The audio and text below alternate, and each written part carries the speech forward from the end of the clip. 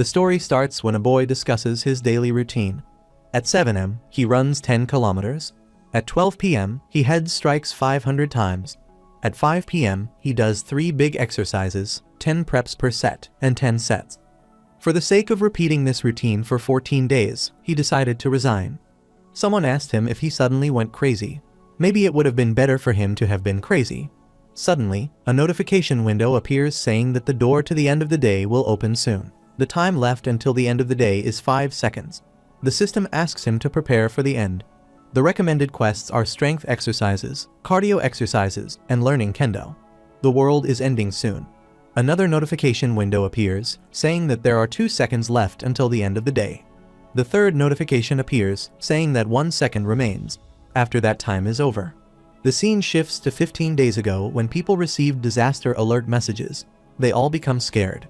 They receive messages that monsters are appearing in different areas. A boy posts his live video to show that the news is not a joke and monsters have appeared. He shows the monsters that are standing behind him. He looked scared. The viewers are commenting. The monster comes close to him. The viewer tells him the monster is behind him. He says he was looking at it, but it was not moving. While he is saying that, the monster kills him. A boy named Lee Hoyoung is surprised after watching the video. He is standing on the road. He says why that video looks so realistic.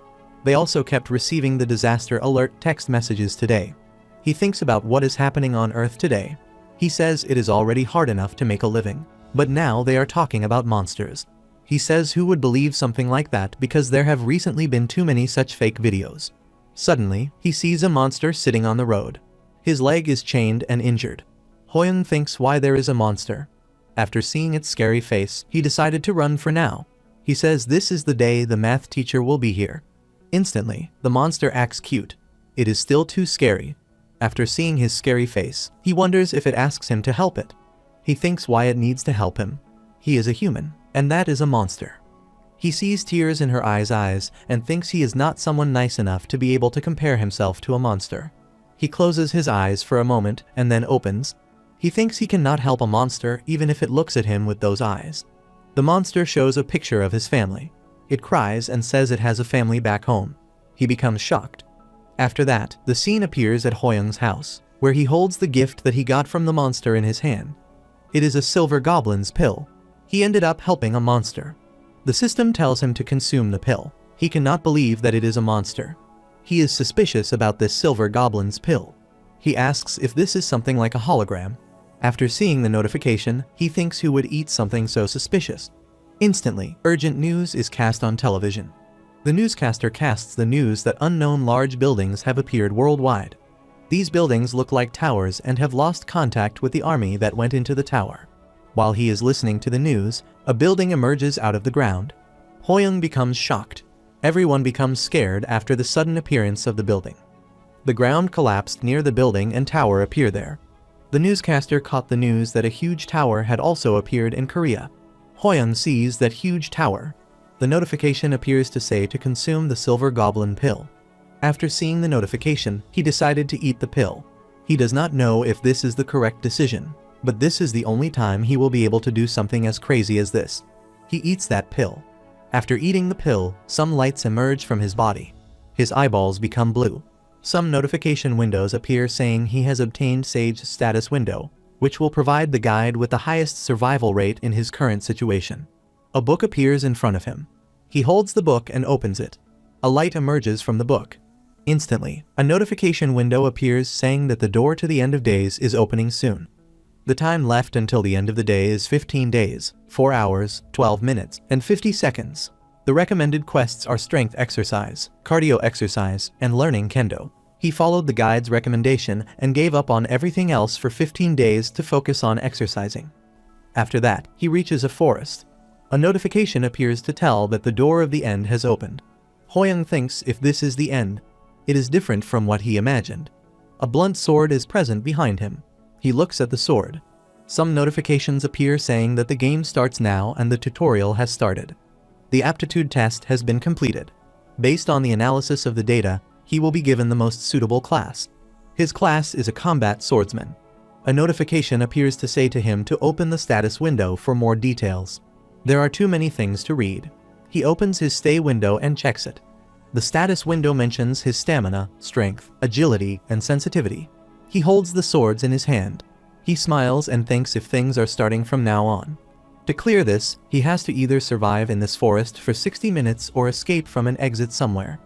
The system requests to complete one of the two objectives. The first is to survive in this forest for 60 minutes, and the second is to find the exit and escape. Hoyoung says this is the tutorial, and it should be giving them time to get used to the game before it starts. Some notifications appear saying that Sage status window will give the guide the highest survival rate in his current situation.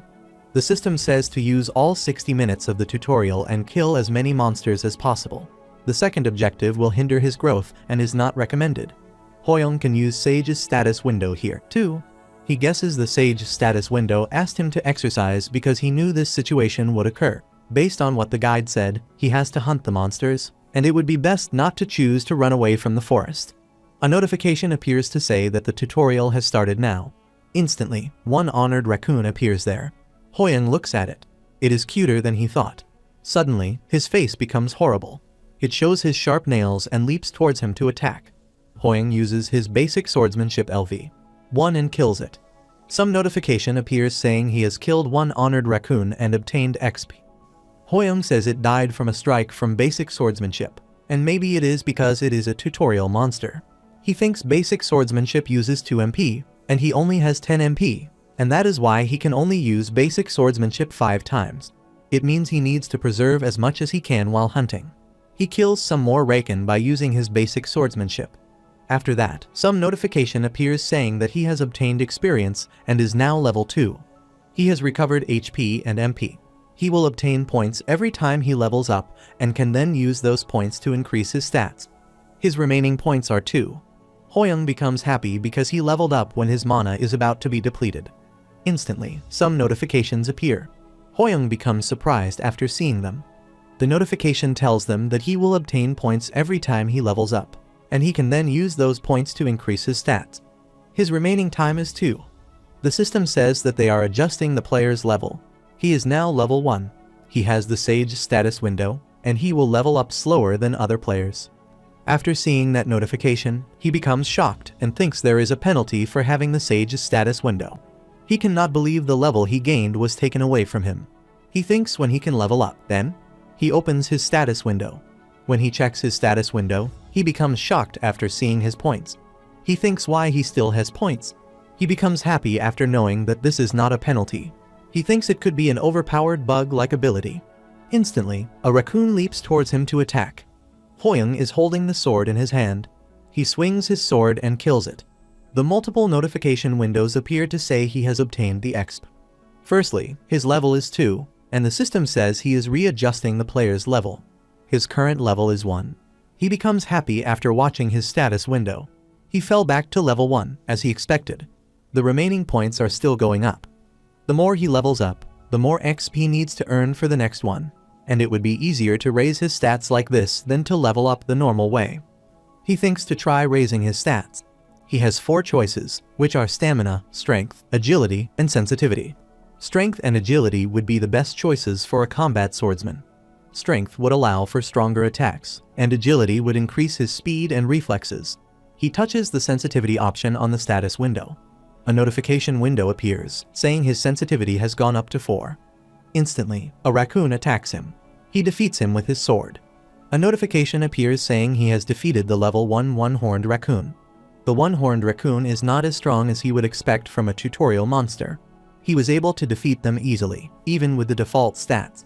A notification window appears to guide to utilize the entire 60-minute tutorial to kill as many monsters as possible. The problem is how many one-horned raccoons he can find within the given time. A notification window appears, saying his sensitivity has increased to 20. Hoyoung says finding the raccoons has gotten much easier, and he has a higher sensitivity stat. He feels like he can sense a kind of Kai with sensitivity 22. Instantly, he feels someone attack him from behind. The system says he has defeated all monsters, and the hidden quest is being activated. Hoyoung turns and sees a big, horrible raccoon standing behind him. The notification window appears, saying to defeat level 2, a horned raccoon alpha. It is very horrible and has sharp nails. It leaps fast towards him to attack. Hoyoung moves down and tumbles. Hoyoung becomes surprised after seeing his fast speed. It is a rhino-like monster. The raccoon alpha falls back, and his horn pierces to the tree trunk. It becomes furious. Hoyoung looks at it. It is different from the other one-horned raccoons. The boss raccoon leaps toward him to attack.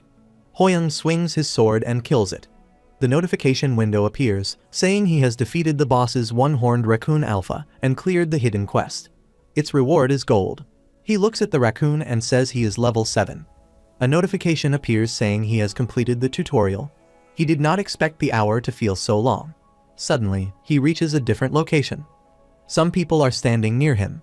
He becomes shocked. There is a speaker.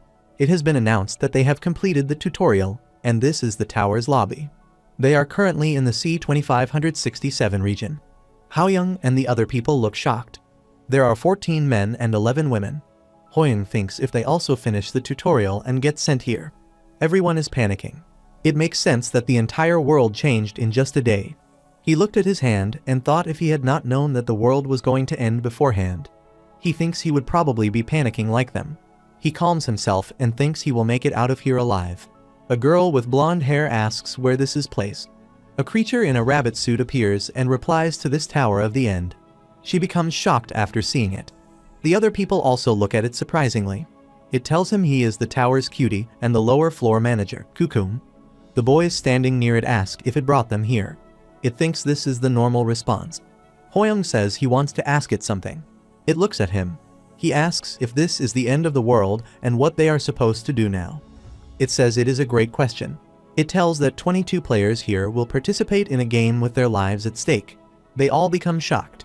It tells all humans that if Earth is in this tower, they will work together for each mission on each floor to climb the tower. Hoyoung asks if they can return to their normal lives once they reach the top of the tower. It replies he also does not know. Hoyoung becomes shocked and asks about the point of climbing the tower. It starts to walk and says only deaths await those who do not climb the tower. They all become shocked. It stops and says that many people have already died in the tutorial. Hoyoung wondered why he did not consider that. He knows it is just the tutorial, but he is sure there are a lot of people who could not even manage that. It asks if anyone is willing to try and kill it. It says he needs to die to get home, and there is a special reward for the one who helps it. Hoyoung thinks this is a trap. It does not look strong on the outside, but there is no way he can win against a level 55. He thinks he should just stand back and watch for now. Instantly, a guide appears, saying to help the lower floor manager, Kumkum, get home. After seeing that, he wonders if it is okay to attack that rabbit. It never hurt until now to listen to what the guide told him, but it is worth doing, which is conspicuous. He thinks about what he should do. Instantly, a boy with brown hair says he will do it. Kumkum turns to see him. The boy laughs and says if it wants to die so bad, then he should kill it. Hoyoung thinks he was too late. The boy withdraws his sword from his back pouch and says he will kill it as painfully as he can. When he goes close to it to stab with his sword, Kumkum's body transforms into a huge body. It punches on his face strongly and dies him. All the other people become shocked. Kumkum says he accidentally counterattacked. The people become scared. The blonde-haired girl sits on the ground scarcely. The people start to run. He becomes scared by thinking what if it had been him. Kumkum laughs and says to everyone it is just a mistake. A guide appears there, saying to help the lower floor manager, Kumkum, get home. Kumkum asks if there are any other volunteers who want to kill it. Hoyoung thinks if the guide lied to him. Kumkum asks who wants to help Kumkum get an early mark. Hoyoung is shocked and wonders why the guide lied. A notification window appears saying Sage's status window has been triggered. The Sage's status window shows the Sage's eye and guide. The system tells Sage's status window to get triggered, and he may look at the status window of the other people. The guide will sometimes be sent to him using Sage's status window. However, because of this skill, he will level up slower than other players. Hoyoung becomes shocked after knowing that there is another ability besides Sage's status window. He thinks why this is appearing all of a sudden. He looks Kumkum through the Sage's eye. He smiles after knowing the reality. The guide was not lying. Kumkum says it wants to go home. Hoyoung raises his hand and says he'll do it. Kumkum says to him he has level 1. Hoyoung asks if his level is important when he is doing good deeds. Kumkum replies yes. Hoyoung puts a hand on his word to withdraw. Kumkum opens his arms and requests to send him home quickly. The blonde-haired girl shouts to stop him and says this is too dangerous. She says he just saw someone die. The other people also stop him. Hoyoung says he has a plan. He holds the sword strongly and says they will see something exciting. Kumkum moves towards him to punch him. There was something strange about what Kumkum said. He is certain 25 people are in this place, but Kumkum said 24. He thinks if that was just a simple mistake. The horror of facing a level 55 monster and fear that it could kill them. All of that was intentional. The reason Kumkum said the wrong number. When Kumkum comes close to Hoyoung to punch him, he moves down. All the other people are worried about Hoyoung. Through his sage's eye, Hoyoung comes to know that Kumkum made a human hologram. Kumkum says he is pretty good. He sees Kumkum's status window. Its status windows show that it is a low rank and a hologram. It disappears when damage is inflicted. Kumkum transforms into a hologram. Its stat point is 1. Hoyoung looks at it. The people become shocked after seeing it. Hoyoung picks up the hologram and asks if it is a fake. A brown-haired boy asks how he knew. He says he saw the blood pass through Ki Yisol. Her face and clothes should be covered in blood because of the proximity, and that is why he thought this was all a show. It would be better for him to make up an excuse instead. Instantly, a red-haired man, LV. Kim Seong raises his finger towards him and says it is a huge waste for him to have that. He says he would have stepped up if he had noticed. Hoyoung asks what he means it will be a waste. He tells Hoyoung he is still level 1 after they have completed the tutorial. He says Hoyoung to just run away because he is either weak or cannot kill anything and is just going to die quickly. He says he is giving him the chance to yield that to him for the sake of mankind. Hoyoung thinks why he is showing arrogance. A notification appears saying he has obtained 1 stat point. Hoyoung breaks the hologram by closing his fist. He says yielding is not his hobby. He taunts him and says he is quite greedy. He asks if he is trying to save face because of his level. Speaking from experience, the wisest thing to do is to avoid people like him, but for how long he would be able to keep this up.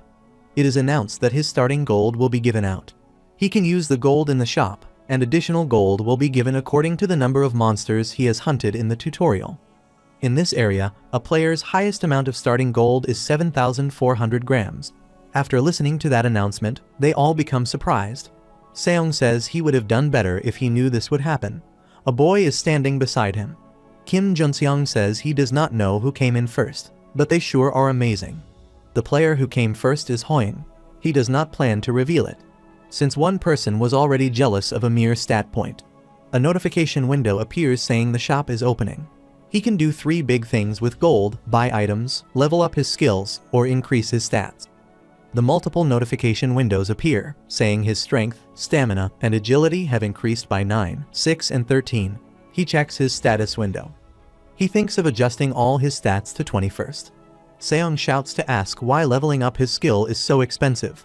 Hoyoung thinks he should level up basic swordsmanship, too. He cannot keep wearing his gym uniform. Instantly, the blonde-haired LV. Ki Yisol calls him. Hoyoung looks at her. She said she would like some advice.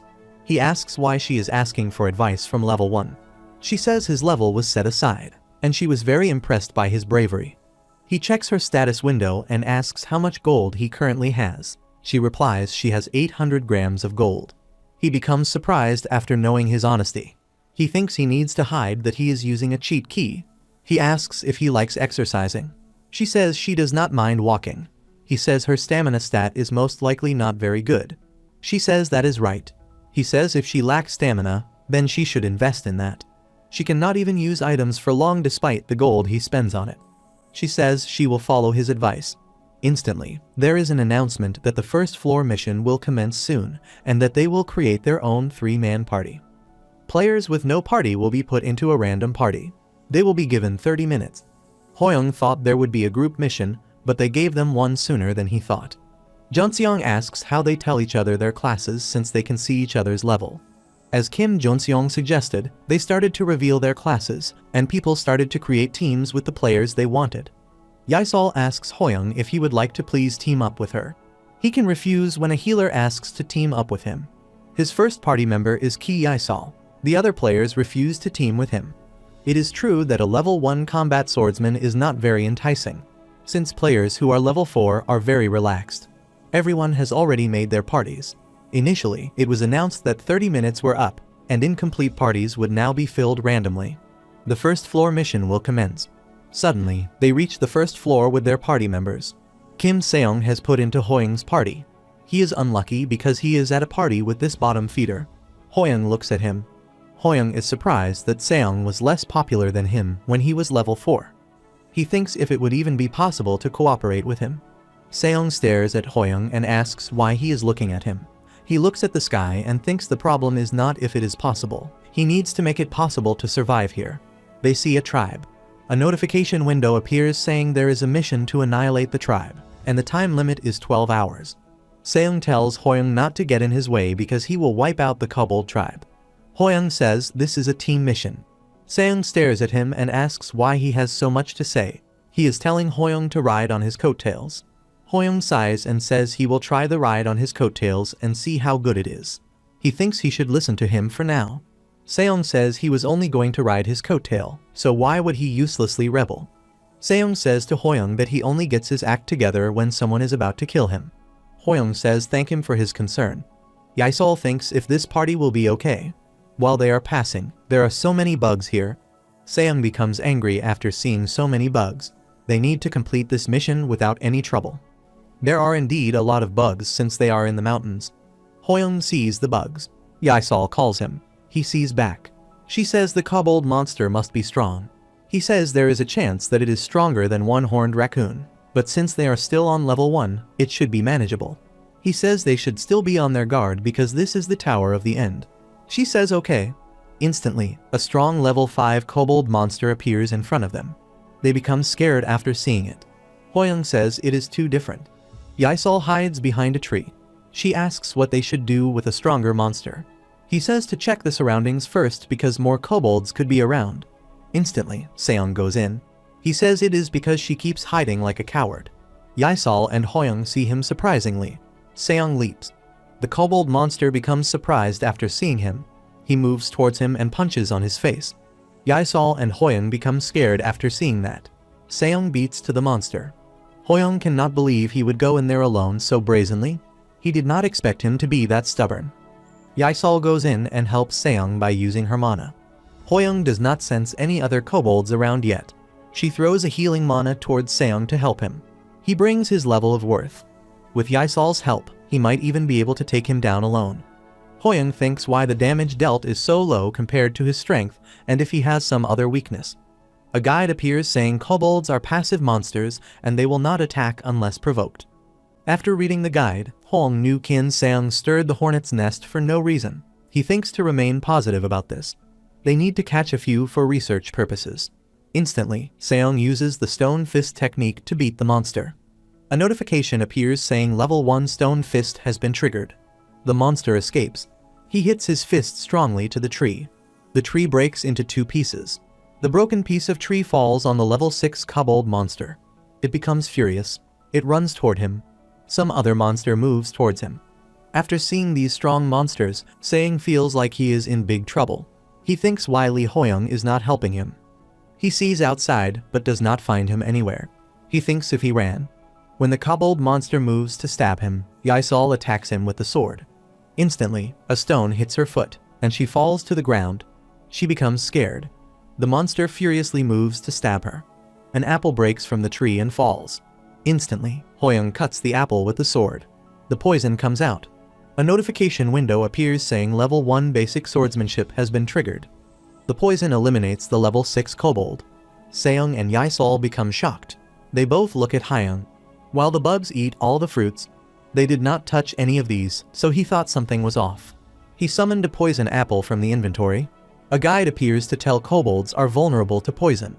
The system says to him to gather poison from the mountains and use it. It is the key to level 1 mission. Hoyoung supports her to get up. She thanks him. Seong grins his teeth. Hoyoung taunts. He did not expect another one would be drawn here because of the aggro. Otherwise, it would have been dangerous if he had been a bit late. She thanks him for coming on time. Seong shouts to say she was hidden somewhere in a corner when it was actually dangerous. And after he lands a few hits to monster, he swoops in and steals the final hit. He shouts to say he knew it when he saw him gulping down the stat points. Hoyoung thinks what he is yapping about. Seong says he should be a bigger person since his level is higher. Hoyoung thinks if Seong is a lunatic. Seeing how he cannot read the room, he will have an even harder time. After that, they reach Kobold Village. They are beating the kobold monsters. Hoyoung punches the monsters. A monster hits him with the weapon. His mouth becomes shocked. He becomes furious and punches the monster. On the other side, Yaesol and Hoyoung kill many monsters. Multiple notification windows appear, saying he has eliminated the kobolds. Seong becomes jealous after seeing his strength. He thinks about how they did it so easily. Instantly, 2 monsters hit him. He falls to the ground. After that, the monster hits him with the foot. It hurts him much. He cries for help. Instantly, Hoyoung comes there and eliminates these monsters. Hoyoung smiles and says he took over the coattail ride in his place for a bit.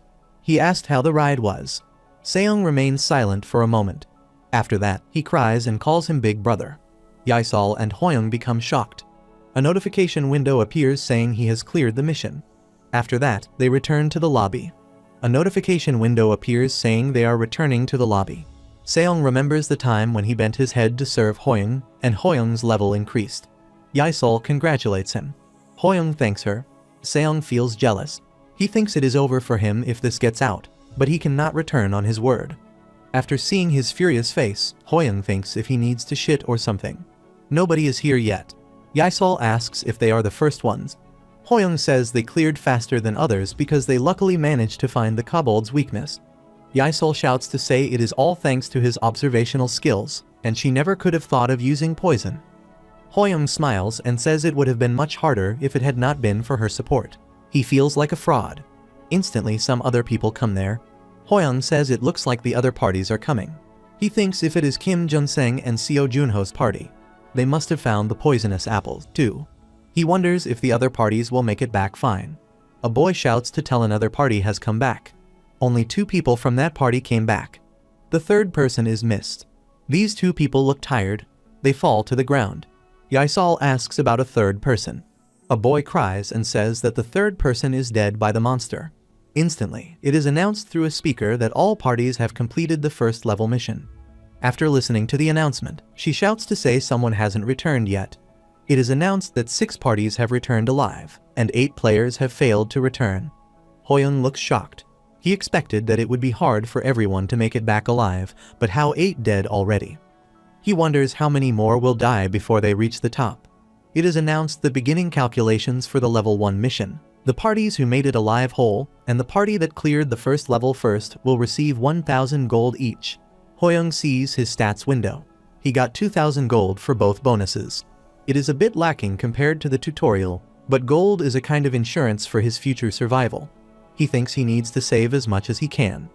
The other party member asks which party got first. Hoyoung thinks he will have to reveal it this time. The party that returned second knows already. Hoyoung raises his hand and says it was them. Seong laughs in a taunt way and says not to be too sad because it was an obvious result. A boy with a blue hoodie reacts surprised and asks if his party was first. Seong becomes furious after seeing his reaction. He angrily asks if he is and that he got first. The boy says he does not mean to say that. Hoyoung thinks that Seong forgot the fact that those kobolds beat him up. The other party members loom at Hoyoung and gossip. A girl says Hoyoung got first place, but he is only in level 2. A boy says Hoyoung got 2,000 gold from doing nothing. A girl with a hairpiece says he got carried. A boy with black hair asks if Hoyoung does not feel bad at all. After listening to their gossip, Yaesol shouts in favor of Hoyoung. Hoyoung stops her. She looks at him. He says it is okay, and they will not listen anyway. He says he will have to show them. She remains silent. With brown hair, a boy named Kim Jun-seong instantly claps and tells all parties to calm down. He is an archer and is on level 8. He is one of the highest level players in the region. He says they need to focus on their survival. Another boy named Seo Junho says he is right and they should cheer up. He is a combat swordsman and is on level 8. He is one of the highest level players in the region. He says they must keep pushing on for the sake of the people who passed away. All party members agreed to get it together. Instantly, the torch flame's color changed. Hoyoung becomes shocked. It is announced the survival rate of the first level of region C-2567 is below average. A penalty mission is being put into place. All people become shocked. It is announced that the death mission will begin soon, and one candidate will be chosen in mind. The player with the most votes will carry out the death mission. The time remaining is 5 minutes. A girl asks if they will die if they get picked for this. It is announced that they will automatically vote for themselves if they do not choose anyone. The time for voting starts.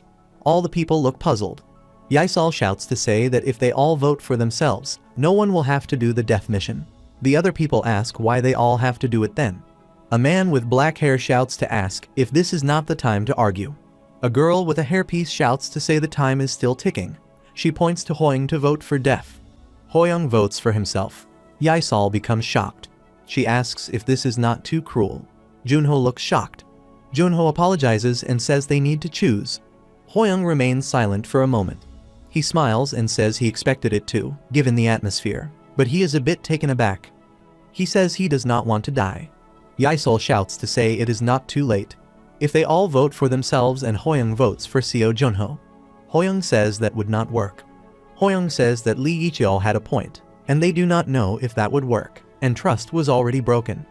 Yaisal looks surprisingly at Hoyoung. As time ticked away, the votes above his head increased. He is sure there was more than one reason, but the biggest reason was that he is low level. They have lost the notion of society that the strong should protect the weak. Yaisal shouts and tells everyone how they can do this to someone. A boy with a blue shirt asks them what they are supposed to do. He says he is going to die if he does not vote, and he has not done anything wrong. Masks fell, and people revealed their true selves. Seong also cast votes for 10 people. It was a cruel reminder that the world of the end is here. Instantly, it is announced all votes have been cast, and the portal to the death mission is opening. After seeing the portal, all the people are shocked. They do not believe. Yaisal becomes worried and starts crying. Seong laughs and says his problem is solved if he is gone. The sacrificial lamb was chosen, and the altar was set up. With faces of guilt and relief behind him, he has no choice but to climb the cavalry.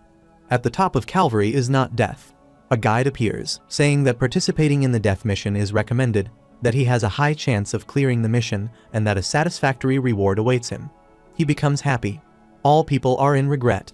Seong and Yaisal are sitting on the ground. Kim Junseong comes near them and asks if they are feeling alright. They look at him. Junseong says that while it was short, they were still companions who watched each other's backs, and it felt regretful to separate like this. Seong says he gets what he deserves. Junseong asks what it means to say. Seong asks if he cannot tell by looking at that person's level. He says all he did was try to benefit from him while he carried the group. Yaisal asks what he is trying to say. She asks if it was not Hoyoung's abilities that got them through the mission. Seong shouts to say that Hoyoung just got lucky with his scheming and took the final blow when he had it down low. She asks if he is sure that he did not save him from almost dying. Now that he thinks about what Hoyoung did, he thinks if he has a skill that allows him to change the level he shows, he would not make it back here alive. Junseong says he hopes that Lee Hoyoung is as good as Ki Yaisal makes it out to be, which is why he will have at least a slight chance of returning. Yaisal cries after remembering Hoyoung's words. She cleans the tears and says she believes in Hoyoung. She is sure that he will return safely. Junseong smiles and says he is sure he will return safely. On the other side, Hoyoung reaches Kobold's village to complete the death mission. There are dead kobolds on the ground. He looks around and asks if these are not the kobolds from before. This feels creepy. He was thinking about voting for himself if things did not work out. A guide appears, saying the chance of clearing the mission is very high and a good reward awaits him. After seeing that, he says it is a good thing that everything seems to be going his way. However, it seems like he needs to have a little. It was already decided, but trying to take the final blow. A notification window appears saying the Kobold tribe's hunting group has returned. Hoyoung sees the Kobold tribe hunting group. A notification window appears saying the death mission will start. The system says to kill the chieftain and the hunting group that is enraged by the death of their tribesmen. A Kobold chieftain of level 12 roars. He is a boss monster on a death mission. A guide appears saying the Kobold chieftain is the boss monster of this dungeon and is a level 12 monster. Kobold chieftain, like the other kobolds, is weak to poison. He presses the ipple. The poison flows out and falls to his sword. He thinks that a level 12 boss monster on top of other kobolds is nearly an impossible opponent, and if it were anyone else, they would have accepted their fate. The monster runs towards him to attack. He escapes when the kobold monster comes near him to attack with his weapon. After that, he uses his basic swordsmanship. A notification window appears saying level 2 basic swordsmanship is activated. He defeats all monsters with his basic swordsmanship. All the side characters are dealt with, and a boss monster is left. The boss monster asks him to look at what the boss monster of a death mission is like. He moves towards the boss's monster and attacks it with his sword. Hoyoung looks shocked because it minimized the impact by pulling back at the time of impact. He becomes surprised after seeing the monster's skill. After that, the boss monster is just running away. Hoyoung becomes shocked. He follows it. He thinks he can be a boss monster. It looks like it will be over soon. He thinks if this like a bonus stage that anyone who got here could clear. It is good for him. He raises his hand to attack it. When he hits the sword to its body, it becomes still. Hoyoung becomes shocked. Instantly, the monster's eyes turn red. It stabs on his chest with its sword. On the other side, Seong laughs and says they cannot do anything about someone who is already dead, and Kim Seong will carry them for the rest of the floors. Yaesol is praying for Hoyoung. Seong stares at Yaesol and asks why she is praying for him. It is obvious he is already dead. He asks if she is praying that he rests in peace. She shouts to say he should at least have some conscience, even when the world is in this state. She asks what he would do if Hoyoung were to come back safe. She asks if he will act like this until the end. Seong asks if he said something wrong. Instantly, a portal appears there. A boy asks if that is not the portal. She becomes shocked. Everyone is shocked after seeing Hoyoung. Junho and Junseong look happy on his safe return. There is a wound on his chest. It is announced the player who participated in the death mission has returned alive. Hoyoung smiles and says he is back. He reminds the screen when he defeats the monster. A guide appears, saying to be careful as the abilities of the Kobold chieftain will increase when the eyes turn red. He thinks to stop the bleeding. The boss monster runs toward him to attack. He needs one good hit. He does not understand how to hit it. It punched a hole through the tree like it is soft tofu. At the same time, the sword may not be able to cut a wall. A nail can pierce it. He might have thought a sword was a weapon only for slashing subconsciously. Using its momentum as it rushes toward him, adding his weight to it and focusing it all in one point, he defeats the boss monster. A notification window appears saying stabbing has been added to his level 2 basic swordsmanship. He has cleared the death mission. After seeing Hoyoung, Yaesol becomes happy. She runs excitedly to meet him. When she comes close to hug him, she collapses with Seong and somersaults back. Seong hugs Hoyoung and says he has faith in making it back. Yaesol and Hoyoung become shocked. Seong says he trusted him from the beginning. Hoyoung becomes shocked after seeing his strange behavior. Seong shouts that his big brother is the strongest in the universe, and a lowly death mission cannot stop him. Hoyoung wishes he could just beat the shit out of him. A man named Lee Byungcheol calls Hoyoung. He is of level 4. Hoyoung looks at him. Byungcheol asks if he has cleared the death mission. Lee Jaecheol and Joan are standing beside him. Seong looks at him. Byungcheol says he is happy to see that he is okay, but he must have gotten a lot of experience if he clears the mission. He asks if his level has increased. Hoyoung looks at him surprisingly. Everyone is in doubt and gossips that he is still at level 2. Hoyoung thought he had gotten used to it, but the world wants the weak to stay weak. He reminds the time when he was a student and topped in midterm. Nobody believed him. Everyone has gossiped that he probably cheated. They thought about how a pathetic orphan gets top marks when he does not even attend an academy. Everybody in the tower is in doubt and gossips what he can even do at that level, and he must have been hidden in a pit somewhere. Hoyoung thinks they want to step on it and crush it if they cannot allow a worm to wriggle about. He already knows well enough that prejudiced people do not change their perspectives that easily. Hoyoung looks furious. When people gossip about Hoyoung, Yaesol shouts and tells them not to run their mouths so thoughtlessly. They look at her. She asks why they keep doubting him, and if he has not already proven that he survived the death mission. She says they do not even know anything. Hoyoung looks at her. Instantly, Seong speaks in favor of Yaesol and says she is right. He shouts to say they not only failed to hold a party to commemorate the glorious return of Big Brother Hoyoung, but they also dared to ruin the mood. He shows his muscles to other party members. The other party members look at him surprisingly and wonder what he is doing. He sounds the craziest to Hoyoung, but Hoyoung feels reassured. Anyhow, he needs everyone to survive in the tower, and if he wants that, he has to show them something convincing. He says to everyone that he needs to show them something. Everyone becomes alert. He shows the indomitable sword. It is rare, and his attack power is plus 15%. After seeing the sword, other party members become shocked. Yicheol asks if that is not a cheat key. Junseong looks at his sword and says no information for this old long sword even pops up. Junseong says he is surprised he kept the poisoned apple with him, and just as Ki Yisol said, he is truly extraordinary. Hoyoung says he was just lucky. Yisol looks happy for him. Seong is jealous after seeing the sword. Junseong says that such a great item as a reward is way more valuable than some exp as help for their survival. Hoyoung smiles and says it seems like he has been forgotten. He stares at him and says it is a fact they all nearly drove him to his death. Everyone looks at him. Junho says he is right. Hoyoung and Yisol look at him. He says he justified it by thinking it could be helped, but in the end, it was pure selfishness and thinking it was fine as long as it was not him. Hoyoung remains silent. Junho says even though they knew that voting for him, when he was the one with the lowest level, was the same as silently targeting him. They threw him into a deadly situation, and they could be themselves. He bows and apologizes. He cries and says he is happy that he came back alive. Everyone feels guilty about their selfishness. A girl named Seo Yoonjin, who has blonde hair, asks why he has to go that far. Someone had to go anyway. She says he even returned with a rare item, and it was all good. Junho becomes furious and shouts to ask how she could say that. He asks if she does not feel the slightest bit of guilt. She smiles and says it is not for him to be saying when he votes for him before everyone else. He becomes furious. Hoyoung stops him and tells her that he brought that up not to reprimand her, but to stop this from happening again.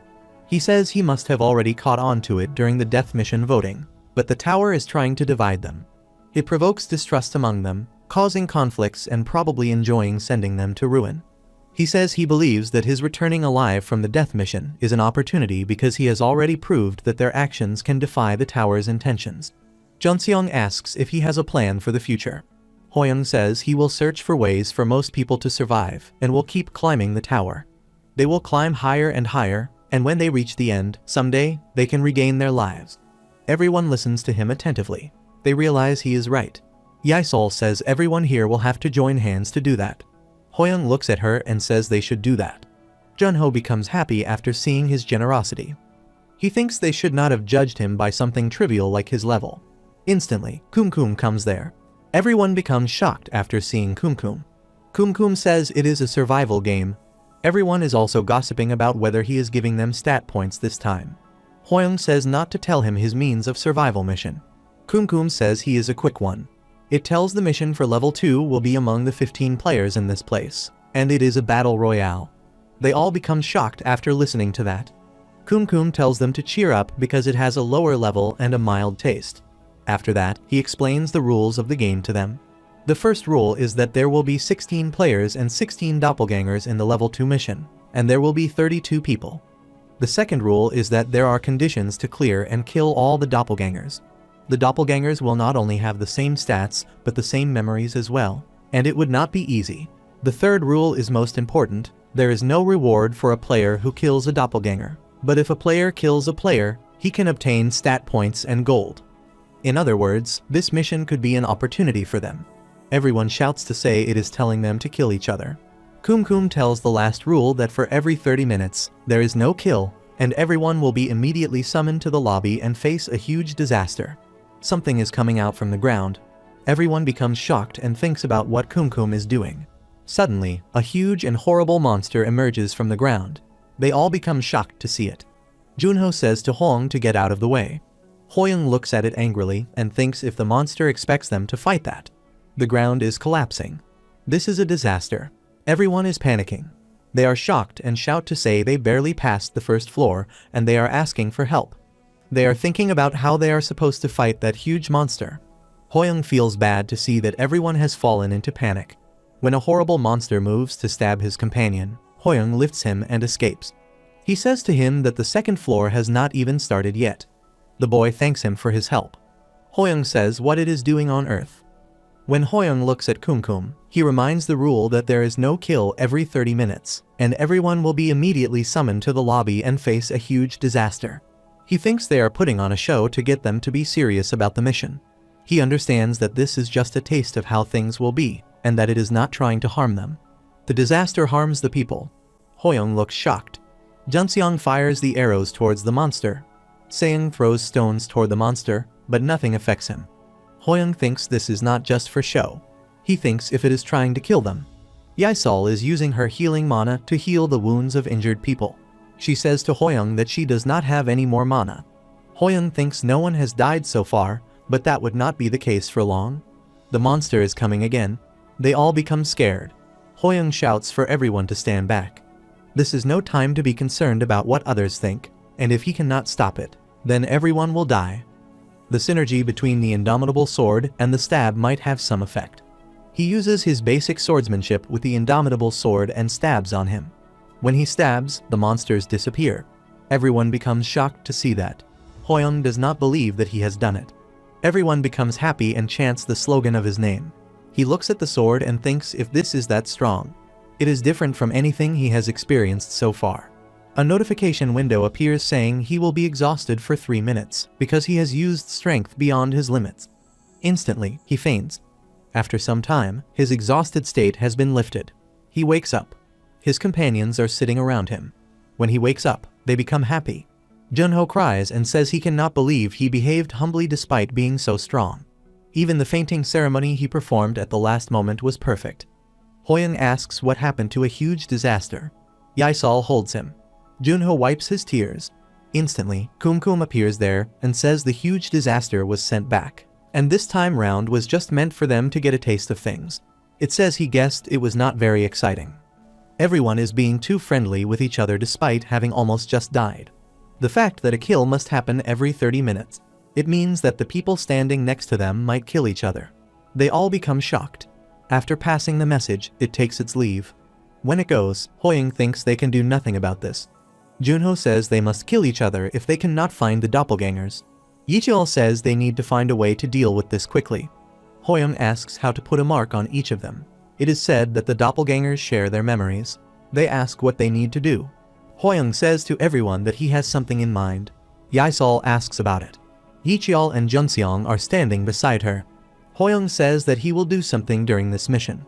Everyone was shocked. They were thinking about what he would do. He says all of them do nothing and gather at the highest place on the 2nd floor. And if there is anyone who does that other than him, then consider that person a doppelganger and work together to defeat it. A boy named On Sechang asks if that is his plan.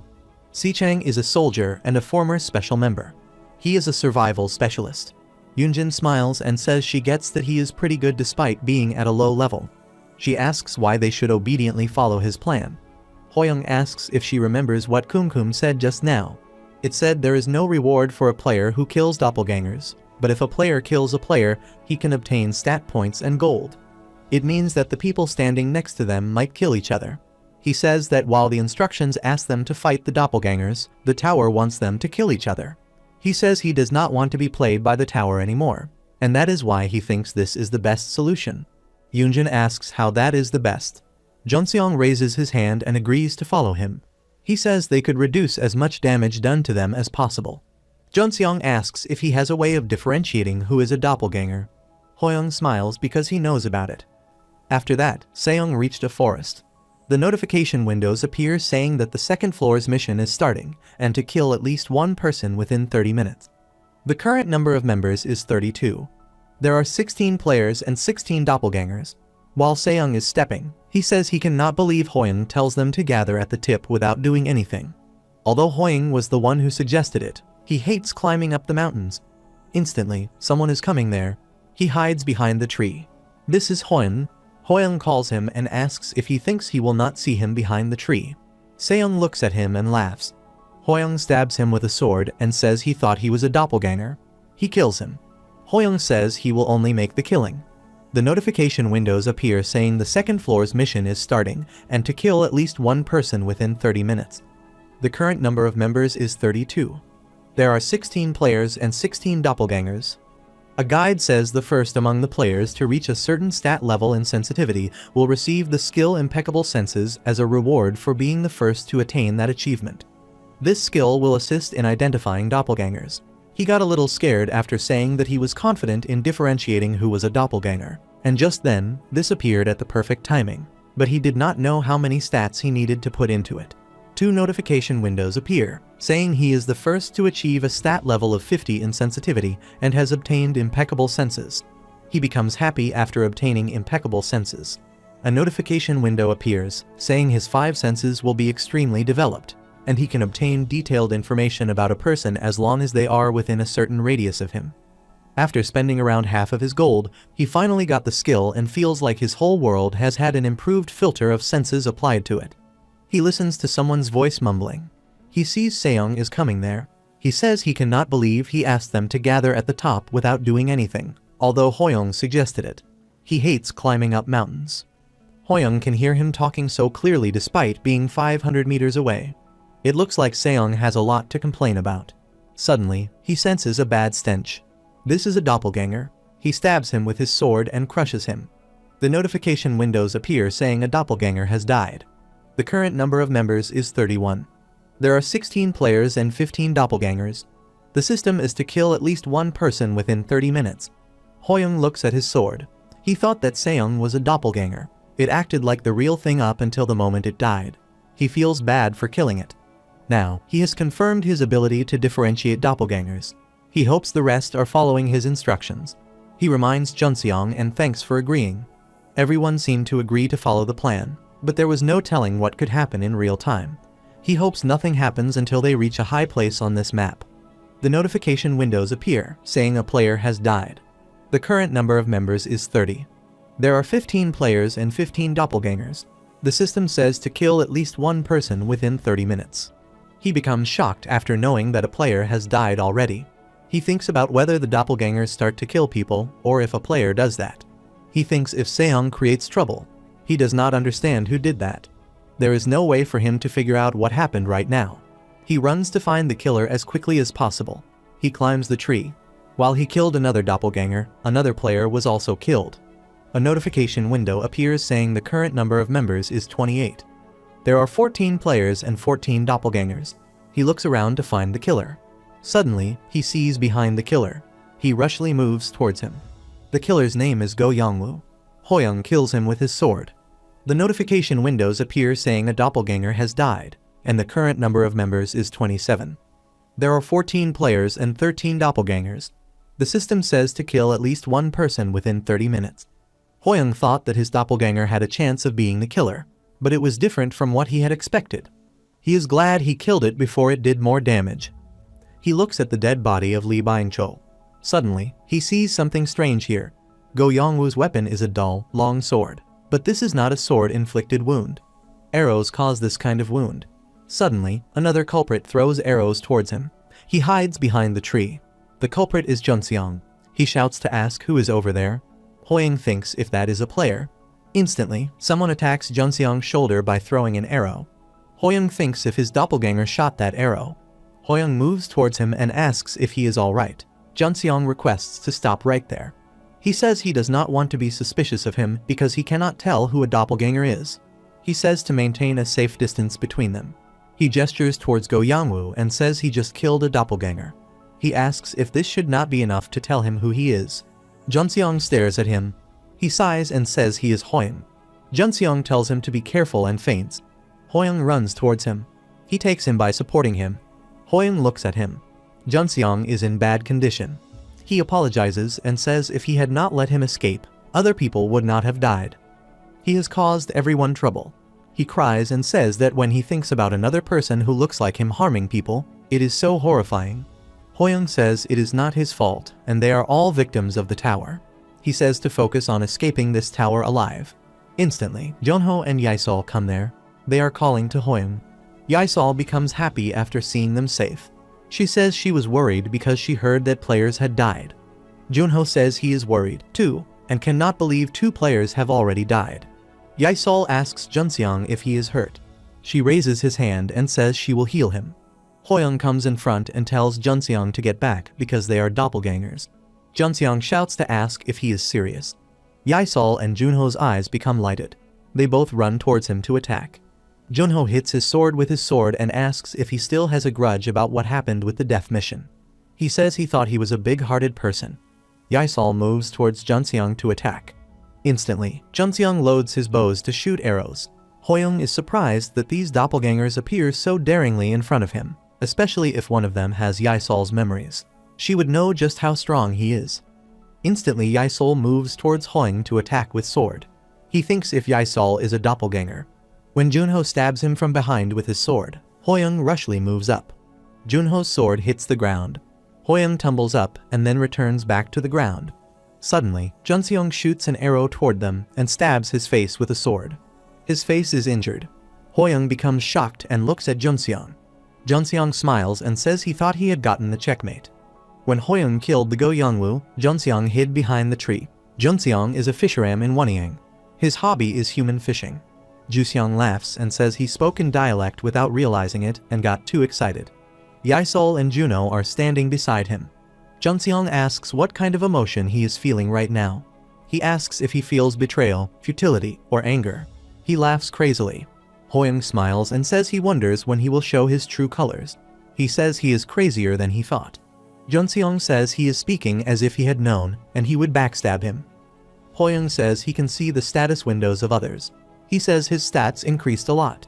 Junseong stares at him and says he tries to get more interesting as time passes. He asks if he received the favor of the tower. He is jealous of that. Hoyoung asks why he is doing this if he wants gold and stats that badly.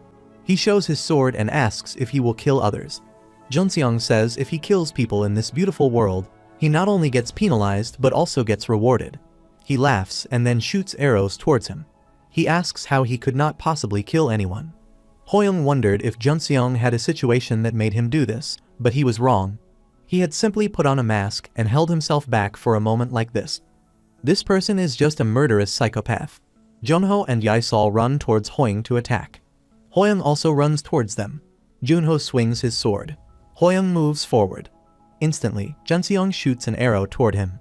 He breaks the arrow with his sword. After that, a second arrow comes toward him. He moves to a side. The arrow hits a tree and creates a hole in it. Hoyoung thinks Junseong has not shown all of his cards yet. Junho and Yaisol are standing behind him. They are the best close combatants and healers in this area.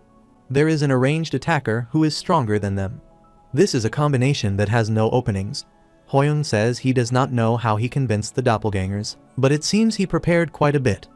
Junseong says if he wants to get a big catch, he has to do this much, and he thinks he will go down much easier, but he is pretty tough. He spins the arrows with his hand and says that's better, though, because he can take his time to watch his struggle painfully until he dies. Hoyoung stares at him. Junseong stretches his bow and tells Yaisol and Junho what they are doing. He says this is the time to raise their nets. He throws arrows towards him. Instantly, Yaisol and Junho run to stab him in the back. Instantly, impeccable senses have been activated. Hoyoung thinks this is an exceptionally well-balanced party. He sees their status windows. He stabs on Junho and kills him.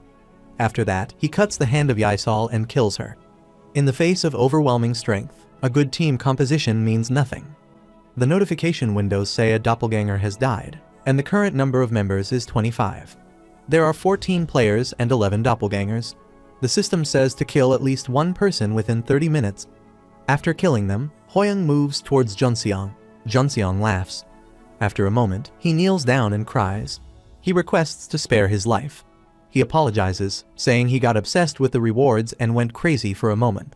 He got impatient after seeing how good he was and crossed a line he never should have.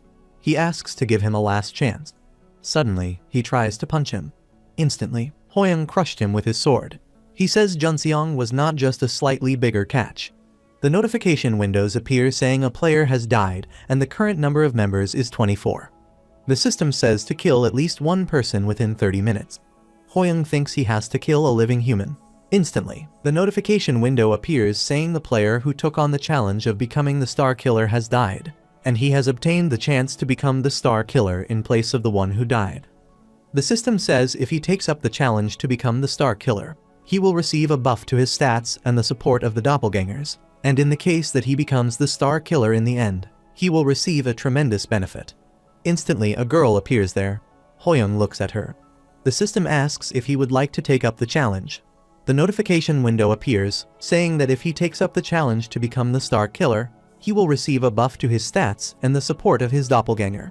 After seeing the notification, he comes to know why Junseong was able to command the doppelgangers. The notification window appears to tell that he will receive benefits such as legendary rank equipment, legendary rank skill, a rapid increase of stat points, and a Star Killer exclusive trait when he becomes the Star Killer. He thinks what will happen with these ridiculously good benefits. While he did not like the idea of killing doppelgangers, he was able to cut through them because he knew they were not humans. Still, he would run into more situations where he had to fight humans, and one of them could be another challenger trying to become the Star Killer.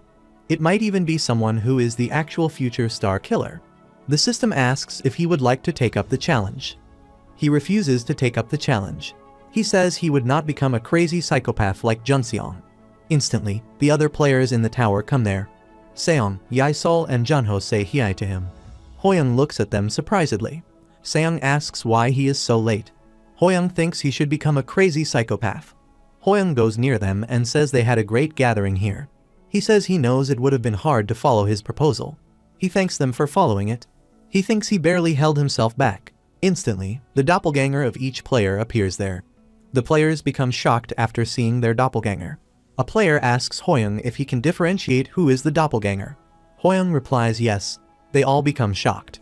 He says thanks for following his instructions. Instantly, the doppelganger of Hoyoung appears there. They all become shocked. Byung-cheol says there are two Hoyoungs. Jian asks which side they trust. A girl with glasses asks if she foresaw this situation as well. It has gotten complicated for everyone to distinguish who is a player or a doppelganger, and that is why Hoyoung wanted to kill his doppelganger before he got here. Still, his plan was foiled because of an unexpected variable known as Yongxian. This is now a chess match between him and his doppelganger. Yicheol tells Hoyoung that he does not know who the real one is but should explain the current situation. He asks if he killed the doppelganger, as he mentioned before. He asks who is the dead doppelgangers. There are a total of 8 people that have either a dead doppelganger or a dead player. If he revealed the 5 doppelgangers that he killed, they would naturally be able to know their identities. This means that if Hoyoung could prove this fact, he would be able to prove that he is a player. He says Ki Yaesol, Seo Junho, Kim Junseong, Go Yongwoo and Lee are the names of the dead doppelgangers. The doppelganger of Hoyoung also has the same name at the same time as him. The other players become shocked. Hoyoung becomes shocked and thinks about how he came down. The doppelganger of Hoyoung says that Seong and Yaesol were at his party on the first floor, and they have built a good amount of trust between them. But among all their doppelgangers, he finds their first and killed their doppelgangers. Seong and Yaesol become shocked. The doppelganger of Hoyoung asks what the odds of that happening are. The doppelganger made the first move. Yicheol asks if that is a truck for him to put himself into an advantageous situation. Yoonjin asks if this is not too obvious. Yaesol says there is no guarantee that is not possible. The doppelganger of Hoyoung gestures towards Junseong and says that if the fake saying is correct, Junseong over here would be the doppelganger, and he killed the real Junseong himself. He asks what kind of a person Junseong is. The highest level among them, and the real leader would give them courage whenever times were tough. The doppelganger gestures towards Haoyoung and says he cannot imagine someone like him dying, even if this is the real Hoyoung. He asks everyone if they can trust him, who is a murderer. The doppelganger does not know how the real Junseong died, but the momentum is on his side. The only thing left to do is to set things in stone. He gestures towards Hoyoung with his finger and says he is a doppelganger. Hoyoung becomes shocked. He cleverly convinced everyone.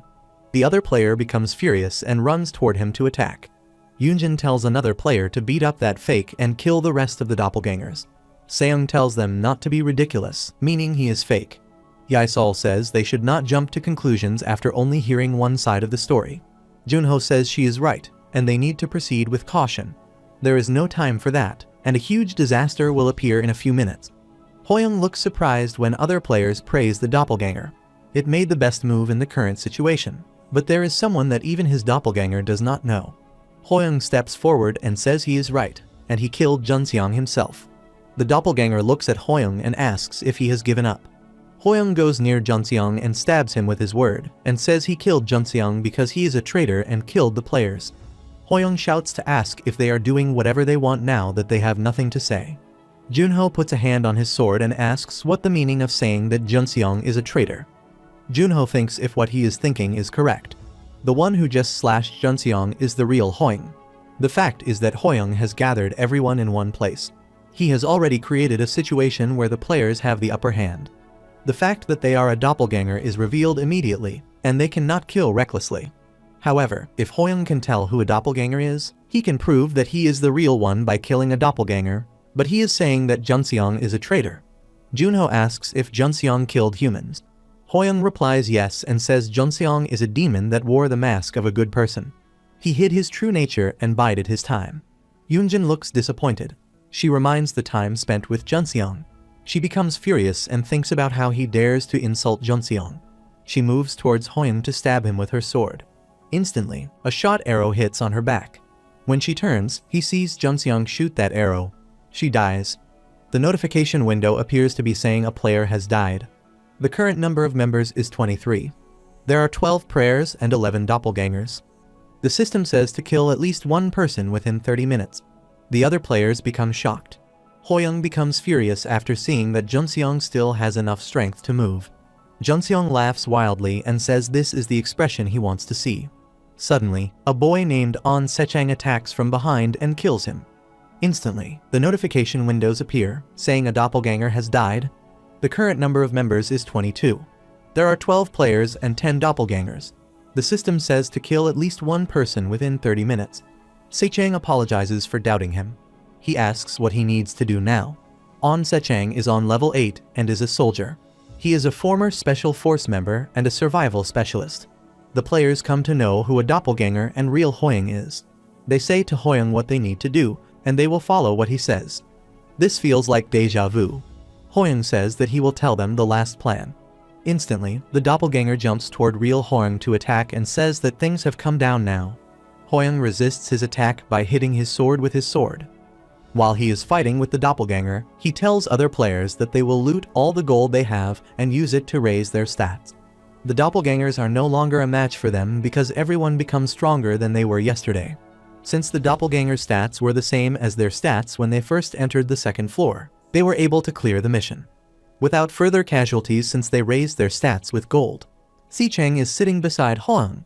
He looks disappointed. He says if it were not for Junseong, they would have been able to survive without anyone dying. He is probably the most disappointed since he was at the same party as Junseong. Hoyoung is just as disappointed because his goal was to clear the second floor safely without anyone dying. The situation in the other regions is probably worse than in theirs. They do not have someone like him who has a guide to read, and there would be someone else who took on the path of the Star Killer. From now on, the fights will probably get more intense. While he is still weak, he is sure there is a good reason why he has this special ability to read the guide.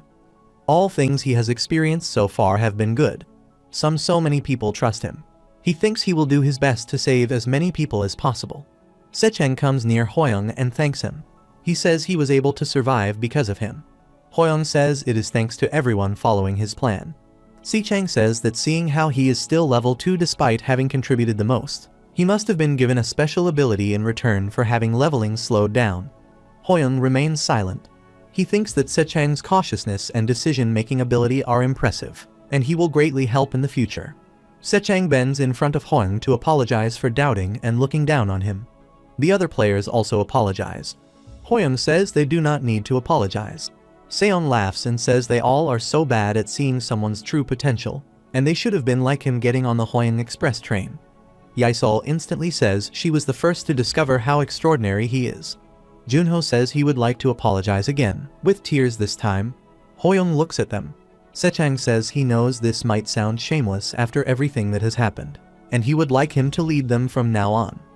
Hoyoung looks at him surprisingly. After a moment, he smiles.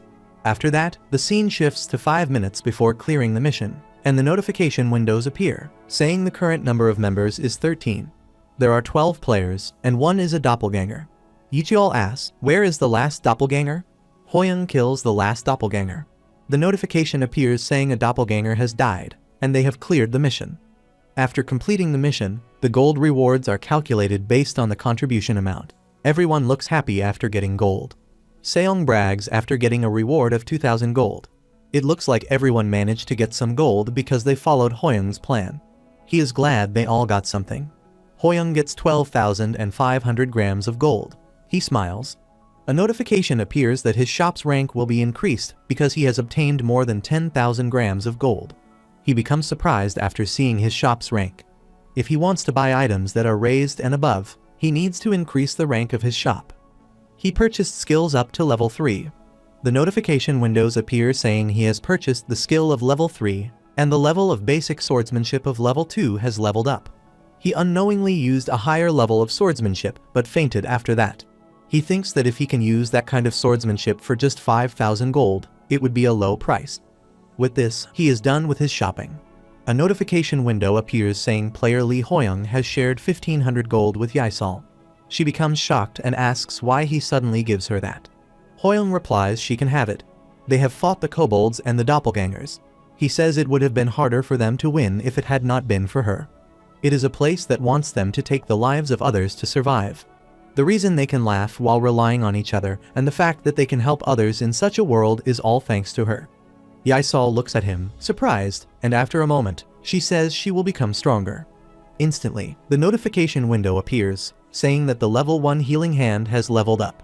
Hoyoung shares 200 gold with Seong. A notification window appears saying player Lee Hoyoung has shared 200 gold with Seong. Seong tightens his arm muscles and calls to Hoyoung. Hoyoung tells him to stop doing weird stuff and keep up the good work.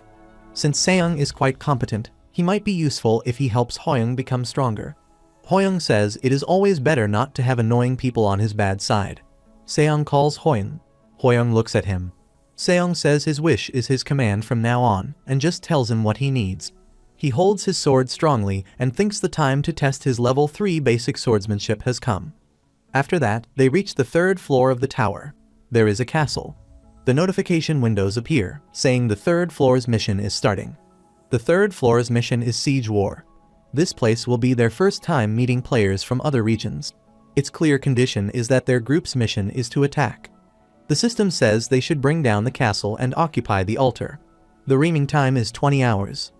The penalty for failing the mission is not mentioned. Hoyoung and other players obtain Return Crystal. A notification window says they have obtained a time-limited item, Return Crystal, which is only usable on the 3rd floor. Hoyoung and the other players look surprised. Hoyoung calls Seong. Seong replies yes. Hoyoung says he said he would do anything he asked. He said that if he went to reconnaissance of the castle for them, he would get 100 grams of gold. Seong becomes shocked. After that, he goes towards the castle. He becomes tired. He remembers the words that Hoyoung said to him. Hoyoung said to him that he could have told him that he would not die for real even if he got killed here. A guide appears saying the return crystal will return them to the starting location when they die on this floor. After some time, he reaches the castle gate. He rushly moves towards the gate and punches it many times to destroy it. The multiple notification window appears interval by interval to tell the castle gate's durability has dropped. By punching many times on the gate, the castle gate is open. The notification window appears, saying the castle gate is open. Another notification window appears, saying 2 seconds until the castle gate resets. He enters and says there is no way a mere castle gate can withstand his power. A notification window appears saying the castle gate has been restored. He sees 2 guards on top of the castle wall. There is a place. He thinks that that is the altar. He sees around 10 people there. Hoyoung told him he must not kill anyone here because they would realize what the return crystal was used for. However, he asks him not to kill anyone. He thinks he will destroy them all. When he moves forward to attack them, Agile fires a magic bullet at him. His mouth is injured. The blood flows from his mouth and nose. He becomes shocked by her sudden attack. He returns and tells Hoyoung that it fired some magic bullet that hurt him. They all become shocked. Hoyoung thinks a gun should not be a weapon that can be obtained right now. The evidence is that even Sechang, who class is a soldier, does not have a gun as a weapon. He thinks another possibility is a star killer. He realizes that this is going to be a tough fight. Yisol held his arms and consoled him, not worrying. She says she has got his back. Everyone is ready to follow him. After seeing that, Hoyoung becomes happy and says he will tell them their plan from now on. They reach the castle. A huge benefit he got during the 2nd floor's mission is impeccable scent. There are only 2 guards on top of the castle walls, as Seong mentioned. A guard named Lee Demon is on level 8, and the other guard's name is Ju Hongdeok is on level 8. Seong shows his body's actions after seeing them again. Yisol asks if the enemy will not determine what the return crystals will do if Seong goes back out there. Hoyoung replies no and says they might think about it, but they would not be able to be certain. and there is a higher chance that they will think it is something that only Seong can do. The guards of the castle aim to attack them. Yaisol becomes shocked. They shoot arrows towards them. Seong shouts to say it is different from what happened just now. Instantly, Hoyoung jumps up and crushes those arrows using his swordsmanship. He moves down, puts his foot on Seong's shoulder, and then leaps to reach the castle's wall. He slashed them with his sword. The other players are seeing that scene. Junho says the enemies will eventually realize how to use the return crystal due to the failed attack during the first turn. They need to defeat them swiftly during this time round. After that, the other players run towards the gate. Seong shouts to say this is their chance, and he can destroy the gate with just 5 stone fists. He tells them to follow closely behind him because the gate will close if they are too slow. When Seong moves to destroy the gate by using a level 2 stone fist, the bullet is shot in his face. He became injured. The notification windows appear, saying the gate's durability has not been destroyed in one attack, and that the gate can no longer be restored. Yaisol uses her healing mana to heal Seong. Hoyoung becomes shocked after seeing Seong injured. Hongdeok says he does not know why he left them to live, but such a half-hearted mindset will cost him his life. He says that mad women will take advantage of it. Hoyoung thought it was a possibility. He sees her status window. Her name is Sun Seoyeon, and she is a star killer at level 13. She has a level of 3 magic bullets and the eye of the killer star. She has 16,000 grams of gold. Hoyoung becomes shocked after knowing that she is a star killer. He thinks if she slaughtered everyone on the second floor. She shoots at him from that distance. He falls to the ground and feels hurt. She is more hostile than he thought and does not hesitate at all. He drinks the healing potion. He has already prepared Kalia's leather armor. It is advanced and has a plus 50% magic defense. 1 magic bullet consumes 10 MP. He thinks if she used the same rank of the shop as him, she should not be able to purchase mana recovery items yet. In that case, she only has 13 more magic bullets. While she is standing with his gun on the altar, Hoyoung leaps down and reaches to the ground. Instantly, the other players run in, and Hoyoung thinks they have to break through here. While they are moving toward the altar, Seoyeon shoots bullets toward them. The bullet hits a player who is in the blue shirt. Sechang is beside him. They have already prepared themselves by wearing Kalia's leather armor. The scene shifts to past time when that player asks Hoyoung how they got past the bullets to the altar. Sechang says they will look for cover to use and advance in a zigzag manner. Hoyoung says she would not be able to use bullets that could damage Seong to the verge of death infinitely, since it was called a magic bullet and probably consumes MP. Juno asks how much MP she has, which would be crucial. Hoyoung replies with 1 bullet. After that, the scene shifts to the altar, where the boy with a blue shirt smiles because they are protected by wearing Kalia's armor. Yaisol also throws mana towards her to react to her attack. Seoyeon becomes shocked after seeing that. He kicks the man who is under her foot. Her followers run towards the players to fight with them. Hoyoung thinks if a fight breaks out, teammates will die because of the magic bullets. They need to get to the altar as quickly as possible. While a man leaps to stab him with his sword, Hoyoung moves to a side to protect himself. Another boy stabs him with a sword instantly. Hoyoung hits him. Seoyeon shoots the bullet towards him. When the bullet reaches his eye, Junho stops that bullet B using his sword. She becomes shocked after seeing their reaction to her shots. She shoots the bullet toward Junho. The bullet hits his eye. Junho says to Hoyoung to go quickly. After saying that, he has died. Hoyoung becomes shocked after seeing that. Yaisol is trying to handle the situation by using her mana. Hoyoung looks around and thinks there are more and more people dying in the end, and she knows that they will return even after they die. Yi grins his teeth. She is killing the people by shooting them with her gun. He looks at her face and thinks how she could make such a face while killing people. She smiles and says this group is very interesting. Hoyoung activates his level 3 basic swordsmanship and leaps toward her to attack. She also sets his gun to shoot him. 2 opposing team members come close to Seong. He shows his stone fist and says that his big brother has reached the altar, and they no longer need to hold themselves back. They both are shivering after seeing his strong fist. He hits them by using his level 2 stone fist. On the other side, Hoyoung reaches the altar and shows his sword to Seoyeon. She also has loaded his gun to shoot him. She asks who he is to be strong at level 2. He smiles and asks if it is not more strange for her to be at level 13 this early. She stares at him. The notification windows appear while he is sitting on the altar, saying he has occupied it. The system says to remove the opposing player from the altar. Hoyoung thinks they need 3 people to completely occupy the altar. Before that, he needs to get rid of her. She shot the bullet. The bullet passes without hitting him. Instantly, Hoyoung stabs her with his sword. She resists his stab by keeping the gun in front of her. She is shocked and thinks about how he can react to his shot. When he stabs her again with his sword, she tumbles up and shoots the bullets. The bullets hit on the ground. A swordsman, Seo Junho, was called a genius table tennis player. In a match between pros, a rally takes place. Returning every ball just by using one's eyes is not easy. The higher the level of the match, the more people would read the postures or where their opponents were looking at.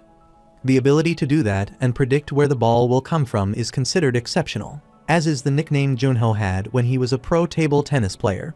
He was the genius prediction. Hoyoung is glad because he got a hint. Hoyoung moves forward rushly and swings his sword strongly. Instantly, the pillar behind her collapsed. Her face is also injured. She looks surprised after seeing his higher stats than her. Sechang and Seong call and say they are done over here. Sechang tells him to end this quickly before they come back. Seoyeon asks if the function of the return crystal is revival. Hoyoung replies yes and says it is useless for her to know that now. He thinks she has a hidden skill that allows her to get one strike in. He will be able to withstand that one hit. He just needs to take the risk of damage to end this. She asks if he thinks he has one. Her level 3 firing has leveled up. She consecutively fires on him. He moves his sword towards her, but bullets strike with a sword, and it breaks. The bullets hit his body, and he died. The other players run towards him. A notification window appears saying the 3rd floor's mission has ended. After completing the mission, Hoyoung revives through return crystal. He goes towards Seon. Seon looks disappointed. Hoyoung says they has won, then why he is making that face. He says he is the one who carried this time round, but the gold reward is so small. Hoyoung smiles. While he did not expect them, consecutive shots at the end, he could use his sword to stab Sun Seoyeon simultaneously. She said to him she would remember his name. After that, Sechang, Yaesol, and Seong occupied the altar, and they won. Seoyeon gives him the shivers, and he hopes they do not meet again. After that, they look at the group over there that fought earlier. They face the disaster. It is announced that the defeated group will face the disaster now, and the disaster targets players who did not get a single skill. The defeated group is in panic. They are asking for help. Yaesol says they need to help them. The defeated group hurt them so much with the disaster. The players are worried after looking at them in pain. After that, it was announced that only one player in the C-1427 area had survived, and the group had been recognized. Haoyun becomes shocked after listening to the announcement. Instantly, Seoyeon comes there. Hoyoung and the other players become shocked after seeing her. It has been announced that a new group has been created. She keeps his thumb on his face wound to stop bleeding. Hoyoung does not feel uneasy after seeing her again. After that, all the players reach the 4th floor of the tower. It is an abandoned city. A girl asks if the floor is an abandoned city. Instantly, notification windows appear before them, saying a disaster will descend upon this cursed city in 6 hours. The system tells them to kill all monsters that appear throughout the city and secure the escape portal. The escape portal will appear randomly as they hunt the monsters, and only 20 portals will appear. They cannot allow others to use their portals. The remaining time is 6 hours. They all look excited after knowing that it is a monster hunting mission. A player with a blue shirt says he is happy to fight some monsters after going through the 2nd and 3rd floors. Yicheol says if there are 20 portals, then there is no need to compete with each other, and they only have 13 people. Seong is happy for killing the monsters. Yaesol says the systems cannot allow others to use their portals. She asks if there would not be an image of the monsters that appear. Junho replies yes and says if one person opens multiple portals, then there will be people who cannot escape. Only 20 portals will appear. Junho says there are extra portals that could be a trap set up by the tower. Sichang says it does not matter how many monsters they kill. It will make sense to go into the portal once it opens. Junho raises his arms and tells everyone to praise each other, saying that they will stop hunting and escape immediately when they have a portal. Seong remains silent.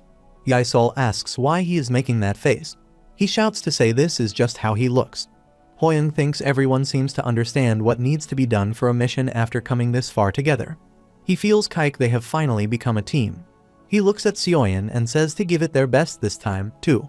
She asks why she should do that, though. She moves forward and says to him not to give her orders, otherwise she will kill him. Hoyoung remains silent. He thinks they should gang up on her. After that, the scene shifts to 12 hours ago. Seong tells Seoyeon that this is no place for her to act all big. She becomes furious and punches on his face. Seong's face becomes injured. The blood flows out from his mouth. She hits him strongly.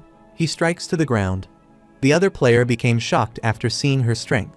She asks if he thinks he has multiple lives. Seong hurts so much. Hoyoung tells her to stop messing around because she is in their territory. He went through all that to kill a potential star killer, but he never expected a real star killer to appear. He thinks she is good at fighting, even with her gun.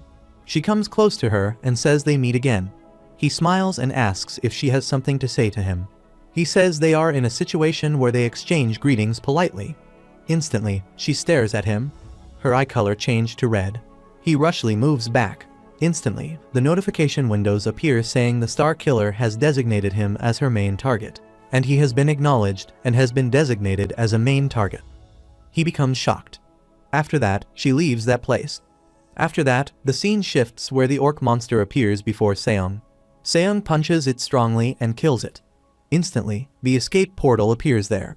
He becomes shocked after seeing the portal appearance because he only killed a few monsters. He does not want to go back through the portal. He moves to escape, and instantly, Hoyoung comes near him. After seeing him, Seong became shocked. He asks what he is doing there. Hoyoung asks why he is so shocked and if he did something wrong.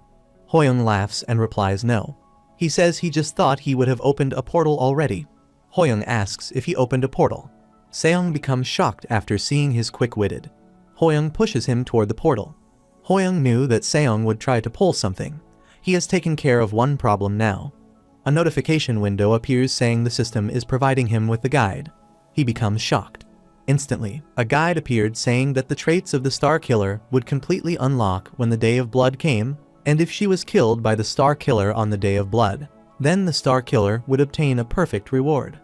The system tells him to level up as much as he can in preparation for the Day of Blood. Hoyoung does not know when the Day of Blood will take place, but there is a high chance it will be advantageous for the Star Killer, and numerous people will die. Instantly, an orc of level 10 appears in front of him. It moves toward him to stab him with its sword. Hoyoung kills it by using his swordsmanship. The notification window appears saying he has obtained exp. He thinks he must become as strong as he can before that day. Hoyoung says this did not open the portal for him. He could kill all the monsters on this floor with enough time. He cannot do that since not everyone has escaped yet. He must also be careful of Sun Seoyeon, who kills the monsters somewhere. He thinks how he should do this. While he is walking, he senses a rotting stench. He keeps his hand on his mouth. There is a stench orc standing behind him. Instantly, the guide appears, saying all orcs have a stench, and those that leave a portal behind will stink much more than the rest. He turns back and sees that stench orc. He runs toward it and kills it in one hit. A notification appears saying a portal has appeared. After seeing that notification, he smiles. After that, he sees Seoyeon. After seeing her, he starts to act and says he is unlucky because he still has not yet found a portal. She asks if he is usually this unlucky. He says he has never won anything in his life, and this kind of random luck mission is the worst kind of mission for him.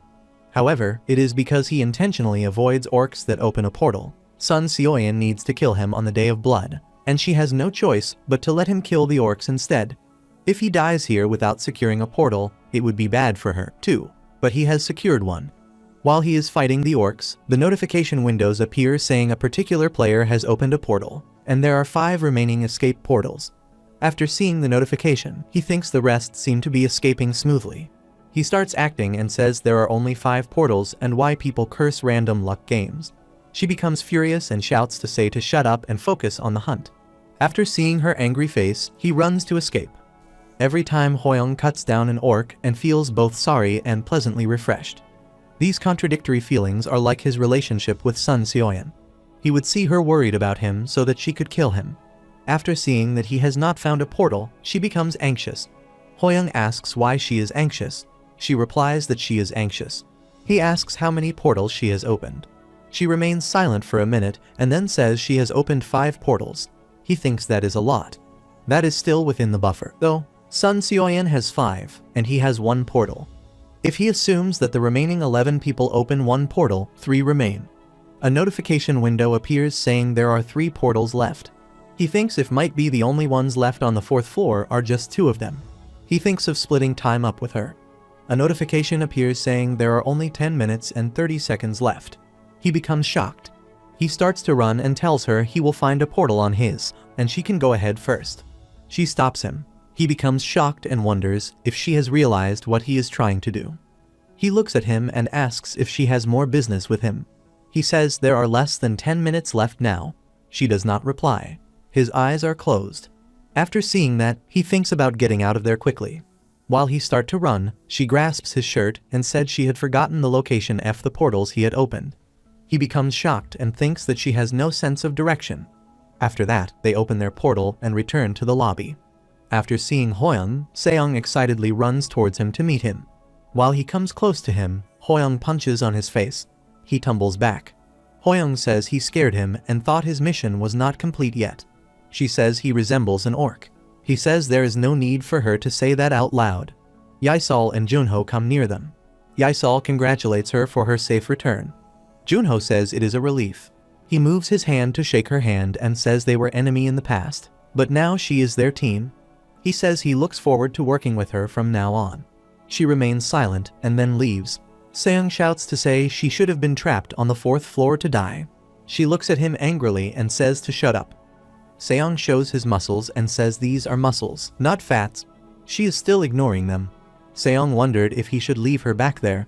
He thinks the killer star blessed by the system would die from being lost. He thinks of just taking this as a chance to get her indebted to him. Although he still needs to be wary of her. He does not think she will do anything until the day of blood.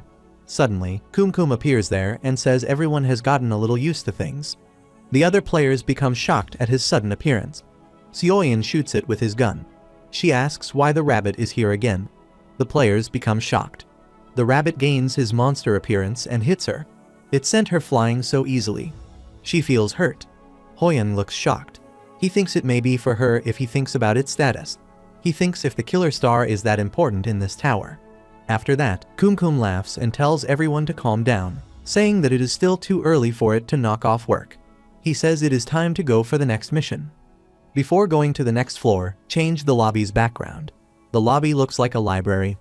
Hyung becomes shocked. Kumkum withdraws a book from the rack and tells all players to choose one book for each.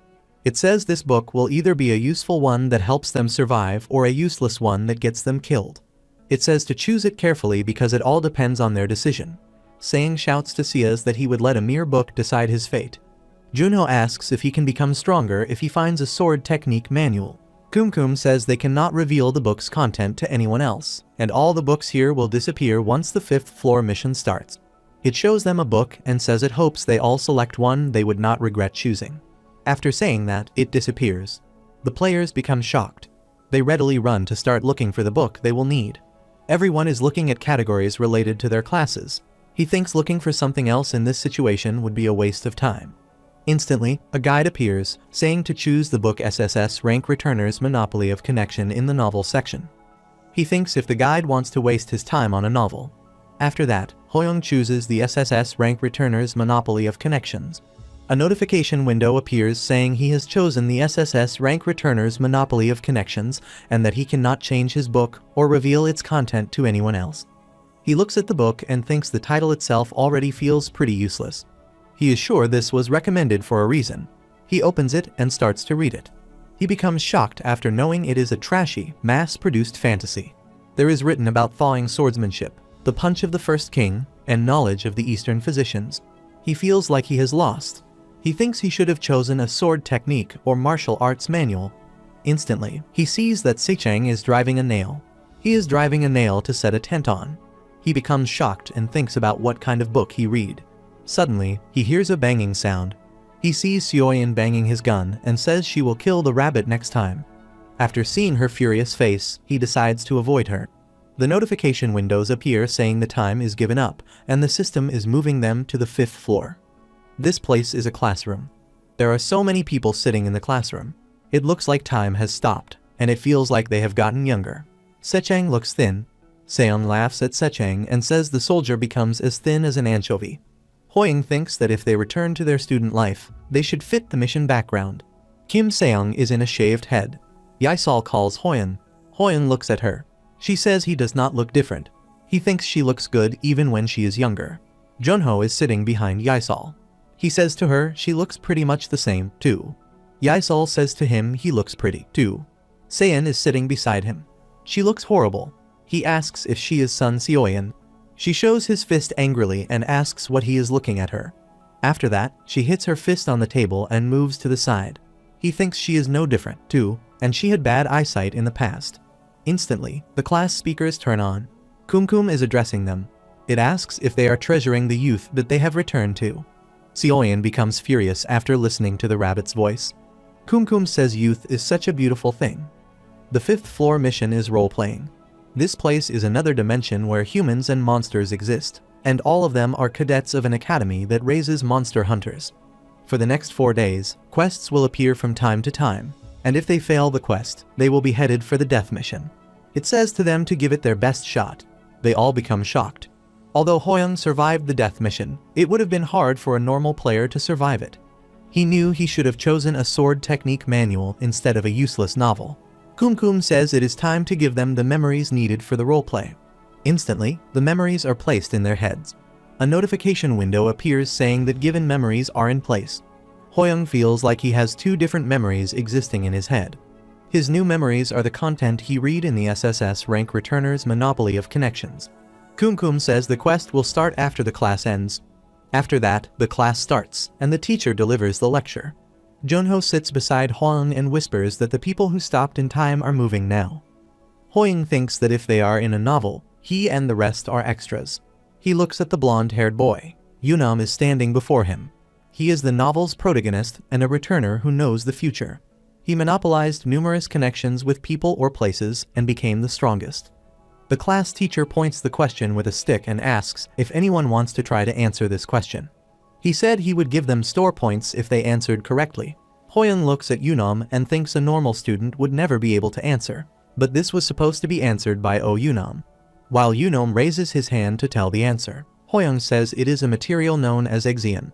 Currently, Professor Brown's team from Columbia University is researching it. The other players look at him surprisedly. The professor becomes happy and praises him. A notification window appears saying he has obtained store points. He finally understands why the guide recommended this novel to him. There is no need for sword technique and martial arts manual, because of all those connections they are going after. He will get them all first. Yunam looks at him surprisingly. After the class, they come out. While they are walking in the corridor, Seong asks how he knows about Ixion. Hoyoung says it was in the memories that were given to him. Seong says he has got a good character. Hoyoung tells him to talk to the tower himself if he is jealous. Yisol and Yunam are looking around. Yisol asks Hoyoung when the quest will start. Based on what he saw in the novel, it should be right now. Instantly, a notification appears saying a quest has appeared. The system tells them to clear the dungeon that appears on the side of the B-37 building of the Academy. The time limit is 60 minutes, and there is a death mission for failure. The item that droops from the boss monster of this dungeon is a significant one that will play a massive role in the future. Originally, Yunam was supposed to get this, but there is no way he will stand by and let him take it. He starts to run and says to the other players to hurry up. They enter an orc den. A notification window appears saying they have entered the dungeon orc den. Hoyoung is holding a sword in his hand. There is a huge IRC is standing in front of them. Yunam is present there. Hoyoung moves rushly towards him and kills him in one hit using his word. He asks Yunam if he thought he was the only one capable of finding this place. Yunam looks at him surprisedly. It is strange for Yunam that they found this place. When he sees his class fellows fight the orcs, he thinks the cadets are this strong, especially Seoyeon and Hoyoung. He would not forget that strong people. At this rate, he thinks they might steal what is his from under his nose. There is a golden weapon named Gungur in his hand. He aims and shoots it toward the orcs. The Gungur hits with the orc's body, and they kill badly. The Gungur returned towards him, and he held it. After seeing his superpower, all the other players become shocked. Hoyoung looks at him surprisingly. He thinks that he is a protagonist for him, and seeing him in real life, he looks away more overpowered now. He would not just hand over the dungeon rewards easily. He is waiting to see who wins here. a notification window appears saying the remaining time is 48 minutes and 21 seconds. The remaining monsters are 72 out of 100.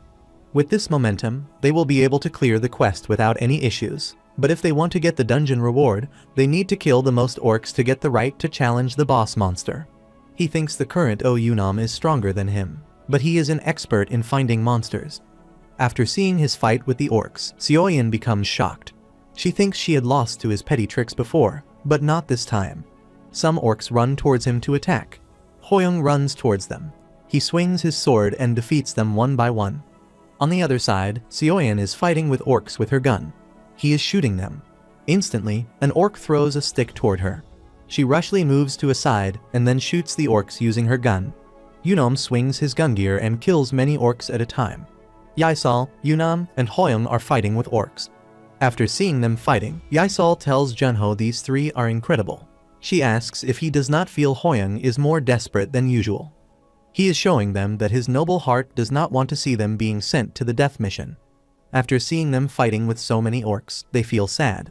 Junho says Hoyoung is going so far for them and is the one who voted him into the death mission so they could survive. He feels fully embraced. He raises the sword and shouts the slogan of the name of Hoyoung.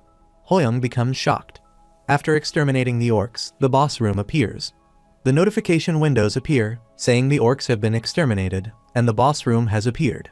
The system says the person who has obtained the right to challenge the boss monster is Oyunam. Hoyoung becomes shocked. He looks furious because he did his best, but it still was not enough.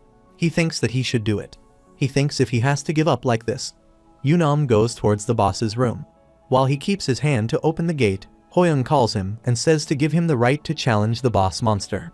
Yunam becomes shocked and asks what he is suddenly talking about. He asks if he does not want to know how to end this regression chain. Yunam looks at him angrily. Hoyoung smiles and thinks he would not give up that easily. Yunam puts the gun gear on his shoulder and asks who he is. Hoyoung tells him to put his weapon away first. Yunam says to him and answers him. He asks how he knew that he is a regressor. Hoyoung asks if he does not want to see it. He says the winter that happens when he is 32 years old. Yunam remembers when he was 32 years old, and they were sitting in an office. Hoyoung asks him if the starting point of the regression was during November when he was 17 years old. Yunam replies yes. He tells him about a life that has been repeatedly lived through and the prime time of life from 17 to 32 years old. He was quite envious of that. He tells him that he always told him he wanted to see the winter that happened while he was 32. Yunam was sick of cursed regression. Hoyoung says if he lets him challenge the boss room, he will tell him how to end the regression chains. It has been his dream for millenniums to escape the endless curse of regression. He will have no choice but to accept his request. Yunam says that if he is just fooling around, things will get really ugly for him. After saying that, he is going away. A notification window appears saying Yunam has been given the right to challenge the boss room. He made it into the boss's room somehow. He opens the gate and enters the boss's room. A notification window appears saying he has entered the boss room. Instantly, the boss monster comes towards him with his weapon. The boss monster looks so damn tough. After seeing it, Hoyoung shivers. He calms himself. They are in a novel, and he does not have information on its level or the guide, but he already knows how to defeat it. The first strategy is the Orc Warrior's Roar. Most challengers lose their will to fight this roar, but impeccable senses do not just amplify his senses. They can also completely block off his senses. He thinks of using a mind attack that uses sound. He leaps towards him to attack it. Although its upper body is as hard as steel, its lower body is utterly weak compared to its upper body. He stabs on his lower body multiple times. Its legs become injured. It kneels down. Instantly, Hoyoung leaps towards him and crushes it through his sword. The notification windows appear, saying that the Orc Warrior has dropped an item and cleared the boss room. After that, the screen appears where Seong and Hoyoung are playing rock, paper, and scissors games. Seong has lost the game. He shouts after losing the game. Hoyoung smiles because that was his 11th consecutive win. Seong asks if he is sure he is not cheating. He stares at him and says how he could cheat on rock, paper, and scissors. He tells him not to be absurd and to hand over the gold. Yaisal says to him that both of them put their hand at the same time. Junho praises him and says he is good at rock, paper, and scissors. Hoyoung is taking a tea. He is wearing a ring in his hand. Only 2 mythical items appear in this novel, and one is Gungnir, which is Oh Yunam's weapon. It is an overpowered item that will always hit the target it is aimed at, and the other item would be a Ring of Nick. It is a mythical item that greatly increases the user's luck. It cannot be shared with others. Hoyoung looks at Ring and thinks it is still an overpowered item that is as good as Gungnir. This will become reliable insurance at numerous turning points. Oh Yunam would have to progress without this ring, but Hoyoung intends to give him the information that he will need. While sitting at the table, Seoyeon comes near his table and puts the table forcefully. He becomes shocked. She tells him to play against her next. Rock, paper, scissors are not just a game of pure luck, but also a clash in agility. Hoyoung has close to 50 agility stats. He asks for how much gold he will play. She replies she will play for 3,000 gold. Seoyeon becomes shocked. He closes his eyes, and a minute later, he opens his eyes and says to make it 5,000 gold. The next day, they all are standing in the rows in the academy. There is a crystal in front of them. Here, the cliché scene appears in this kind of novel. It is the evaluation of strength by striking a punch machine. The academy professor tells them that they will use their weapon to attack this crystal, and their manpower will show up in value. This point will be used when forming their dungeon practical group 2 days from now. Junho laughs excitedly and says he is curious about how strong the cadets here are. Hoyoung looks at him. The professor calls to Cadet 1. He comes there and attacks the crystal with his sword. The machine shows 43 points. The other cadets become surprised after seeing his manpower. Junho says that number seems to be considered high judging from their reaction. Hoyoung says he remembers him as someone strong from the injected memories. The professor looks at Junho and says it is the turn of the next cadet. Junho says it seems it is his turn. He goes near the crystal and attacks it with his sword. The machine shows 69 points. They all become shocked after seeing his power. After that, Seoyeon tells him to step aside and that he is the best when it comes to punch machines. Junho stares at him. When Seoyeon punches the crystal, the machine shows 75 points. They all became shocked because he got 75 points without any weapon. Seoyeon shows his muscles and brags. Instantly, Seoyeon shoots the bullet at Crystal. The machine shows 98 points. After seeing her score, the cadets react crazily. Hoyoung feels proud because his tower teammates are much stronger than the academy cadets. After that, Yunam goes near the crystal and attacks it with his gun gear. The machine shows 115 points. Hoyoung becomes shocked. The cadets of the academy praise him for his strength. Hoyoung got 64 points. After that, the scene appears where they are eating a meal. Seoyeon asks him if he should not have gotten better results. He asks what the point of that is when it does not even give any rewards. Yaesol says his speech is clear despite talking with food in his mouth. Junho says he is sitting and trying to see him in a different light. He cannot have a high score and needs to be in the same dungeon practical group as Oh Yunam. He cannot be getting scores that will make him a group leader. While they are eating, the notification windows appear, saying the second quest is starting. They all become shocked. The system tells them to rescue Oh Yunam. The time limit is 1 hour, and the location is the river garden. Yaesol asks if Oh Yunam is that strong cadet they saw in the dungeon yesterday. Junho replies yes. He asks if he fell for some kind of trap. The chaos spread after seeing the notification. Everyone is ready to rescue Yunam. After Oh Yunam regressed, he taught a few thugs within the academy a lesson. But one of those thugs is the only son of Park Yongseok, the guild leader of Red Moon, one of the top 10 guilds. Park Yongseok told his high-ranking hunters, his direct subordinates, to beat Oh Yunam up until he was half dead. In the novel, he gets lucky and is rescued by someone. The players of the towers run towards the river garden to rescue him. Hoyoung thinks it is only possible because he has a Nike ring. Yaesol says it is probably dangerous if the situation is bad enough for Oh Yunam to be in danger. Hoyoung replies yes and says they must be prepared because their opponents find it hard to defeat using normal methods. No matter how strong Oh Yunam is, he is still just an academy cadet, and they need to rescue him. On the other side, the hunters of a Park Yongseok have trapped Yunam. A hunter is beating him and asks how a vermin like him dares to mess with their young master. While he is beating him, the tower players reach there. Seoyeon shoots the bullet towards him. Hoyoung becomes shocked and asks what he is doing so suddenly. Instantly, Seoyeon runs towards the hunters and says he does not like him, but he likes people who have no backing. Hoyoung shouts to stop him, but he does not stop. Hoyoung says to his teammates to go, too. The hunters create mana shields to protect themselves from attack. A hunter asks if they are academy cadets. A hunter says to the other hunter he let these cadets land a hit on him. The first hunter rebukes him and says to shut up. Hoyoung looks at Seoyeon. It looked like she shot recklessly, and her timing was impeccable. They have 3 enemies, but the difference in their abilities is massive. The only way to create an opening would be with a surprise attack, which she did.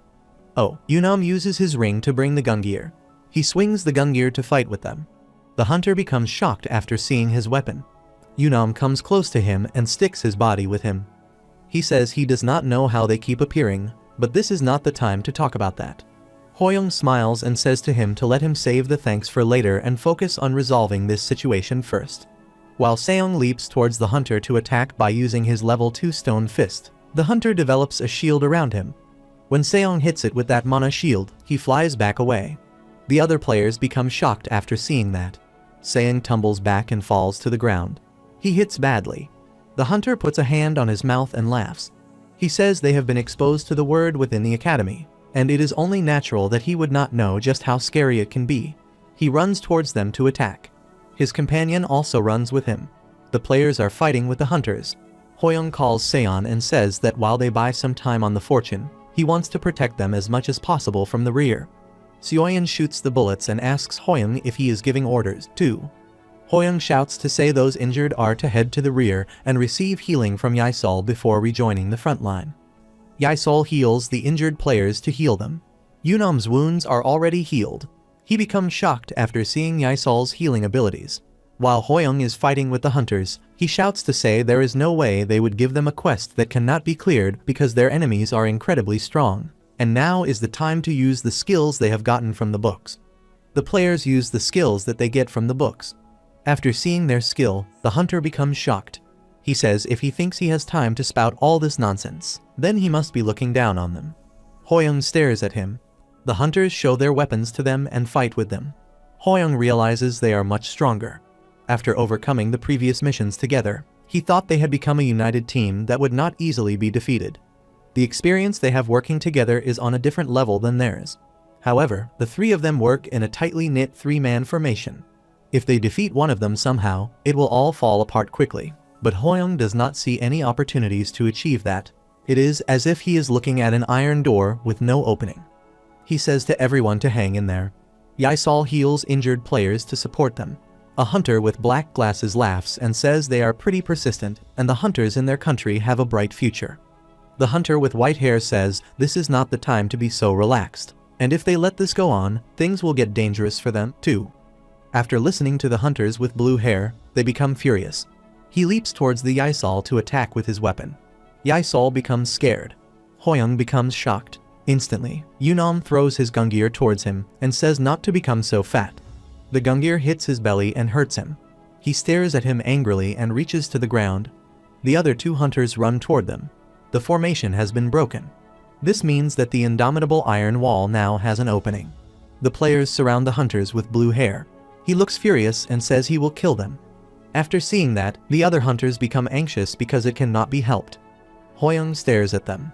They are getting impatient because they are being delayed longer than expected, and Hoyoung already knows why they are getting impatient. While they are running towards him, Hoyoung asks if they will be okay. He says their chairman should be furious by now. They become shocked after listening to that. The hunter with blue hair shouts to ask what he is talking about. Hoyoung says the chairman of the Red Moon, Park Young-seok, is very imitated. The hunters become shocked and ask how he knows that. Hoyoung smiles and says countless people died because they got on his nerves. They become shocked after listening to that. Hoyoung says to his teammates that it is time. They just need to focus their attacks on one of them. They all attack them by using their weapons. Hoyoung kills the hunters with blue hair by using his swordsmanship. When the blue-haired hunter kills, the other hunter becomes scared. The hunter with glasses laughs and tells them to stop here. Hoyoung and Yunam look at them surprisingly. He moves the blue-haired hunter and lifts it. He says the chairman will probably still bust their heads if they go back like this. But now that they have seen the hunters representing Korea's future, they have no regrets. They lift the blue-haired hunters. The white-haired hunter says they are doing as they please, as always. After that, it disappears. Instantly, a notification appears saying they have cleared the quest. They all shouted excitedly at their victory. The notification window appears, saying 2 minutes are left. Hoyoung is irritated by their shouting. Instantly, Yunom comes close to Hoyoung and asks if he knows what will happen today. Hoyoung says he should be thanking them first for saving him. Yunom says thank him. Hoyoung says he cannot hear him. For him, this must be the regression that he has experienced the most changes. He never went through anything like this in his previous regressions. Yunom thanks him. While Hoyoung is leaving him, he says to continue being careful in the future, because this regression will be more difficult than any other one he has faced. Yunom asked if he was also a regressor. After eliciting to that, Hoyoung stops. He remains silent for a moment and replies no. He says he is in existence even greater than that. He looks at him surprisingly. While moving forward, Yunom puts a hand on his shoulder and asks where he is going. He says he has forgotten to tell something about the way to escape the curse of regression. Hoyoung becomes shocked. After that, the scene appears at the academy, where the professor addresses them. He says he will be announcing the grouping for tomorrow's dungeon practical. While grouping them, Hoyoung thinks that Yunom knows how to do things right. He took their armor from him. He is the protagonist, which makes him more accepting of realities that are hard to believe. He thinks that things only exist in novels. The professor tells the leader of the fourth group is Yunom. Hoyoung becomes surprised. The professor says his group members will be Woo Jinho, Shin Sungbyum, Go Yongwoo, and Lee Hoyoung. Hoyoung becomes happy because it is exactly according to plan. He looks at his nick ring. He thinks that to get the best reward, he somehow goes to Yunom's group. But this is not the time to celebrate. After that, they go out to class. Yunom tells him he knows that the dungeon in their practical will go berserk. He remains silent. Yunom says a dungeon berserk phenomenon does happen occasionally, but it does not make sense for it to happen simultaneously. He struggled with every regression, but he could never find its cause. He says he hopes he will share with him any information he might have, and if his existence is something greater than a regressor, he must know something. Hoyoung remains silent. Based on the novel's development, 3 groups, including Group 4, will experience the dungeon berserk. In that incident, the only group that avoided being wiped out was Group 4, which had Yunom. The details of the berserk, like its cause, were not mentioned in the novel. Hoyoung apologizes and says he does not know everything. Yunom becomes furious and grasps his collar. He shouts and says what's supposed to happen will happen, but he should not try to do something still. Hoyoung becomes furious and shouts to say he does not know. The author never gave any hints throughout the novel until the end. He ended this part of the novel vaguely. Instantly, Seoyeon comes there and asks what they are doing. After seeing them in a fighting pose, she goes back by saying that she got lost again. Hoyoung shouts to stop her. After that, the scene appears at the dungeon where Group 4 and the professor are standing. The professor tells them to enter the dungeon. They enter. The notification window appears saying they have entered the dungeon and cleared the dungeon they have been assigned for their dungeon practical. Hoyoung reminds her of when Seoyeon stared at him and told him not to come near her. She told him he was worse than a beast. He still has to resolve the dungeon berserk incident. And now there is that strange misunderstanding. Yunom told his teammate to split up and check out the dungeon first. And if something happens, then just reach out with the radio. Hoyoung starts to walk. Go Yongwoo is looking at him silently. The groups involved in the dungeon berserk are groups 4, 9, and 12. The group would be them. Group 9 has Yaesol and Seoyeon. The group 12 has Seong. While walking, he thinks that group 9 will probably be fine because Yaesol can heal. And the killer star, with the tower's blessing, would never die that easily on the 5th floor. The leader of group 12 is Kim Seong. He wishes the best for Seong. Instantly, some wolf monsters come here. He holds the sword strongly and must focus on this situation first. Go Yongwoo is standing behind her. He is an explorer and the youngest player in Hoyoung's area.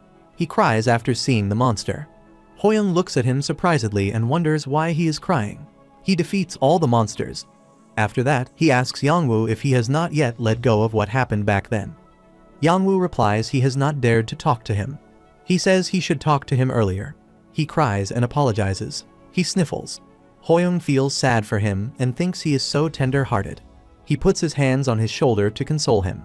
He says there is no need to be sorry, and if a similar situation happens again, he has to make the same decision. The situations they face are as real as they get. Yongwoo looks at him. Hoyoung says he would not be able to survive with such a soft heart in this Tower of the End, where they could die at any time. He says that learning to think of himself first is how he survives here. Yongwoo becomes shocked. Hoyoung smiles. He puts his hand on his head and says he does not need to feel guilty.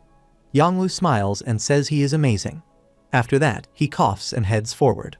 Yangwu looks relaxed. He says he must have been someone incredible before the end happened. Hoyoung remains silent.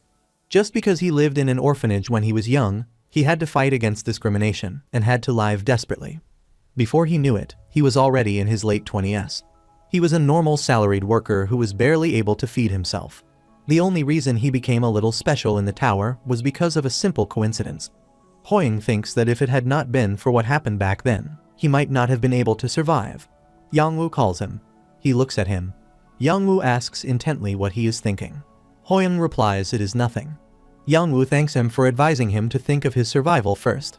He says he has always put himself in danger to save others. He looks at him and says he wants to become someone like him who can help others. He becomes shocked after listening to that and then smiles. The important is what will happen from now on because the path they walk is forward. After that, they reached a place where Yangwu felt strange energy. Yangwu puts their hands on the wall. Hoyoung asks if this is the place he felt a strange energy from. Yangwu replies yes and says he feels something is leaking from here. Hoyoung cannot detect anything with his impeccable senses. He thinks that only an adventurer can detect within their search skill.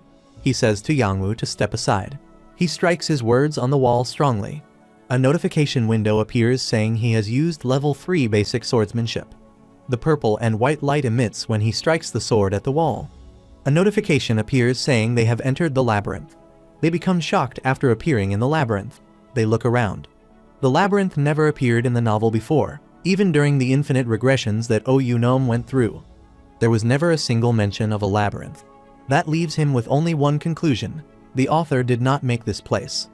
This place might contain clues as to why the dungeon berserk occurred. They head forward. They see a hole there. There are some dwarfs. They become shocked after seeing them. A dwarf asks how the humans get in here. The giraffe's name is Jamba Jamba. Hoyoung sees his status window. He is a race fairy of level 134. He becomes shocked after seeing his high stamina, strength, agility, and sensitivity. He is holding a hammer in his hand. 6 other high-level dwarfs are standing beside Jamba Jamba. Hoyoung thinks what these monsters are. While Jamba Jamba is moving towards Hoyoung and Yangwu, a dwarf named Kum stops him. He is on level 133. He says to him the two of them are not characters. He raises his finger toward Hoyoung and says the bigger one has no character. Hoyoung and Yangwu look sacred. He says he has changed the story in a major way and said Oyunome is a conclusive spoiler. Hoyoung becomes shocked after listening to that. Jamba Jamba stares at him and says they need to talk. All these 7 dwarfs surround him. Jamba Jamba asks who he is. Jamba Jamba is looking at his pent. Hoyoung feels shame. Hoyoung replies he is a reader of this world. A white-haired dwarf asks if he is in the novel when he opens his eyes. Hoyoung replies it is something like that. Kum looks at him and asks if they should believe him or not. The white-haired dwarf says he does not think he is lying. Hoyoung asks who they are.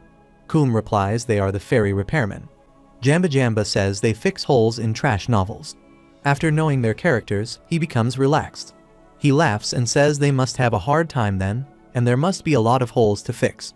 They start crying after listening to that. Jamba Jamba says he recognizes their hard work. Kum says this novel is total trash to him, too. Hoyoung says it was very hard for him to finish reading it. Jamba Jamba cleans his tears and says he was originally planning to bury him underground, but he will erase memories and let him go. Hoyoung becomes shocked. He thinks he cannot let them do that because if he loses his memories, it would be meaningless for him to have found this labyrinth after so much work. Instantly, he shouts that the hole will take place in the 3rd floor's dungeon, Berserk, and they have not found a way to fix that yet. The dwarves become shocked and ask how he knows that. Even though this novel is trash, there are things he has learned from it. Hoyoung says he might be able to give them a solution. He thinks that Oyunome was able to create opportunities regardless of the situation he was in. The scene appears where they come out of the labyrinth. Yangwu and Hoyoung look shocked. Yangwu asks if he was tortured or something.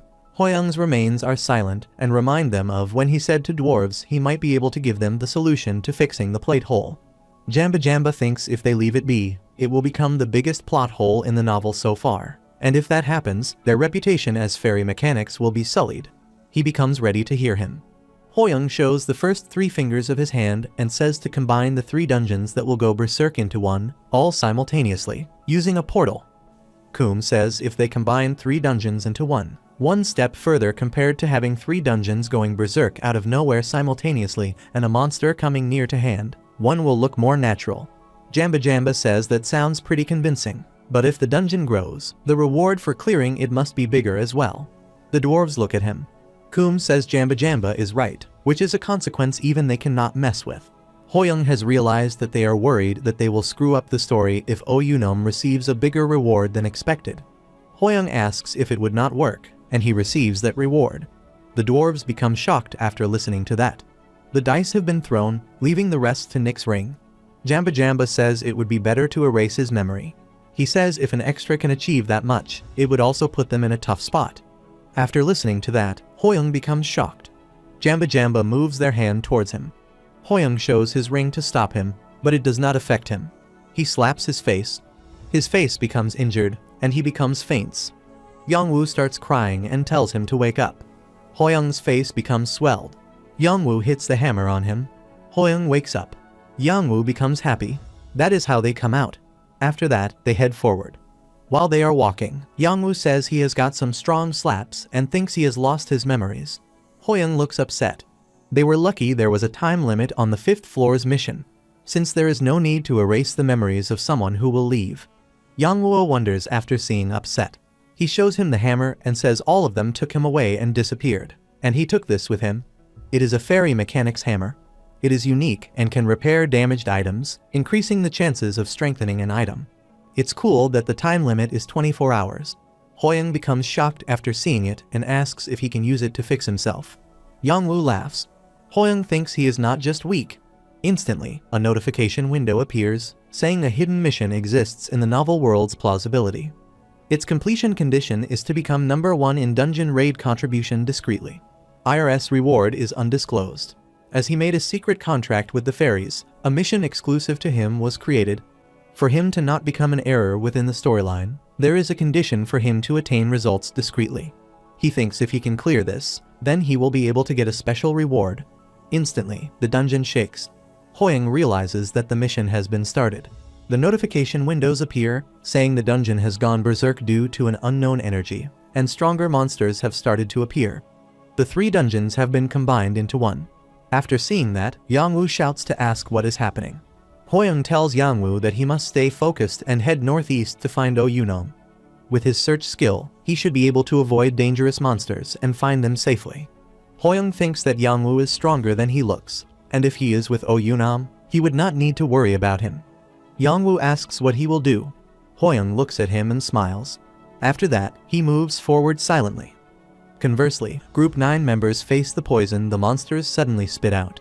A player with blonde hair asks why they suddenly spitting out poison.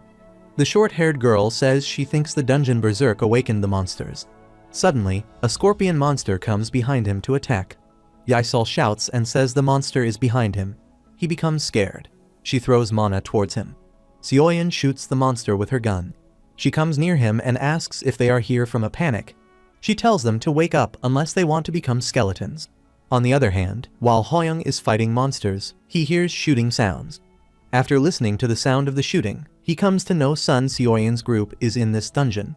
Although she has the advantage against the poisonous monster since she has a gun, they are very dangerous to other cadets because he has to act discreetly and cannot help them openly. His only choice would be to clear the dungeon as quickly as possible. He fights with that poisonous scorpion monster to defeat them. After killing the scorpion monster, he reached where the most toxic smell comes from. When he reaches there, he sees the Scorpion King there. It spits the poison towards him. He leaps aside. He cannot get close to it because it has spread a lot of poison here. He thinks that Oyunom will somehow take care of things with Group 4, but the other 2 dungeons need him to help them. He may do this to get the number 1 rank, but he cannot let that kind of tragedy happen when he is around. He runs towards it to attack. Instantly, it hits him with his tentacles, and he is struck to the ground. It hurts much. It shows his tentacles. He gets up because he needs to get in there somehow. He looks at the Scorpion King and thinks he has no choice but to use his special item. He does not want to use it so soon, but this is not the time to be saving up cards. He leaps towards it. He uses the single item perfect shield that he got from clearing that subquest. He creates the perfect shield around him. This cheat item allows him to block any attack perfectly once.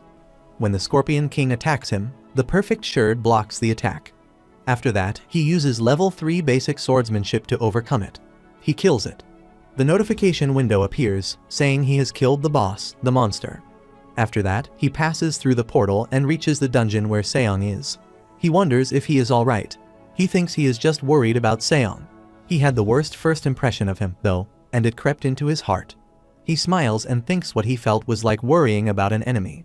When he reaches there is nothing. He thinks why there is nothing here. Instantly, a leg of a pest comes out from beneath the ground.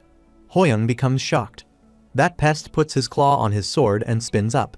It is a horned mole of unknown level. It moves towards him to attack. Hoyoung swings his sword and crushes it. It looks so gross. Instantly, a large number of horned moles come out beneath the ground. Although they are small, Y is fast and sharp, and he does not focus, which could also be dangerous for him. He fights with them. He is worried about Seong. On the other side, Seong is fighting with these harmed mole monsters. His teammates could not survive. Seong is still fighting with them and crushing them one by one. Suddenly, a horned mole comes out of the hole and moves towards him. Seong shouts. Instantly, Hoyoung comes on this instant and kills it. Seong becomes shocked after seeing his sudden arrival. He asks what he is doing there. Hoyoung says he came there to see if he managed to stay alive. Hoyoung starts crying. He runs toward him to hug him. Hoyoung irritates them and tells him to get away from him while he is asking nicely. Hoyoung is glad Seong is alive. He looks at his teammates, who are killed by moles. Seong apologizes for not being able to protect everyone. Even though they were just extras in the novel, they were all living and breathing humans like their teammates. He is sad for them. Seong asks him what they should do now and if they can leave this place. Suddenly, the ground is shaking. They become shocked. Seong shouts to ask what is happening. The boss monster comes out from beneath the ground. Hoyoung says they need to kill the boss monster when it leaps towards them to attack. He swings his sword and crushes it. After that, the scene appears at the academy, where the headmaster addresses the cadets. He expresses deep regret over the incident. He says they understand that the despaired hearts of those who have lost their families cannot be comforted with any amount of compensation. But they will offer as much compensation they can to the bereaved. After that, while Hoyoung and Yunam are waking, he apologizes for being unable to save everyone. Yunam says he has regressed countless times, but he has never been able to stop the dungeon berserk. He looks at the other cadets and says to Hoyoung that he managed to save some of the cadets when they all should have been killed. He says he will admit that his existence is greater than a regressor. Hoyoung smiles. Yunam gives Shim a handkerchief and says he will come get advice from him occasionally from now on. He holds it. After that, Yunam moves forward. Hoyoung looks at him. He keeps that handkerchief on his head. Yunam thinks he will meet from tomorrow onwards, but it will not be him since they will return to the tower soon. Just as Yunam looks towards reaching the winter when he is 32, and heads for the ending of this novel. Hoyoung, too, must climb to the next floor and run towards the end of this tower. When the novel's ending has been decided upon, he will be the one to decide the ending of this tower. While he is thinking so intently, his teammates call him and tell him to wait for them. He looks at them. He thinks they will be the ones to decide the end of the ending, and he hopes it is a happy ending. After that, they are returning to the lobby. The notification window appears, saying they have cleared the 5th floor's mission and are returning to the lobby. After reaching the lobby, all the players gossip with each other. Hoyoung gets the class slot. He looks happy because he could not buy this even in the store window and has got this as a reward for clearing the 5th floor's mission. A single level in basic swordsmanship made such a huge difference, and he wonders how much stronger intermediate swordsmanship will be. He got the hidden mission reward for achieving rank 1 in contribution points. The hidden mission reward is an item that gives him another class slot. He did not expect to be doing 2 jobs here, too, but compared to all the other times, he looked for jobs that he has never been as excited as he is. When he presses this class slot, it bursts. The notification window appears, saying he has been given a new class. He becomes happy. The system tells them his second class is a tamer, and he becomes shocked. He did expect it. Seoyin is passing from here. When she hears his shouted sound, she stops to know what has happened to him. Instantly, he remembers the time when a cat followed him. It was looking at him innocently. Back then, he did not have much money and had to abandon that cat. He thinks the tamer class might not be a bad idea if he can become a butler legally now. A notification appears saying a guide has been provided. A guide appears saying there is a monster on the 7th floor that is suitable to take as a part. And it is also very wild and has exceptional stamina other than outstanding combat abilities. It can be used as a form of transportation. He thinks he can also ride it if he has outstanding combat abilities. He thinks it would be something like a wolf monster. He thinks if it is on the 7th floor, he will be able to get a pet soon. This is the first time he is looking forward to the next floor. Thinking that they would be able to reach the 7th floor quickly was a total miscalculation. The notification windows appear, saying the 6th floor's mission is an endless battle. Instantly, many goblins run toward them to attack. The players also run toward them to fight. Seichang and Junho are fighting with them with their weapons. Yaisol is casting his Ana toward them to support them. Yangwu is holding his bag in his hand. Yangwu hits his bag to the goblin and kills it. Hoyoung also swings his sword to kill the goblins. He becomes sick after killing a large number of goblins. Hoyoung realizes this is endless. Seong is fighting with goblins by punching them with a stone fist. Hoyoung thinks about why he is so excited. He asks if he is not sick of it. Seong replies no and says it is rare to get this much experience. He thinks the 5th floor was a worldview without the concept of leveling, and they did not get anything, no matter how many monsters they killed. When he thinks a monster comes near him, he crushes that monster with his word. Hoyoung is already level 5, but it means less for him to level up any further than this because he has already hit the cap on all of his stats. His status windows appear. His level of skill, stamina, strength, agility, and sensitivity are high compared to earlier. The notification windows appear, saying his experience has reached the singularity point, and he will not be able to increase his stats by leveling up or gold until he breaks past the limit through training. He thinks it was so nice when he monopolized the Ring of Nick, the Armor of Thea, and the Perfect Shield. On Tae-Otaer's side, Seoyan is shotting monster. Hoyoung becomes shocked after seeing his high stats. He is jealous and thinks there are no limits to a killer star's stats. Seoyan looks at him and asks why he is staring at her. She asks if he wants to go. Hoyoung says he just wanted to tell her to hang in there and that she can do it. He thinks she has a nasty attitude, but he is relaxed because she almost takes care of her situation. He is waiting for the pet monster. Instantly, it is announced that the 7th floor mission will start soon, and this floor is the area of strengthening. They can obtain a strengthening crystal when they hunt a monster on the 7th floor. Players can use gold and the strengthening crystal to strengthen items. However, they cannot strengthen items that are not weapons or armor. The players are listening to the announcement. Instantly, a notification window appears, saying the 7th floor mission is an area of strengthening. They can travel between the lobby and the 7th floor for 72 hours. The system tells them to hunt and strengthen in their own time. Junho laughs and says if it does not have a clear condition, they will clear this floor automatically after 72 hours. A black-haired girl named Woo Jiho tells Junho that the Tower of the End has a bonus. A boy named Shin Sungba standing beside him says they have been fighting for a long time now. A red-haired girl sees the store window and says the store window has an item known as the Increased Strengthening Chance Crystal. It increases its strengthening probability. Yichol purchases it. He says they should strengthen their equipment and prepare for the next floor as much as possible. Seong, Junho, and Sechang become ready. It is announced the mission starts now. After listening to that announcement, all players run towards the portal. Hoyoung looks at them and thinks they are all so hyped up, and they will only come back to their senses after they have used up all their gold. Hoyoung looks at the Ring of Nick and thinks the area of strengthening is giving him free bonuses, but his main bonus is something else. Instantly, the guide appears, saying there is a monster on the 7th floor suitable to take as a pet. After seeing the guide, he becomes happy and ready to go. He moves towards the portal and says it is the time to get both strengthening and a pet.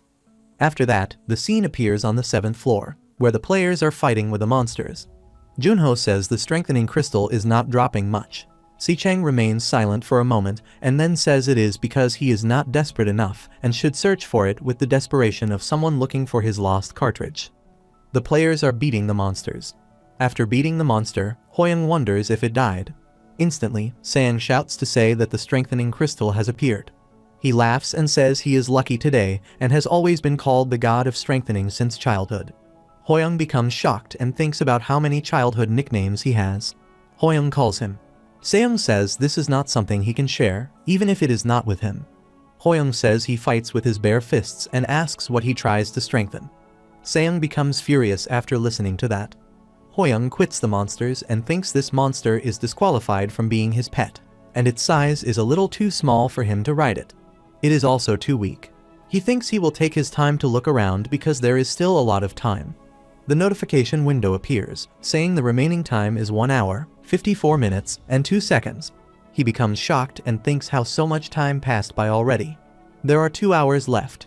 He discovered a few pet candidates, but all had some undesirable traits. The guide appears to say it is also very agile and has exceptional stamina besides outstanding combat abilities. It can also be used as a form of transportation. He puts his finger in his mouth in worry, and due to grinding his teeth, his finger becomes injured. He thinks the system should have just told him where to find it. He has gotten 3 strengthening crystals so far, and it has not been a complete waste of time. But if he cannot get the pet, coming to the 7th floor would have been a waste. Instantly, he sees the ears of an animal from behind the tree. It comes out and leaps towards him. Hoyoung becomes shocked. It is Kangatao of level 20. It looks ugly. There is no way an ugly kangaroo would be his pet, but he ought to check it out first. Kangatao says he does not know why but does not like him. Hoyoung is ready to fight it. He tells him to bring it on. It stares at him, and then they both leap towards each other to fight. Hoyoung punches at it. Instantly, it punches at him. That punch was heavy, and it had a lot of power.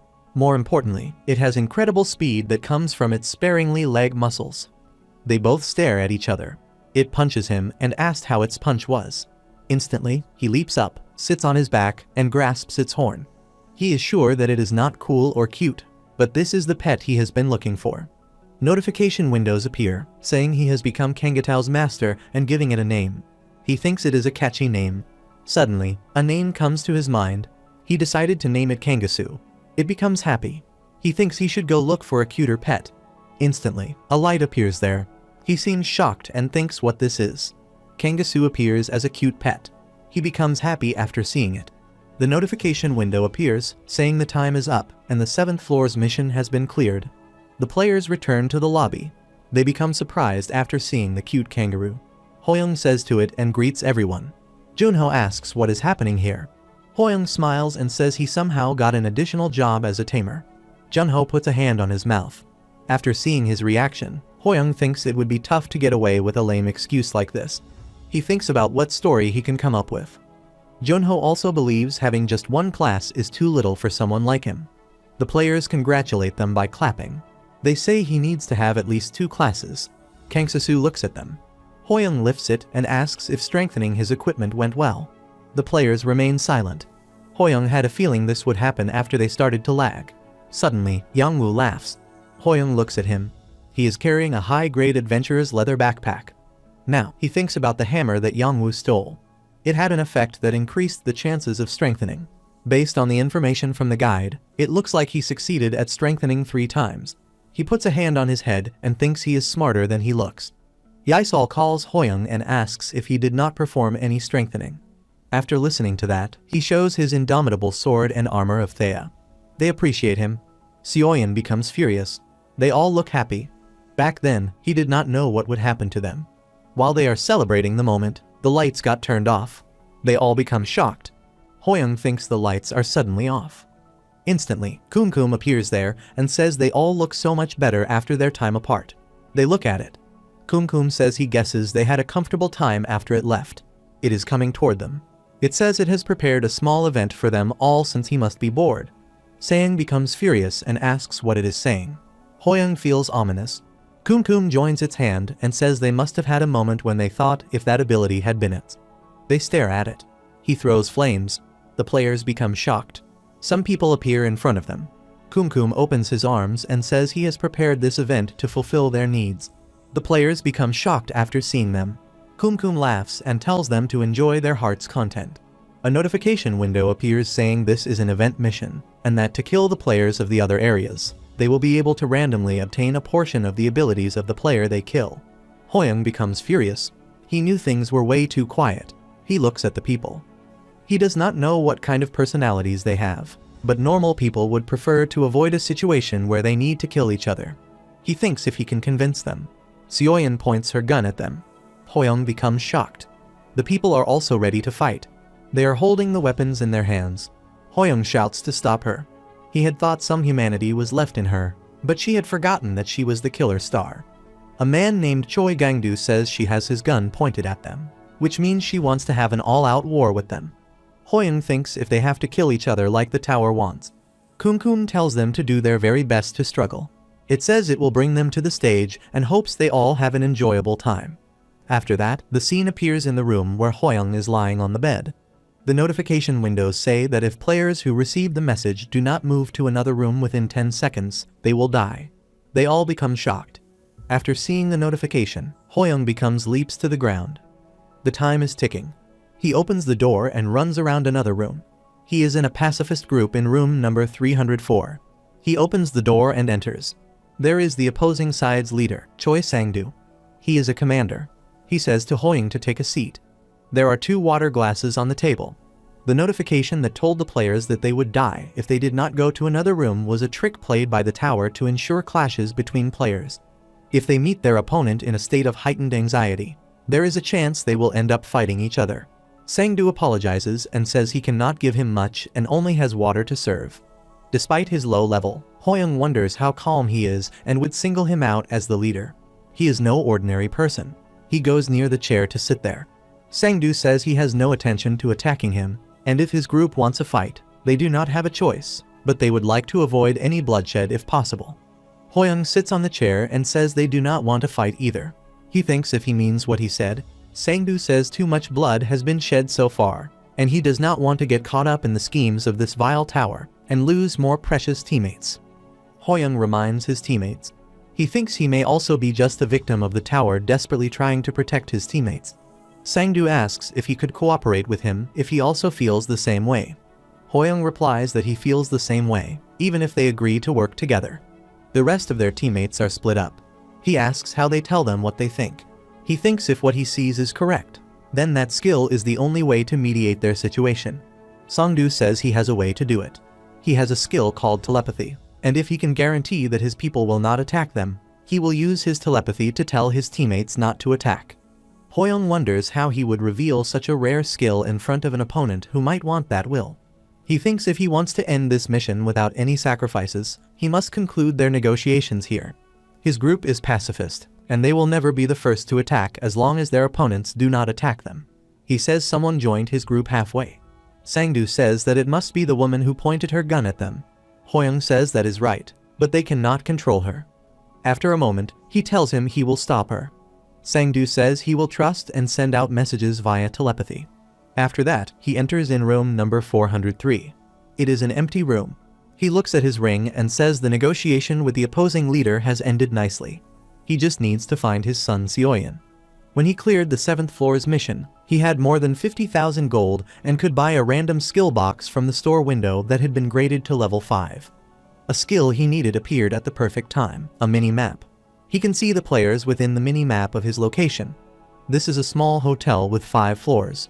Fortunately, everyone is safe for now. Son Seoyeon is on the 5th floor. Instantly, the dot with Kim Seong is gone.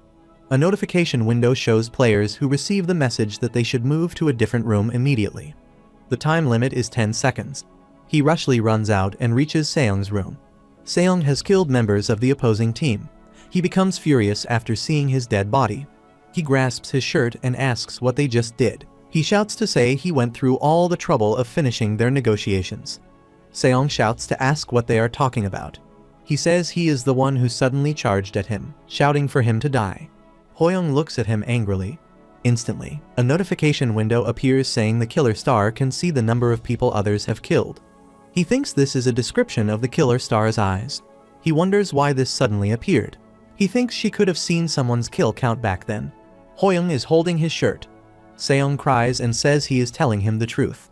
He quits his shirt and says that he is certain someone is Choi Sang-do. Now, the puzzle is starting to make sense. After that, he goes to the Sang-do's room. He is holding a drinking glass in his hand. He tells him it is an interesting coincidence that they would meet again like this.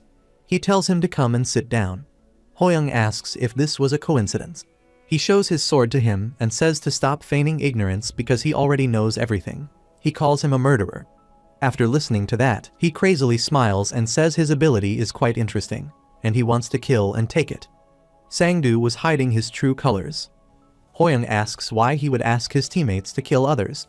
He says if he did the killing, then he would be able to get away more abilities. Sang-do laughs and then throws a glass toward him. The glass is broken down. He says if his army grows stronger, it is the same as he is becoming stronger. His army appears there and attacks him. He laughs and says he is all alone and if he can handle him and his army.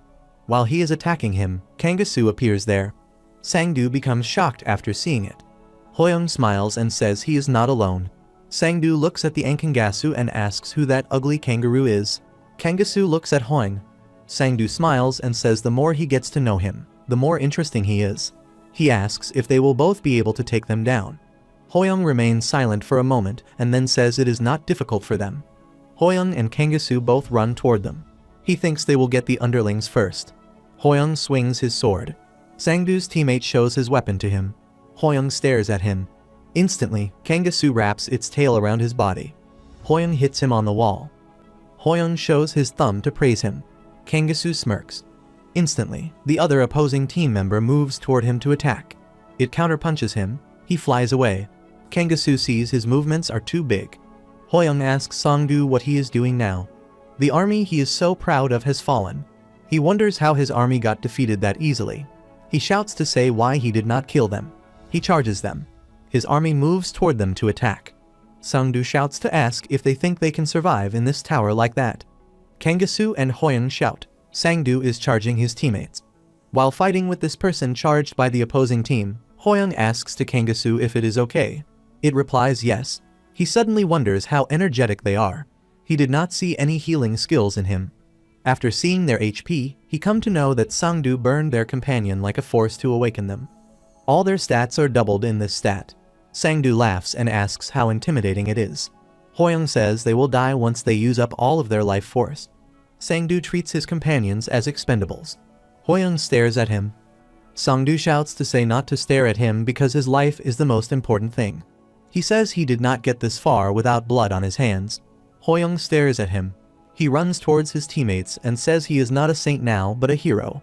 But if there is a way to save one more life, he will continue to take that path because a human being would do. He looks at his awakened companions and thinks he does not want to kill them either. But if he does not take them down here, his teammates in the tower rooms will be in danger. He thinks he needs to harden his heart now. Sang-do feels something different about him. He uses his impeccable senses and leaps towards Sang-do and attacks him. His weapon breaks down. He says he is unlucky and does not think he would meet a monster like him when this is not even an official mission. He says his teammates were just chess pieces for him, and he could use and discard them at any time. But he may be wrong about that. He disappears. Hoyoung and Kangsu look at him. The notification window appears, saying he is absorbing some of his opponent's abilities randomly, and most of the personnel within Sector C-1520 have been cleared. The mission is ending. After that, all players go back to the lobby. Junho says everyone is back. Sicheng says he was worried, but now that is a relief. Junho sits on the ground and says it was a close call for him, and the person he was fighting suddenly disappeared. Hoyoung looks relaxed after seeing everyone who has survived. Seoyeon is sitting on the stairs. Hoyoung looks at her and then goes near her. He says he is sorry for the misunderstanding. She tells him not to get the wrong idea and that she did not do it for him. When he franks him, she shows her gun and tells him to get lost. He replies okay. While he is going back, he thinks she does not seem to be evil nature, then why she become a killer star. The cute Kangsu is on his shoulder. He guesses she has her situation. After that, it was announced that the event mission had ended, and the mission on the 8th floor would soon begin. Everyone becomes alert. Junho asks if they are moving on this quickly. Hoyoung thinks this is where it starts, and if he is correct, then the greatest challenge for them so far will be waiting for them on the next floor. The stats that he had trouble increasing have gotten a small boost from this fight. He thinks a fight that relies on more stats can be reversed anytime. He reminds them of the words he said when defeating Sang-do and thinks if he was powerless, all those words would mean nothing. He does not deserve to say any of that right now. In the end, he needs to hone his pure skills. After that, they reach the 8th floor. The notification windows appear, saying the 8th floor mission is a chapter renewal of eligibility. There is a statue. They see a couple of people that seem strong. Hoyoung says to Junho that they are all gladiators. Instantly, the screen appears. They all look at the screen. An injured rabbit appears on the screen. It welcomes them to the 8th floor. Hoyoung looks and thinks if it is Kukum, but when he looks at it closely, he comes to know that it is not Kumkum. The injured rabbit says it is the tower of the N's middle administrator, Kim Kim. Hoyoung thinks about who gave them those names. Kim Kim says he detests people ignoring what they say, and they all better listen up from this point forward. This is the field of requalification where the gladiators of the B456 region were gathered. Only those who successfully meet their qualifications as gladiators through mission can go to the next floor. Junho says they will die if they do not succeed in the requalification. Kim Kim says the level 1 mission will now commence. A notification window appears, telling them to form a party of 4 and hunt the purple mammoth. There are 8 purple mammoths, and the time limit is 2 hours. They will die upon failure. The players gossip that it looks like the monster is so strong that a team of 4 is needed to kill it. In this field, there are 36 people, and if parties of 4 are made, that would make 9 parties, but there are only 8 mammoths. A yellow-haired boy tells Kim Kim that the number of parties and monsters does not match. He asks if it intends to eliminate 1 party. Hoyoung looks at him. Kim Kim asks why he is asking that by now, and if he thinks he is here for a picnic. It stares at him and asks if he is ignoring the words he just said. After that, he opened his legs and said, "This is level 1, and he would be generous and tack on another clear condition." The notification appears saying that if they kill another player, it will be recognized as if they have slain a purple mammoth. They all become shocked after seeing that notification. Hoyoung thinks it is the same as they usually pull. Suddenly, the portal opened. There is chaos, and they are grouping. Instantly, a white-haired boy, Han Kang-hyuk, appears there. He is a killer star. He asks if there is anyone who is a killer star. Hoyoung wonders why he, a killer star, is looking for another killer star. They all look at him. They ignore him and run toward the portals. Kang-hyuk smiles and says he guesses there is none here. He thought there would be at least one. Hoyoung, Junho, and a girl left. He looks at them and asks if they will let him into their party. The girl laughs and asks if they will make her their teammate. Junho and Hoyoung stares at him. In the end, Hoyoung forms a party of 4 with the remaining people there, including Han Kang-hyuk, a killer star. They enter the 8th floor through the portal. The red-haired girl looks happy after seeing their handsome teammates. While running, Hoyoung looks at Kang-hyuk and thinks he will find out what he is after as they do the mission. A guide appears, saying a hidden piece has been discovered in the northeast, and a purple mammoth boss is trapped within a barrier. He turns on the minimap. He looks at the minimap and thinks the red dots are normal purple mammoths and that the golden one must be the hidden piece. He thinks that if they kill that, then there is no need to kill anyone else. He runs Speedle. Kang-hyuk says he was not sure whether he should believe the words of a low-level individual or not. They find a purple mammoth. A notification window appears saying he has discovered a purple mammoth boss. Kang-hyuk smiles and asks if this is a hidden piece.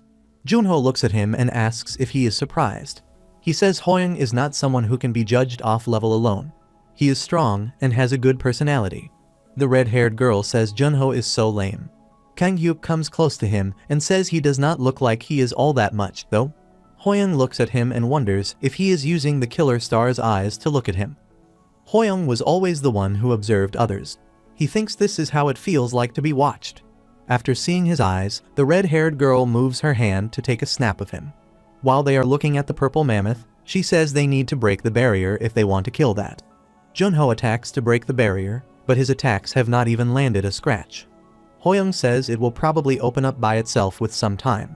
The guide appears, saying the barrier will automatically open once 5 purple mammoths are slain. The guide does not give him something that he cannot get. He checks the minimap and sees that 4 mammoths have been killed so far. While he is checking the minimap, Kang-hyuk crushes the girl's head with his sword. Hoyoung and Junho become shocked after seeing his sudden attack. Hoyoung becomes furious and takes his lower lip under his teeth. He shouts to ask what he is doing.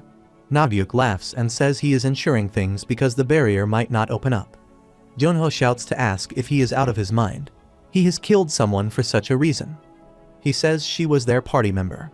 Hoyoung looks angry. He thinks he was too complacent. While he worried that the killer star could do something unexpected, he was excited about discovering the hidden piece and letting his guard down against him. Kang-hyuk laughs crazily and says it would be better for him to kill all of them and get the rewards. Junho leaps towards him and says if he thinks he will let him do that. While Nagyuk moves their sword to attack, Hoyoung comes in his way and blocks his attack. He says to Junho to get away. He will make sure that Junho is safe. Instantly, the aura moves separately from the trajectory of the sword. Junho flies away and hurts so much. He faints. Hoyoung shouts. He looks helpless. He has gotten many bonuses and thought he had gotten pretty strong. Yet he is not strong enough to protect even one teammate. He is frozen. Kang Hyuk if he is frozen because he is scared. Hoyoung stares at him furiously. Kang Hyuk smiles. Instantly, the barrier opens and the purple mammoth comes out. The purple mammoth swings his trunk. Hoyoung lifts Junho on his shoulder and runs. Kang Hyuk flies away. Hoyoung is looking at him. Hoyoung takes Junho away and leaves him under the tree. Fortunately, he is still breathing. As expected of the genius of foresight, he managed to avoid his vital points being struck. Hoyoung looks at Kang Hyuk, who is fighting with a mammoth. Since it is so big, it feels good to hit it. Kang Hyuk is fighting with the mammoth. Hoyoung focuses on his status window and knows he has Aura's bald skill. It is hard to predict the direction of his attack because the aura moves separately from the sword's trajectory. He gets up and thinks he would like to kill him right now, but he will lose if he does so. The notification window appears, saying the remaining time is less than 15 minutes. He runs to hunt the mammoth boss first and figures out his movement patterns.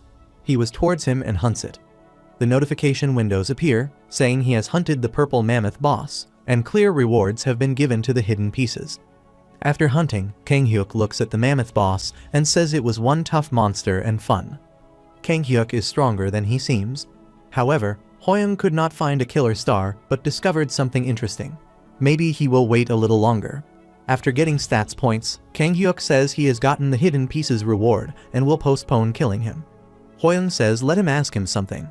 He asks why he is looking for the killer star. Kang Hyuk asks if he knows about killer star. Hoyoung replies yes and says he also knows he is a killer star. Kang Hyuk laughs and says he is more interesting than he thought. He asks what he wants. Hoyoung says he will tell him everything he knows about killer star, and in return, he wants him to answer his question. He says that is only if he likes what he hears. Hoyoung looks at his aura blade. He says there was a killer star in his region, and that person was special. They even have a killer star exclusive gun. That person is the king of killer stars. Kang Hyuk asks if the king of killer stars exists. While he does not know what the king of killer stars is, he needs something huge like this to pique his interest. Kang Hyuk comes close to him and asks who they are then. He says he bit the bait. Kang Hyuk puts his aura blade on his shoulder and asks if he is trying to mooch for free. It is his turn now. He asks why he is looking at other killer stars and his objective for doing that. Kang Hyuk smiles. After that, the screen appears when they get back from the portal. Everyone looks happy about their survival. Junho thanks him for surviving high. Hoyoung says he is glad he is safe. Junho stares at Kang Hyuk. He is lying on the ground. He says they could have survived if that crazy man was not around. Hoyoung stares at him and thinks that attacking others first is a trait of killer stars. He still feels like his hand hurts. The injury was healed as he came back from the portal. He was able to get important information. The trait of all killer stars will be unlocked on the Day of Blood, and the Field of Blood will be open. Kang Hyuk got information regarding things that could make the Day of Blood happen earlier. To do so, the assistance of other killer stars is required. After he became Sun Seoyin's main target, he was constantly worried about the Day of Blood. He remembers the guide's words and wonders if Sun Seoyin is thinking too. In any case, now he has found out Kang Hyuk's objective, and he cannot leave him anymore. He thinks he must kill him on the coming floor, even if he has to use everything he has. Instantly, the screen appears, and Kim asks who discovered the hidden piece. Hoyoung becomes shocked after listening to that. Kim says it cannot be helped then. From now on, it will accept PK volunteers on a first-come, first-served basis. After listening to that, they all become shocked. It says someone discovered the hidden piece, and he went through so much trouble to conceal it. Some too many players have survived. It says there should have been at least 4 people dead. A white shirt boy says they have mentioned it, and there are more survivors than he expected. They ask Kim what they do with PK. A black-haired boy asks if a certain number of players must die in each mission. The brown-haired boy becomes shocked and asks if at least 4 people must die for the second mission to start. Kim replied yes and said it could just kill randomly. There is a special reward if they successfully kill a player. It tells them to choose their targets wisely. Hoyoung thinks Kim Kim intends to reduce the number of players. There was no point in him getting the hidden piece.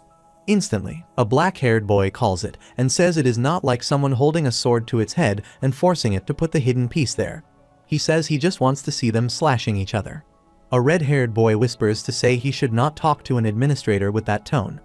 The black-haired boy says what someone can do behind a screen. He says all Kum Kum did was threaten them, and it never hurt them before. Instantly, the guide appears, saying never to get on Kim Kim's nerves. The black-haired boy says it is probably the same case for that bandaged rabbit over there, and he is just a bunny who tells them what the mission is. Instantly, Kim Kim attacks his arm and breaks it. He hurts much. The players become shocked after seeing the attack. Kim Kim points at him and says it already told him. He detests people, ignoring what it says. It asks if they thought it was in a space cut off from humans because it is on a screen. It says they seem to be mistaken about something. This is the Tower of the End, and it would be wise to throw away any common sense they had remaining. Kim Kim says it will ask once again if they would choose to PK or if they would rather kill it. Junho asks what they should do. Instantly, Kang Hyuk raises his hand and says he will do it. Hoyoung also raises his hand. He thinks he will seize this possible opportunity. Hoyoung and Kang Hyuk are ready to fight. A notification window appears saying a special mission will now begin.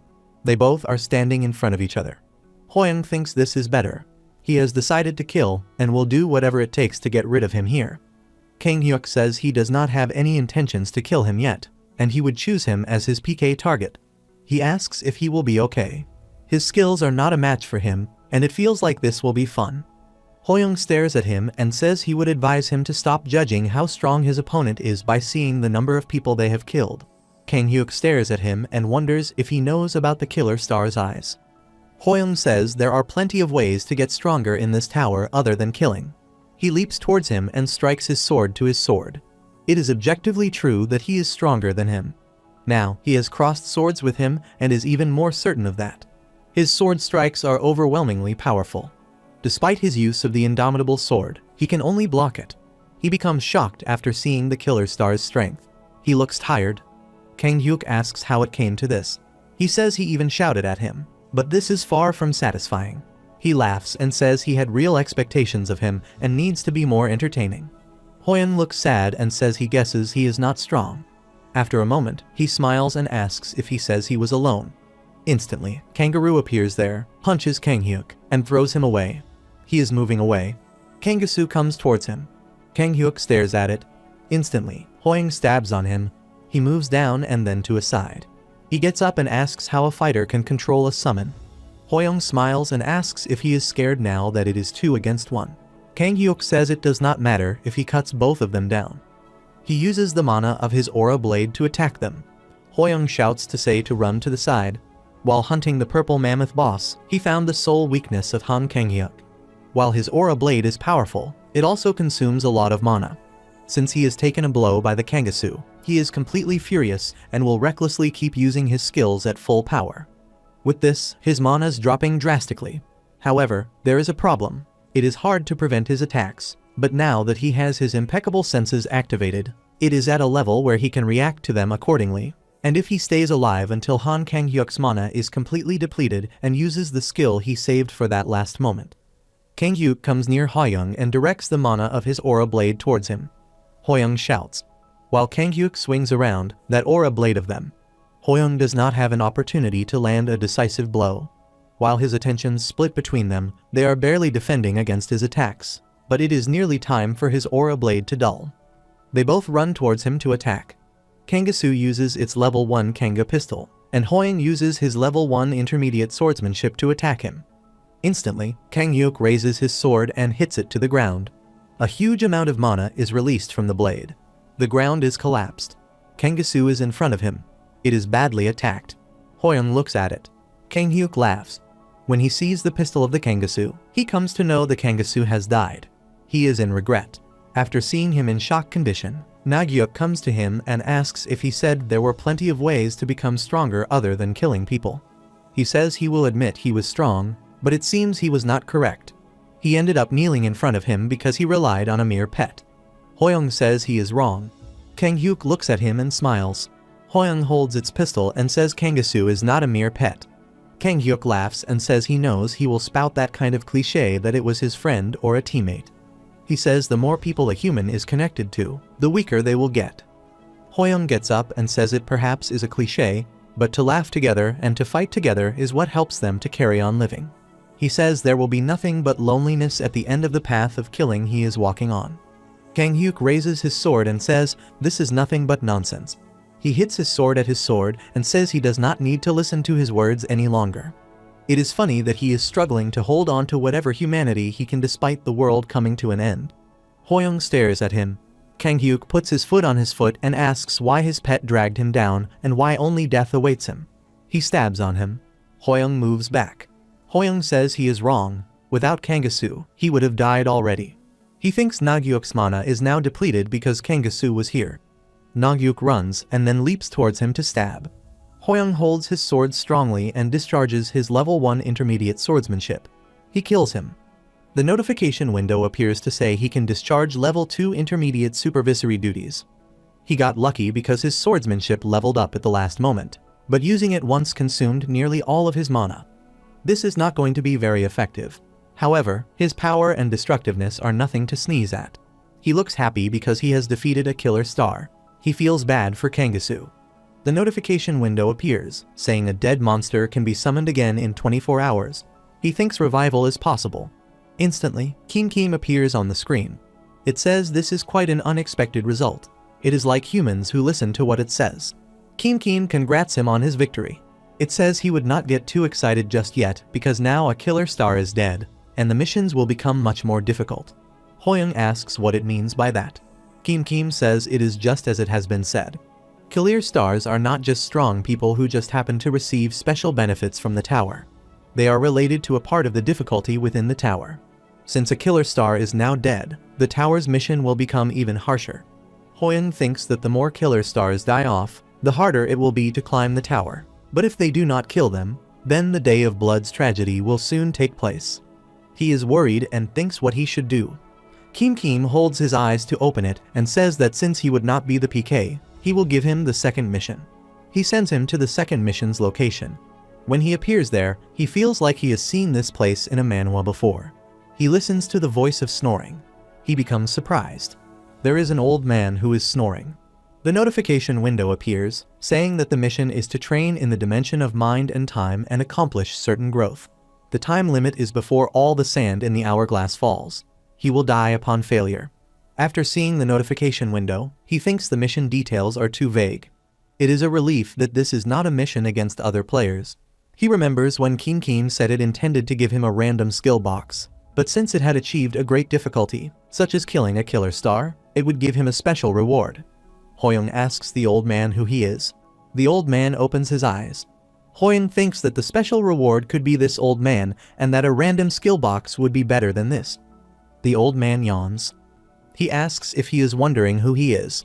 He gets up and says he is the person who will become his master, the heavenly demon. He becomes shocked and thinks he is the heavenly demon appearing in martial arts webtoons. He looks a little different from the one he knows of. He looks more like he is from the Shaolin Temple with that hairstyle. The old man hits the sticks on his head and tells him he knows he is thinking impure thoughts. It hurts him. Hoyoung thinks if he can read minds. The attack from a moment ago, he could read it, but could not react to it at all. The old man says he is as weak as trash. He says he will do it again, so take a good look and try to block it. Hoyoung says okay. Hoyoung holds his sword strongly and says he let the attack hit him because he was not expecting it. But he would not let his guard down again. He awakens his impeccable senses. Instantly, the old man hits the sticks on his head. He did not block it. The old man asks if he knows how energy detection can be used. He keeps his stick in his shirt and says his body cannot catch up. His agility is already at its limits. The old man whistles and says he is not just talking about being fast or slow. He gestures to him and says to try to attack him by using his strongest sword technique. Hoyoung stares at him. He thinks he must ignore the fact that he is an old man. He is a monster whose stats he cannot figure out. He sees his status window through his sage's eye. His strong sword technique is a skill that he can only use once right now, but he will show it to him if that is what he wants. He discharges level 2 intermediate swordsmanship. The old man points the stick towards him and blocks his stab. He shouts. His swordsmanship discharge depletes. The old man says he is a piece of trash with some substance. He says it does not matter what kind of sorcery he swings with that sword. But that technique is not true. He becomes shocked. The old man moves towards him and says they will need to get rid of that sorcery within him so he can teach his sword techniques. Hoyoung stops him and asks if he wants to eliminate his swordsmanship skill. He says it is the basic system of the tower. The old man says he does not know about stuff like that. Hoyoung looks angry. He thinks he cannot let him do it because if it were not for this swordsmanship skill, he would not have been able to survive this far, and for this round, he would die if he did not achieve certain growth within the time limit. The time is running out, yet the old man wants him to start from scratch. He went through so much to get it to intermediate swordsmanship. The old man says the smaller his vessel, the more he thinks all that is within him is everything. He says it is natural to feel like throwing them away would be a waste. He says to make his decision because he does not intend to accept someone as his disciple forcefully against their will. He asks if he will forever live as a frog in the well or will choose to be reborn with his teachings. He says countless people would throw their lives on the line just to get a sliver of his teachings, but he does not even realize how large of an opportunity this is. He says he would not even do this if it were not for his pact with the tower. Hoyoung thinks the old man is right and felt it back then. His strength was limited when relying on skills or stats to fight. Hoyoung pierces his sword to the ground and then kneels down. He requests to teach him. From this point forward, he will be born again. Even though his swordsmanship skill was removed, he somehow recovered all the progress he had made previously. His doppelganger has died during the training. He has become stronger. This only took 3 days, and he does not know how long it has taken him, but he has already surpassed his past self before even half of the hourglass's sand passed through. The old man looks at him. This is the power of learning. The old man comes near him and says he has finally surpassed his previous self. Hoyoung thanks him for his teachings. The old man says he is still a piece of trash. The old man looks at him and thinks he is more promising than expected. Hoyoung thinks he just might have the potential to surpass any cult disciples. The old man tells him to officially enter the master-disciple relationship now. He hits the sticks on his head and tells him to pay appropriate respects and perform the ritual of 9 bows. Hoyoung asks if they are not already in a master-disciple relationship.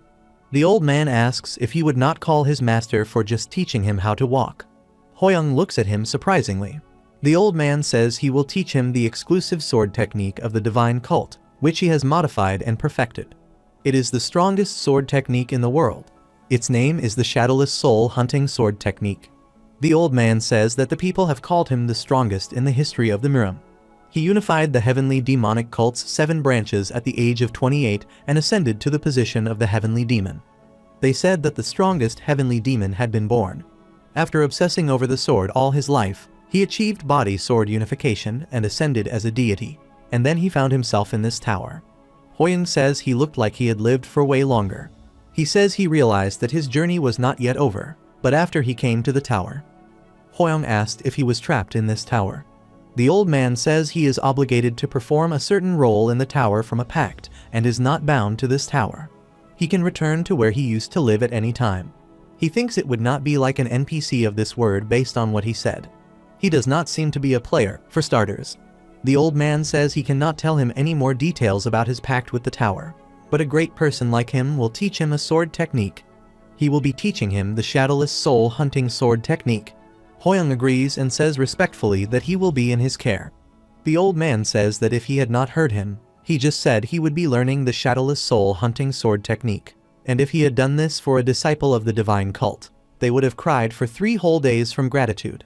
He asks if he feels anything at all. Hoyoung has never heard of that sword technique before. He says he does not have the time to cry.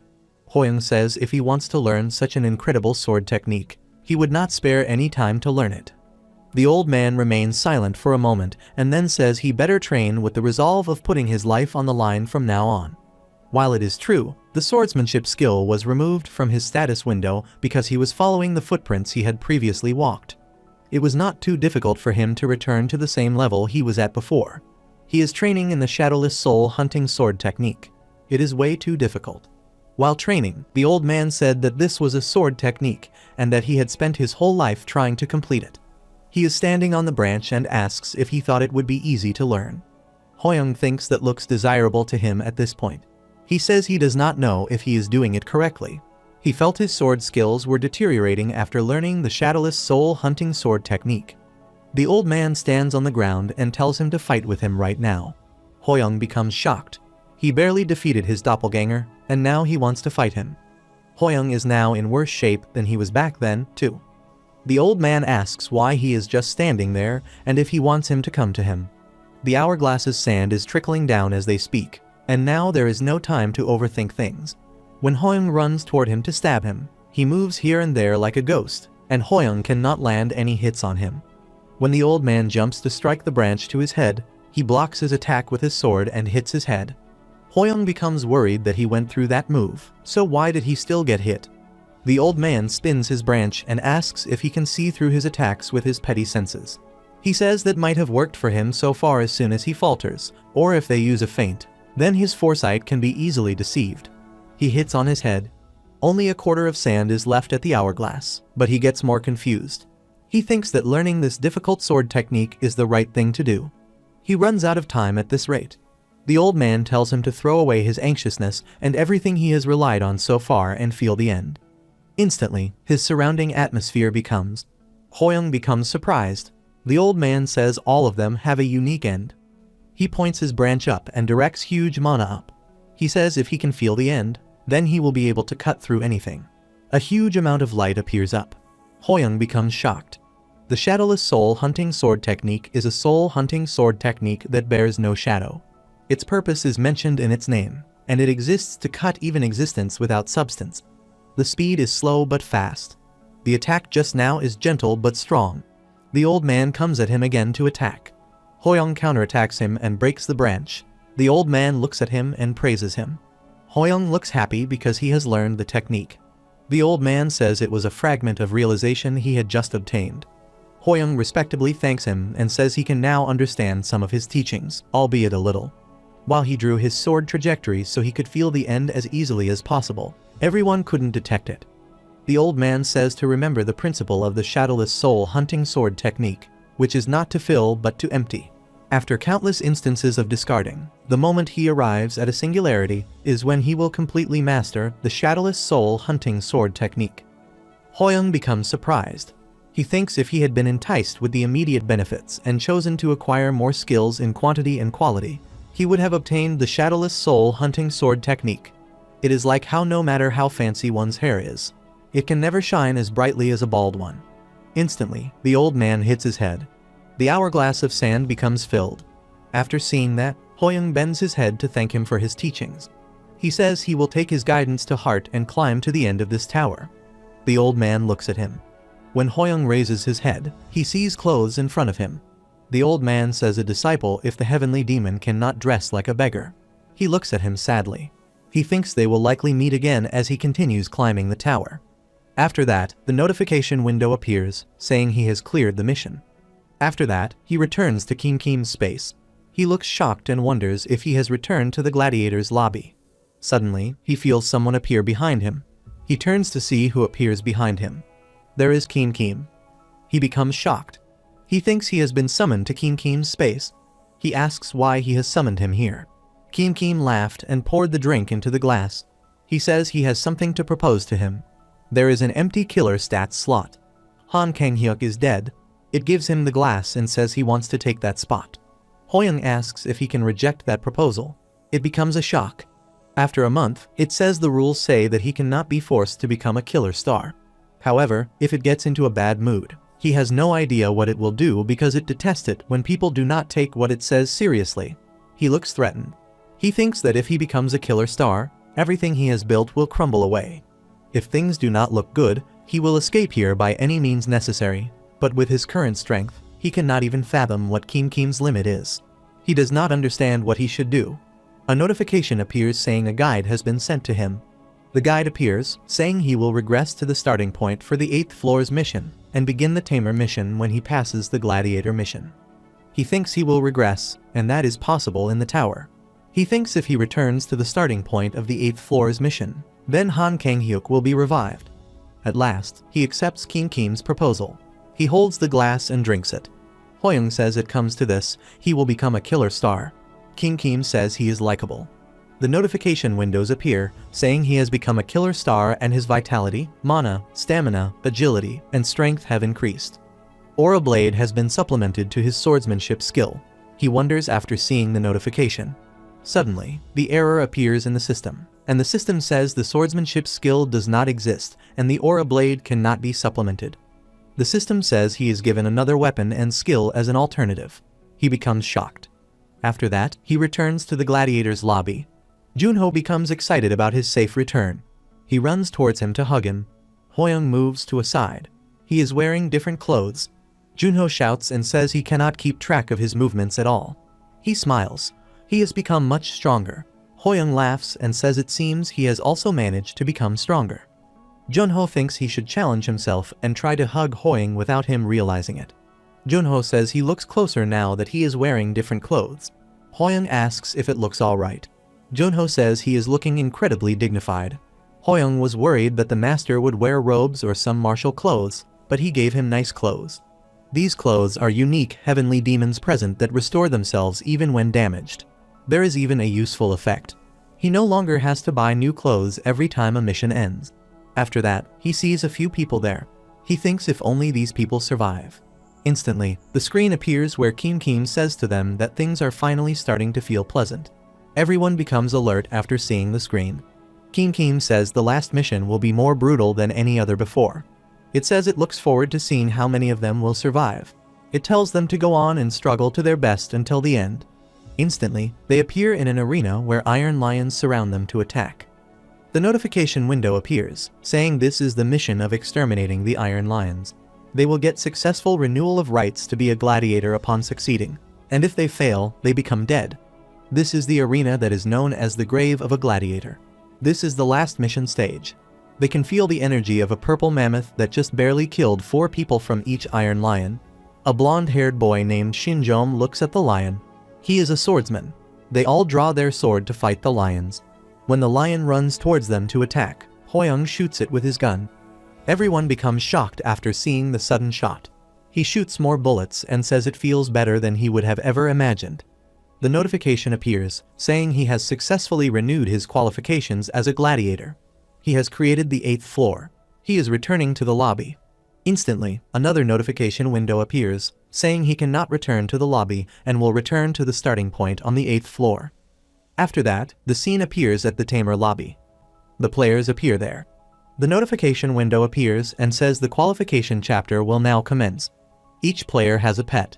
When Hoyoung appears there, he looks around and wonders if this is the Tamer lobby, and he goes back in time.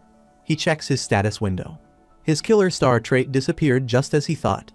As Han Kang-hyuk returned to life, the empty killer star slot was again filled. Instantly, he sees a gun in the inventory. He wonders why this is still here. This is useless because he does not have the magic bullet skill. He thinks he should be fine with holding on to it for now. A notification window appears saying he can send a telepathic message to a maximum of 5 teammates. Hoyoung reminds Junho and decides to send a message to Seo Junho, who will take on the gladiator mission alone, and warn him about Han Kang-hyuk in advance. On the other side, Junho shouts after listening to the sound of Hoyoung. He should be able to survive safely since he has been told about it. After that, he summons Kangasu. Instantly, Kangasu appears there. After seeing it, Hoyoung hugs it and says he has missed it. Hoyoung is glad after meeting it. He touches its cheek. Instantly, a muscle man, Ilho comes near Kangasu, looks at it, and says it is very cute. He is at the level of 18. He looks creepy. He asks if it could become 4 for his Cerberus. Hoyoung stares at him. Instantly, the screen appears, and Kim Kim welcomes them to the 8th floor. It says it detests people ignoring what it says, and they all better listen up from this point forward. Hoyoung stares at Ilho and thinks how he dares to treat Kangasu as food. Kikim says it will share the details of the mission's first stage. The notification window appears, saying this is the mission of the pet battle with other players and win. They will successfully renew their rights to be a tamer upon succeeding, and proceed to the mission's second stage upon failure. Kim Kim says they will not be disqualified if they do not die, even if they fail the first stage mission. It tells them not to worry and do their best. Hoyoung wonders if it is because there are only 4 people here, but the rules are quite loose. After that, Kim Kim disappears. Ilhwa is standing with his pet Cerberus. The Cerberus is barking. He is the opponent of Hoyoung. Hoyoung is also standing with Kangasu. Ilho says it seems that fate has brought them together as opponents. Kangasu transforms into a huge kangaroo. After seeing its transformation, Ilho realizes it is not a normal pet. He laughs and tells the Cerberus to go near them because that is time for a feast. The Cerberus barks and leaps towards them to attack. Instantly, Hoyoung and Kangasu counterattack at Cerberus and throw them back. The Cerberus has decent power and speed and even has 2 heads. Kangasu says to Hoyoung he is very strong. Ilho shouts to Cerberus not to stand there and to keep attacking. This is where the weakness of the tamer appears. If they raise their pet well, it is a given they will have a stronger pet. However, since they focus on their pet's growth, their combat abilities inevitably fall below average. For the pet that must also protect its master, its fighting range is restricted. Hoyoung understands why there are not a lot of tamers now. Hoyoung tells Kangasu to show them that this is just some kind of demon fight. He fights with Cerberus with the sword. Ilho becomes shocked and says how a tamer is so good with a sword.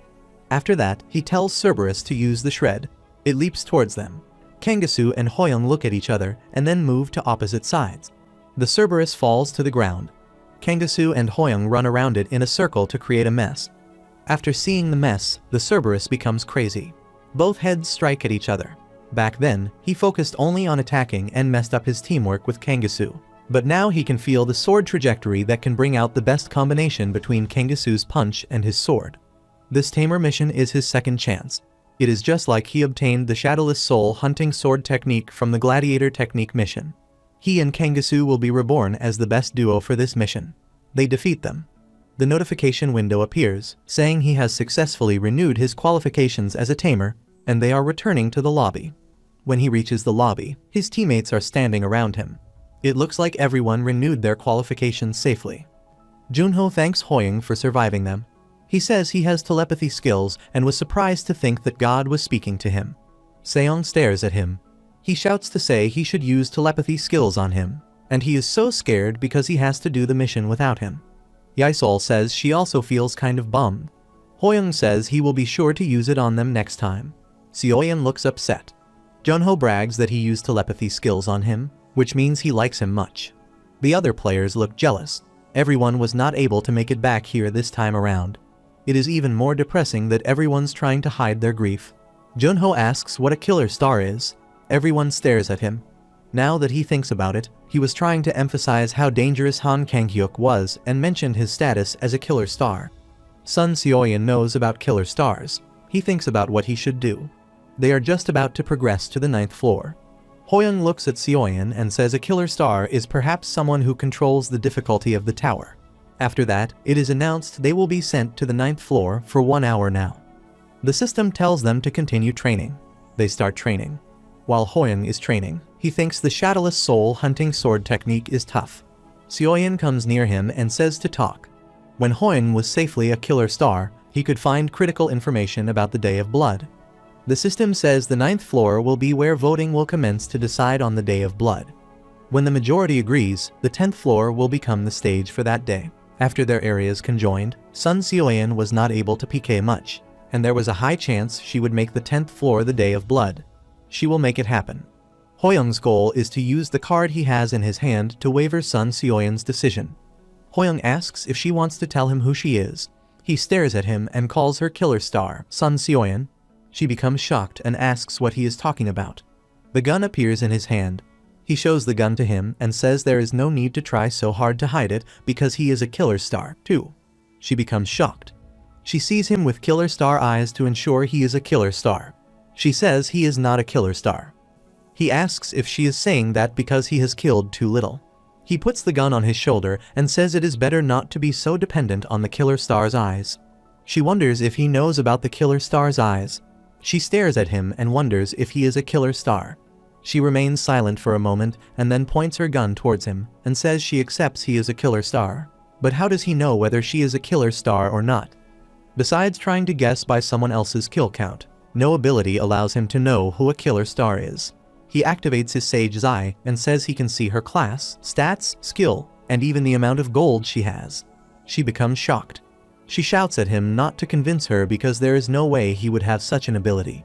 Hoyoung keeps her gun on his forehead and says she already has 350 MP, and with that much mana, she can use all the magic bullets she wants. Her stamina's still at 51. Her strength increased by 3 points. She becomes furious and moves the gun to the side. She says to stop it, now that he has planted the thought in her that he could be a killer star. She would not be able to choose the day of blood recklessly. It is because a killer star will receive a huge penalty if they kill another killer star. She says she has one last question. He thinks if she asks if he was a killer star and what choice he would make on the 9th floor, she would perhaps ask him why he has killed so few. He says to him, ask him anything. He thinks she will only move as he wants her to, no matter what she asks. She asks if he is a great killer star. He becomes surprised after listening to that. Instantly, it is announced that the intermission is now over. They are moving to the 9th floor. Hoyoung appears on the 9th floor. He is alone there. He looks around and wonders where the others went, and if it is an individual mission this time. Suddenly, a light appears behind him. He turns to see it. An old woman is running towards him. He becomes shocked to see her. The notification windows appear, saying the 9th floor mission is the chapter of the dead. The guide appears, saying the acquaintances from before the end of the world who died while climbing the tower have become dead and will appear in front of him. The guide tells him not to let his state of mind collapse. She was his director. He does not believe in seeing the director in front of him. He moves his hand to touch her to make sure of her presence. Hoyoung reminds the time when he was young and sitting in the classroom. A boy teases him. Hoyoung snaps upon hearing the insults he spat on the orphanage and the people living there. Back then, he thought that was justice. The director goes to that boy's house to apologize. She requests to forgive an orphan. His mother shouts and says if he is an orphan, he should act like one, and how he dares to hit his precious son's face. The director apologizes and says this is all her fault. The boy's mother hits her. His servant stops him and says to calm down. That day, Hoyoung realized that justice without strength would simply give birth to more injustice. After that, he resolved to never stand out from the crowd. He would look away even if he saw injustice being done. He would exist but not let his presence be known, as if there was no color, because he did not have the strength to protect anyone. After that, the scene appears on the 9th floor where the notification window appears saying to kill the monsters who killed the dead and set their souls free. There are 8 dead remaining. The time limit is 6 hours, and the disaster will appear upon failure. Instantly, a horned raccoon of the level appears there. Hoyoung wonders if she died to a mere one-horned raccoon. He closes his fist furiously and reminds the time when he was crying and apologizing he could not protect him. He apologizes to the director and says she was hit because of him. The director says not to be so formal and call her director. She tells him to try calling her mom. She hugs him and says it is a parent's job to protect their child, so there is no need to apologize. She says he has grown so up splendidly, and he now has the power to protect others. The director told him to help others in need and become the world's light because he is kinder and stronger than anyone she knows. He tried so hard to be as inconspicuous as he could. Yet he is trying to follow the director's teachings, and after, the world becomes ironic enough. Instantly, one-horned raccoon leaps to attack her. Hoyoung grasps it. It is a piece of cake for him to kill the one-horned raccoon. The notification window appears, saying to him to kill the monsters who killed the dead and set their souls free. He thinks she will probably disappear once it dies. She looks at him and says not to hesitate because he now has others to care for and protect. He only has to continue the path he is supposed to tread. He remains silent for a moment. The sword appears in his hand. He throws the raccoon in the air and stabs it to crush it. As the raccoon dies, she disappears. That is how she helps the dead director rest in peace. On the other side, a horrible orc appears in front of Yisol. She pushes herself back. She is in regret and loses his courage to fight the orc. The scene shifts to the past, where Yisol and a boy are standing near the building that is under construction. His friend has taken the nutrition supplement from him and gives it to her. He says he felt bad for her because she had to attend school even during vacations. It is depressing. He says she should care for her body before becoming a pharmacist. She smiles and says she is so weird. He shouts as if she is laughing. This is not a joke. She smiles and says she knows. He also looks at him. After that, he says goodbye to her and goes because he has training. She says goodbye, too, and hopes his training goes well. While she is going back, a girdle breaks. She is under that girdle. While the broken girdle is moving down, Yisol becomes shocked. He runs and pushes him away. The people standing near them became shocked. They both fall to the ground. He loses his leg. He asks if she is okay. She replies yes, and when she sees his leg, she becomes shocked. She regrets that he has lost his leg and that his dreams of becoming a national athlete are due to her. After that, the scene appears where she is standing on the 9th floor. His dead friend grasped her.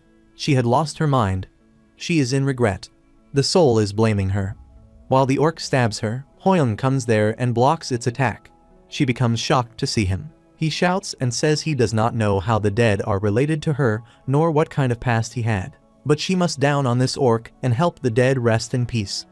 She says he lost everything because of her, and if he had not lost his legs because of her, he would not have lost his life in the tower. She cries and says how she could take his life away again. He furiously shouts. She looks at him. He says he knows it is difficult, and he probably meant so much to her, but she would become stronger if she did not tell him that. The orc roars. Hoyeon grasps its head and strikes the ground. She says she really cannot do it. He encourages him to do that.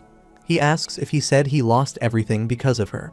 He says to think about if he would have thought that way, and if a person who truly treasured her blamed her for his misfortune and hated her.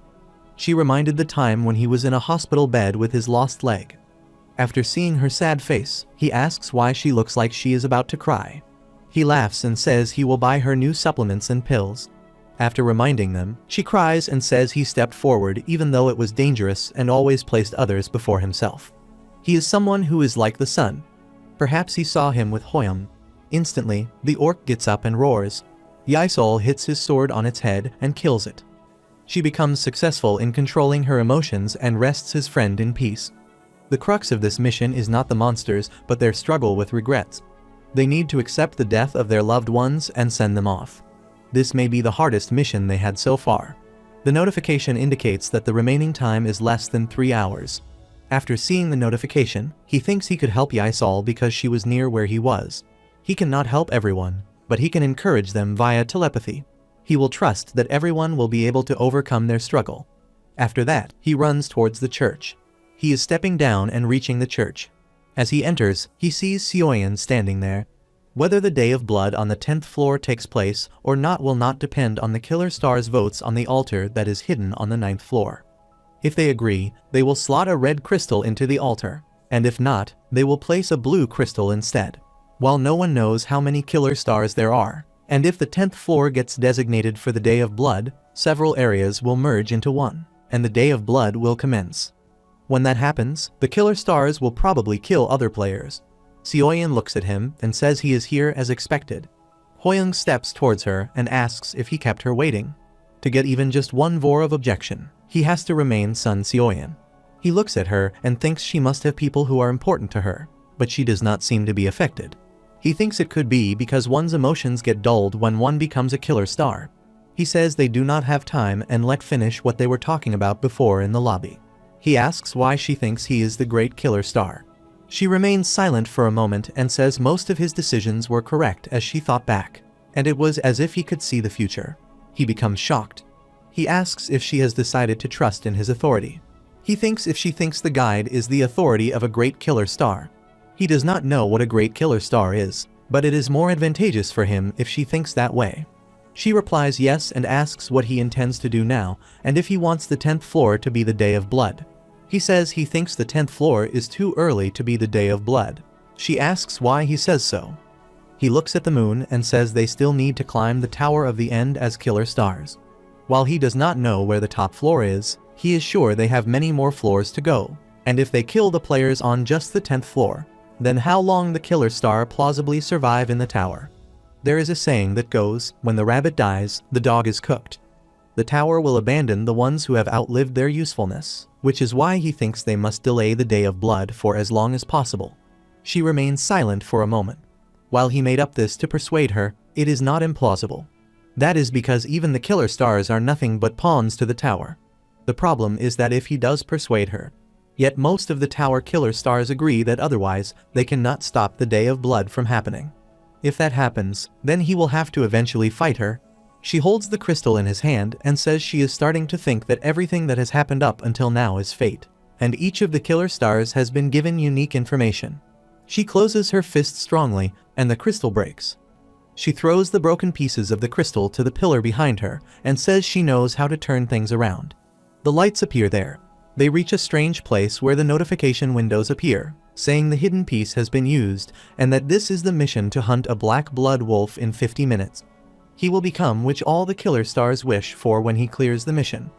After seeing the notification, Hoyoung says if they clear this mission, they can delay the Day of Blood regardless of what the other killer stars vote for. He looks at Seoyeon and thinks she knows of the hidden piece. He thinks this is some kind of fate at work. She says they are screwed for this mission, and they must kill the black blood wolf in 50 minutes. She asks how they are supposed to find it amongst all these mountains. He remains silent. He looks at her and thinks she has a poor sense of direction. Hoyoung and Seoyeon sit on Kangasu's back and jump from the cliff. There is a level 35 black blood wolf. Seoyeon looks at the wolf, loads his gun, and says he found it as expected of the great killer star. The black blood wolf roars after seeing them. They are ready to defeat it. The guide appears, saying to remain careful because the black blood wolf can spit out extreme venom. Hoyoung thinks he has no perfect shield and cannot use the same method he used back then. However, he has son Seoyeon this time, who can deal damage at range. Hoyoung says she and Kangasu will approach it and attract its attention as much as possible. While it is distracting, he would like for her to help by taking that chance to deal damage to it. She points the gun towards the wolf and says she will follow what he says, but not start thinking that she is his subordinate just because he is the great killer star. He smiles. Kangasu runs towards the world to stab. Hoyoung uses the shadowless soul hunting sword technique to stab it. Instantly, Kangasu punches using a level 2 Kanga uppercut, and Seoyeon uses level 4 magic bullet chain shots to stab it. The world remains still. Hoyoung thinks if 3 techniques worked at it. While the wolf is spitting the venom, Hoyoung shouts to tell them to get away because the poison is coming. She moves to a side. Its coverage area is huge, and they could die if they make a slight mistake. Instantly, the wolf comes near to punch him. Hoyoung jumps up. His hand hits the ground. Instantly, he hits him with his second hand punch. He flies away and strikes the cliff. After seeing that, she becomes furious. She leaps and counterattacks by shooting the magic bullet. Her magic bullet skill is more effective when she is closer to the target. While she shoots the bullet, it pushes back, and instantly, the kangaroo punches at it. The wolf grasps the kangaroo by wrapping its tail around him. Hoyoung shouts to dispel the summon. It dispels the summon and disappears. The wolf became shocked after seeing that. Seoyeon says her magic bullets do not work on any monster whatsoever. She asks what they should do now. He thinks there is much impact despite blocking it. If Hoyoung masters the shadowless soul hunting sword technique, he can cut anything, but at his current level, he cannot even cut a single leg of that wolf. He is worried and thinks about what they should do to defeat it. The wolf is roaring. Hoyoung and Seoyeon both attack them simultaneously. The wolf counterattacks by spitting venom. It hits his tail to him. She tumbles back. Its vision is growing dimmer. It is because the poison spat its way into his body. Both the shadowless soul hunting sword technique and Sun Seoyeon's bullets are ineffective. They cannot cut through its skin. He looks worried and thinks what he should do. He looks at the wolf and calls to Seoyeon. She looks at him and asks if she can prepare a fire for a large attack. She glances at him and wonders if he is thinking of a solution. Despite being in tatters, his eyes still show determination.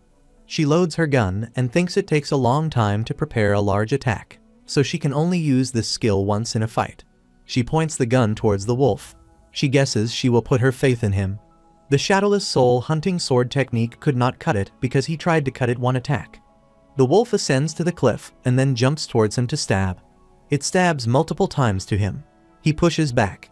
He cannot sense the end to cut it one attack. He closes his eyes and thinks he learned the strongest sword technique in the world, and if he cannot even cut its skin, then he would be too ashamed to face his master. When the wolf leaps to attack him, he opens his eyes and stabs at it. On the other side, Seoyeon closes her eyes and thinks the magic bullets she usually shoots are the shape of a sphere. As a result, the impact upon striking a surface is reduced, and its penetrating power is insufficient. But if she manifests the magic bullets into a shape that is similar to a real bullet, then penetration power will be in a different league. She shoots the bullet, which strikes its eye. Instantly, Hoyoung attacks it with his sword. The wolf becomes dead. They both sigh and look at each other. The notification appears, saying they have defeated the Black Blood Wolf and cleared the mission. Their vote will represent all of the killer's stars' votes, and a vote of objection from the 10th floor to become the Day of Blood has been cast. Hoyoung is sitting on the wolf's dead body. She asks if this is the end. He says to her to wait. He cuts its stomach. She shouts to ask what he is doing. The guide appears, saying that when he succeeds in being the Black Blood Wolf, it is recommended that the wolf cut its stomach open and consume its essence. He withdraws the stomach and asks her if she wants to eat this. She becomes shocked and says he can have it. He looks at her and says he has such a weak stomach. After that, he eats it. His heart became strong. The notification appears, saying he now has the 10,000 poisons immunity, and he has a tolerance to all the poisons that exist in the tower. Hoyoung laughs and says this is awesome, and that he loves benefits like these. She put her hand on her mouth and could not believe he had eaten that. She says she thinks about it now that he did not only find the Black Blood Wolf on such a big map so quickly. He was also able to identify its traits in one glance. She asks what kind of ability he has. He thinks she is talking about the time when he said her Dorjit because that is poison. He says in confidence that this is the authority of the great killer star. She looks at him.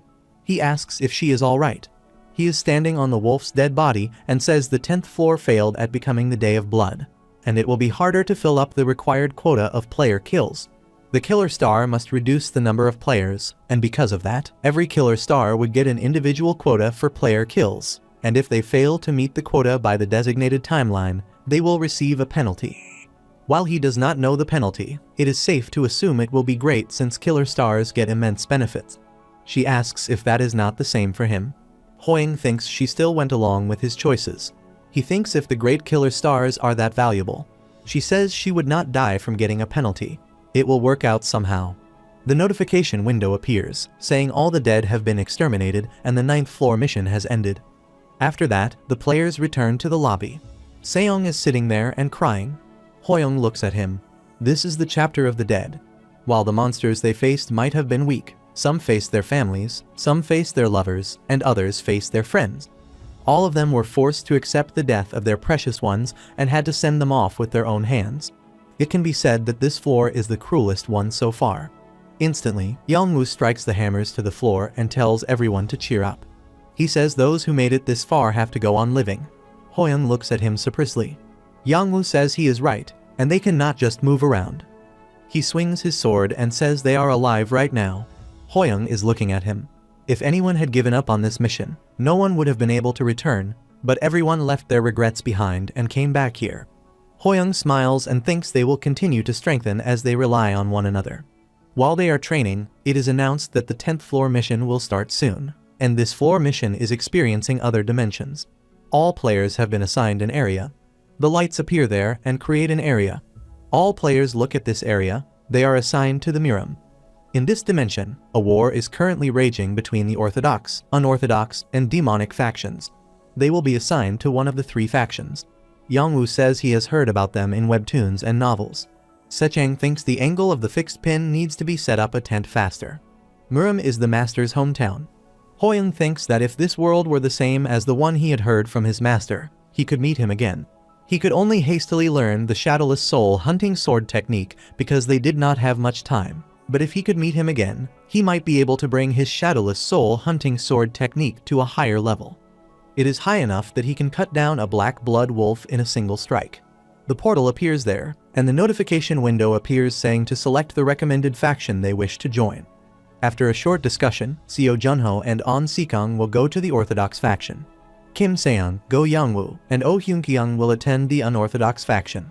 Hoyoung and Ki Yisol will be going to the demonic cult. Sun Seoyan will also be with them. Some folks do not seem to be happy with what has been decided. They reach the areas. The notification appears saying the 10th floor mission is starting. The system says to survive a certain amount of time within their assigned faction. The system is injecting necessary memories for the current mission. Hoyoung thinks this place is the Master's Heavenly Demon Divine Cult. They are cadets of the Heavenly Demon Divine Cult from today on. Seoyan whispers to say there are martial artists mixed with players. Yisol says she sees players from other areas. Hoyoung thinks the energies of the cadets here are no joke, and each of them is at least an advanced player or above. The chief examiner of the path of the Heavenly Demon, T. Mujung, is standing in front of them. Hoyoung looks at him and thinks that the person among these people has an energy that makes him unapproachable. Myujung welcomes them. He is the chief examiner of this test and one of the 12 elders of the heavenly demon divine cult. He stepped down from the front lines about 7 years ago, but his palm strike techniques are known to have taken down all his enemies. He is one of the strongest martial masters within the heavenly demon divine cult. Myujung says the heavenly path contains 5 trials, and those who drop out before the 3rd trial will live as a slave of the divine cult. He encourages them to stay focused and do their best. The start of the heavenly demon path filters out the trash. After that, he gestures to the first cadet to bring it on. As the first cadet runs towards the Minjung, he directs mana towards her. She flies back and falls to the ground. He calls to the next cadet. His subordinate takes the foster cadet out. After Myujung became the chief examiner of the heavenly demon path. The first trial was his testing the cadets one by one. After that happens, it is public knowledge that the slaves of the cult increase in numbers. Seoyin tells Hoyoung that it is not that bad of an idea to drop out here and that they will eventually go back to the tower to live as slaves for the time being. Hoyoung says that could be one of the ways to do this. The notification window appears to say to survive a certain amount of time within their assigned faction. Since the condition in clearing the 10th floor mission is to just survive. Hoyoung asks if she wants to drop out and experience living like a slave. She remains silent. Myujung appears near them and rebukes how they would dare chatter away while the sacred heavenly demon path progresses. He says he takes it that they are requesting a challenge. They become scared. After that, Myujung asks her name. She says her name is Sun Seoyin. She is holding a sword in her hand. He says to forget the name of her staring now because she would no longer need her name. Hoyoung looks at them and thinks that Myujung thinks if she will become a slave. It does not look like he intends to go easy on her whatsoever. She has never held a sword properly in her life. He thinks she will be able to make it past the first trial. Myujung shouts and tells her to stop standing there and bring it. She stares at him and then swings his sword. After seeing that, Myujung realizes this attack has no technique, and she is just swinging the sword. Instantly, she shoots the bullet in his face. The cadets become shocked to see that. Yaisal shouts excitedly and says Seoyin landed an attack. Hoyoung becomes shocked. He is worried about how she will handle the aftermath of using a gun in the Miram out of nowhere. She shoots bullets consecutively. She is screaming that she came from another world. Myujung uses the finger flick technique to counterattack. It is a martial art that fires energy bullets using their fingers. He says she has passed. Everyone cheers her. Hoyoung thinks they cannot see the gun. The tower filtered it to make it look like she was firing energy using her finger to the people of this world. It is a relief for Hoyoung. It looks like there are instances where being reckless works. Seoyin comes near him and says his smiling shows as he enjoys seeing her suffer. Hoyoung says that is not it. She says to him smile as much as he wants. She says she is up next. After that, he goes near him. Now that he is standing right in front of him, he feels like he is standing in front of a huge mountain. He is not as powerful as the master, but to an ant, it does not matter whether there is a tiger or wolf. They are both unapproachable. He is worried about how he should attack. Myujung asks if he is here to fight with his eyes. He thinks he should start by testing the waters. He swings his swords. Myujung moves to the side at his every attack. Hoyoung becomes shocked. He thinks it is like he is asking him if such half-assed sword techniques could do anything to him. He feels like he can hear his master's voice. Myujung looks at him and thinks he is not too bad, but is nothing special, and it is time to end this. Hoyoung thinks Myujung is a monster capable of subduing Sun Seoyin in a single attack, and testing the waters was useless to begin with. Even though his existence is of a mere firefly, he is still a successor of the heavenly demon. Hoyoung must not forget that fact as long as he is in the heavenly demon divine cult. He thinks to show his true strength. It might not be much, but he must show him the spirit of the heavenly demon's success. He leaps to attack him with his sword. Myujung becomes shocked after seeing that sword technique. Although he fails to land a hit on him in the end, Myujung passes him on the first trial. At night, Myujung calls him. He goes to his night. He wonders why he asked for him so late. He enters. Myujung says to him that the amount of inner energy he has is pathetic. He learns some unknown cultivation techniques that even the dogs raised within the divine cult would not learn. Hoyoung thinks if he is saying that as if that is under his control. This is making him feel uneasy. He thinks he will fail him because his inner energy is lacking. Magic power is known as inner energy here and only increases when he levels up. However, he is only at level 8. The level up penalty, which he thought gave him an unfair advantage. He thinks if he is holding him back here. Instantly, Mujung holds his shoulder. Hoyoung becomes surprised and shouts to ask what he is doing. Mujung says to him to stay still. After a moment, he leaves his shoulder and says it is strange. His vessels are not blocked, and his body seems to have a constitution that is perfect for accumulating inner energy. He does not believe after seeing his sword technique. It is unheard of for the Supreme One to take in any disciples. More importantly, there is no way he would accept someone with so little energy as his disciple. Still, if he is a disciple that the Supreme One has kept hidden, he will become the heavenly demon's heir whom all the followers of the heavenly divine cult on the 10,000 mountains will revere. The second stage of the heavenly demon's path is a trial that those with little inner energy can never pass. At this rate, he might be tossed away to become a slave even though he could be the heavenly demon's successor.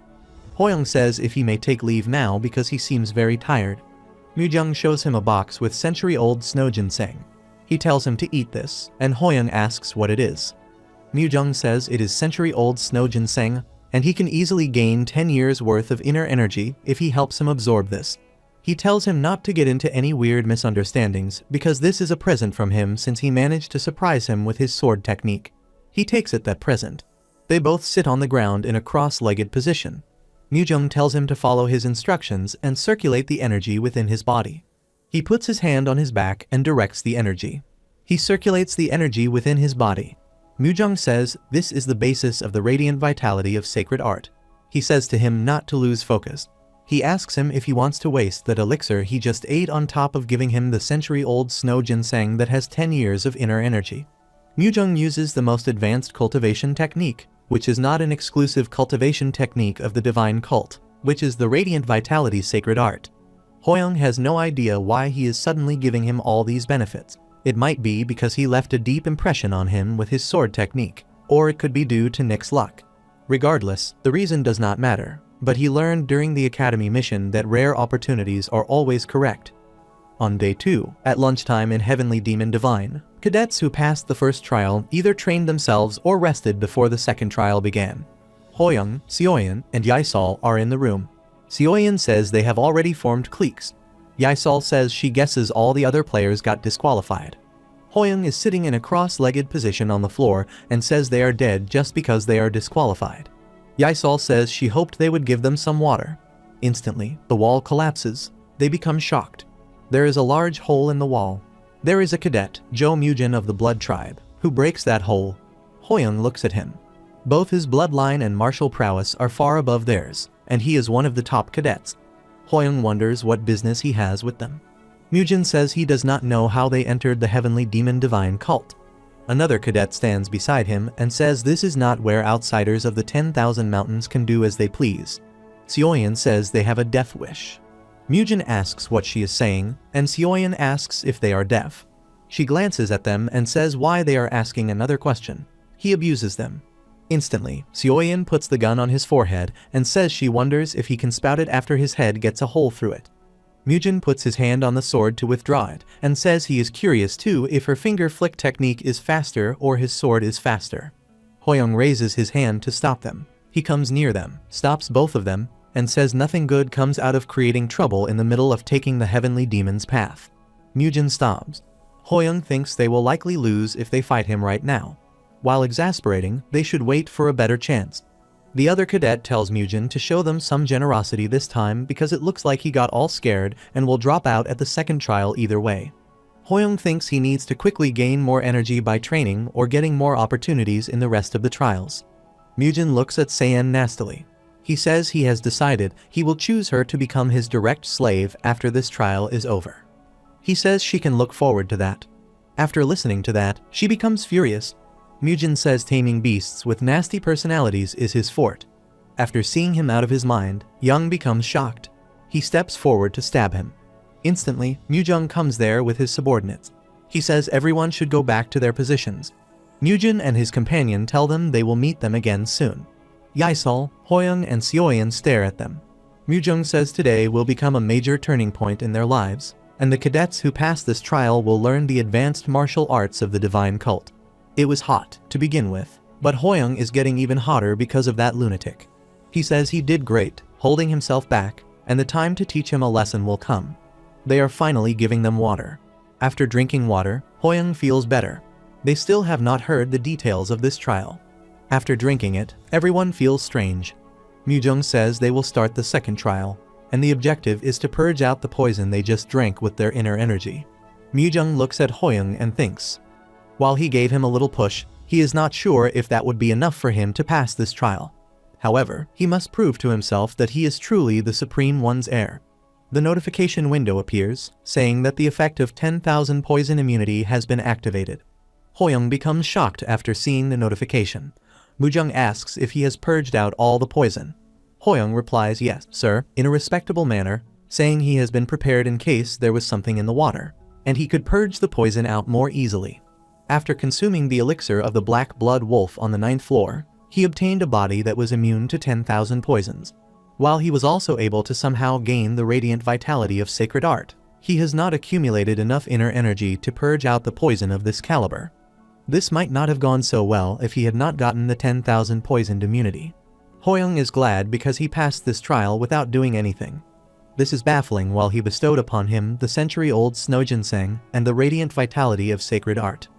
One needs to have the inner energy of a first-rate warrior to detoxify the poison at such speed. He wonders how he amassed that much energy in a single. He thinks it is feasible if his talent is selected by the Supreme One. He looks at Hoyoung and wonders if he is truly the Supreme One's disciple. Hoyoung goes back to his position. After that, Mujin says he has completed the objective. Mujung laughs. His subordinates become wonders. He says the cadets are quite impressive in this batch, and he never thought the first and second place would detoxify the poison so quickly. His subordinates cannot believe the elders laughing so heartily. Mujung congratulates both of them on becoming official warriors of the divine cult. He says he looks forward to their performances in the remaining trials.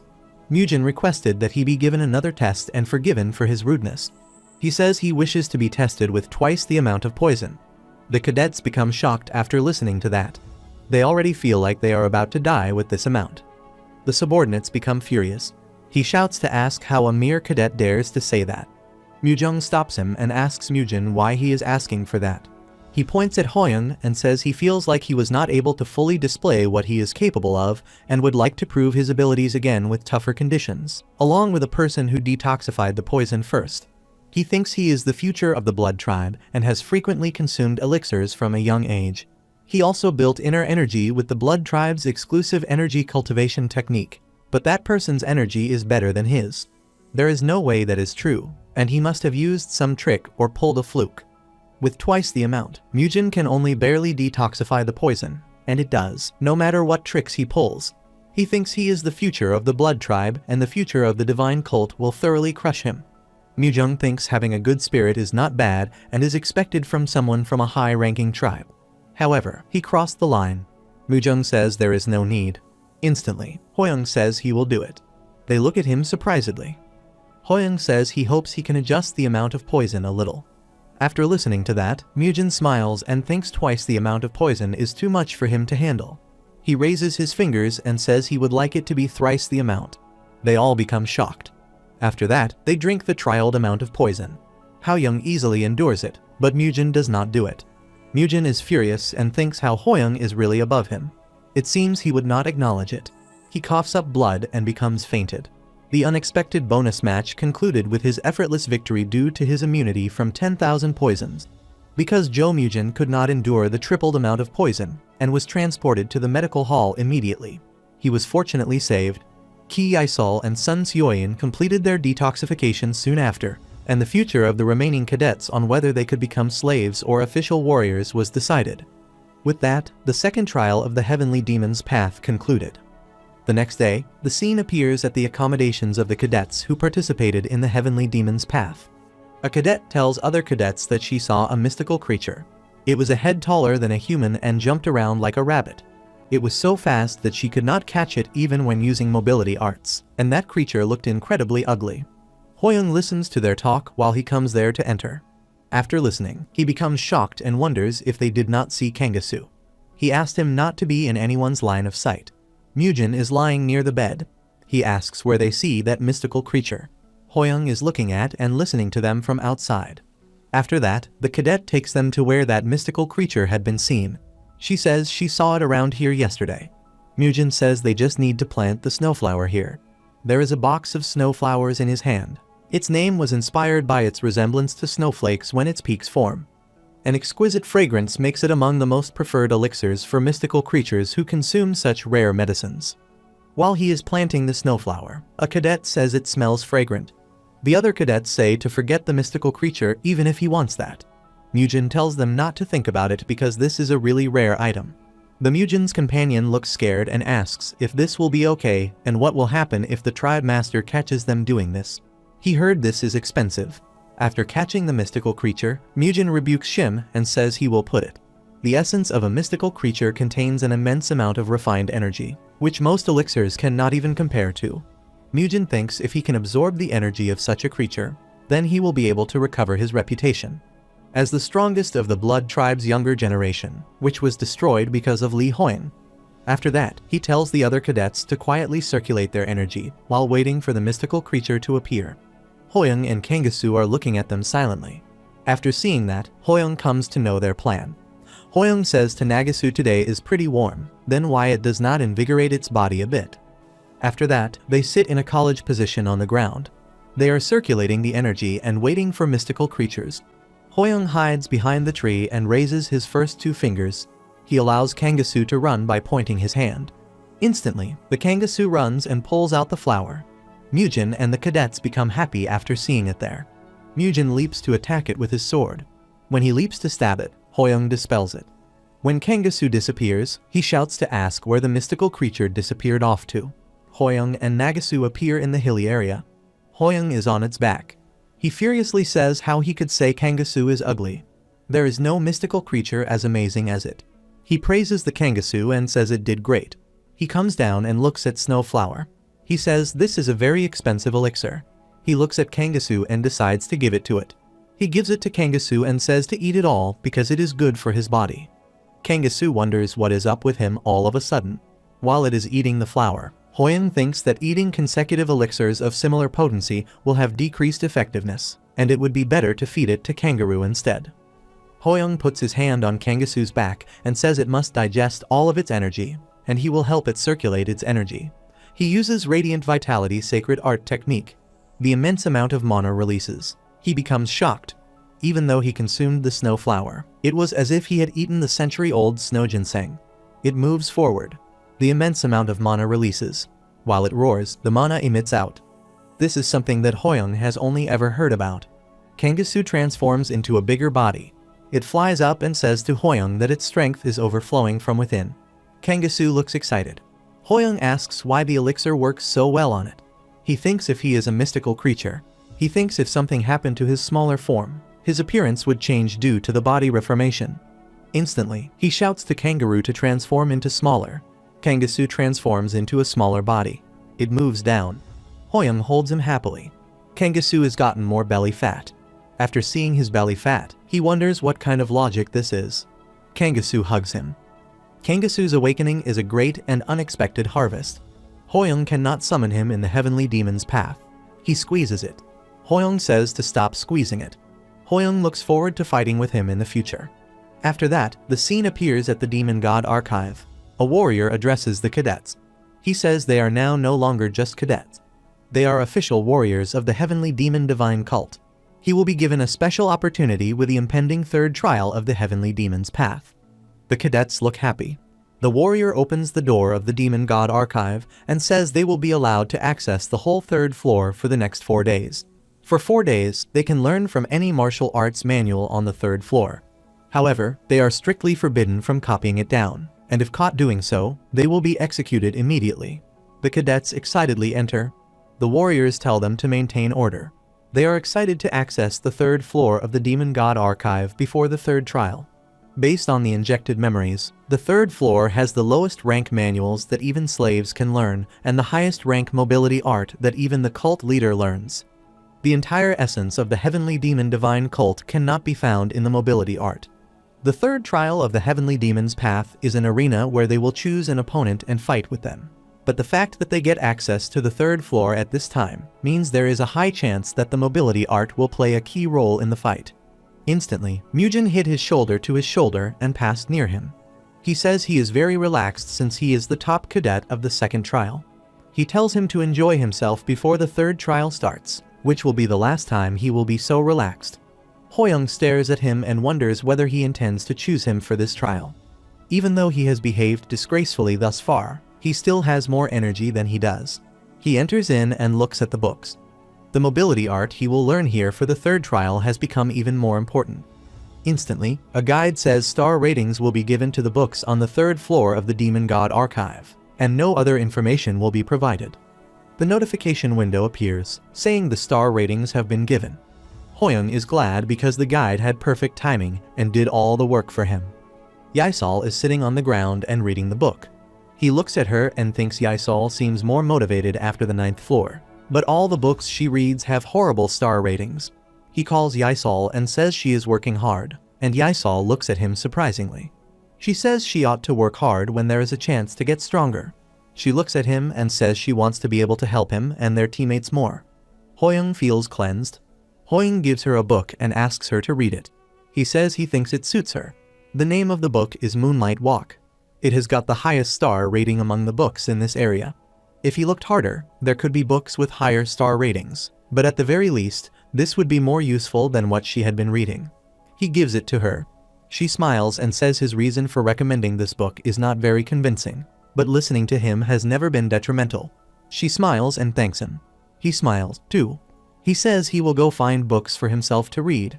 She waves his hand and asks him to find a good one. Seoyeon glances at them. While he is finding the books, he thinks if someone's star author wrote all these books. Instantly, Seoyeon calls him. He looks at her. She says to give her a book, too. He asks what she says. She shouts and says she also wants to choose a book for her. Hoyoung becomes shocked. 4 days later, the third trail of the Heavenly Demon's Path started. Mujung gathers all the cadets and tells them that the third trial will begin, and that the rules are simple. They just need to address their opponent and win the fight. However, if they fall off the wooden pillars in the arena, it will be an out-of-bounds defeat. He tells them to use the mobility arts they learned from the Demon God Archive. Hoyoung sees the wooden pillars and thinks the mobility art they learned will be a key factor in this trial. Instantly, Jo Mujin jumps and reaches the top of the pillar. Hoyoung looks at him. He unsheaths his sword and points Hoyoung to come out. Hoyoung also jumps and reaches for the pillar in front of him. Mujin says the life he has lived so far has been utterly boring. Even the next generation talents of the other blood tribes were far too weak. No matter where he went, he only met pathetic humans who groveled at his feet. He thought the Heavenly Demon's Path would also only serve as a time killer for him.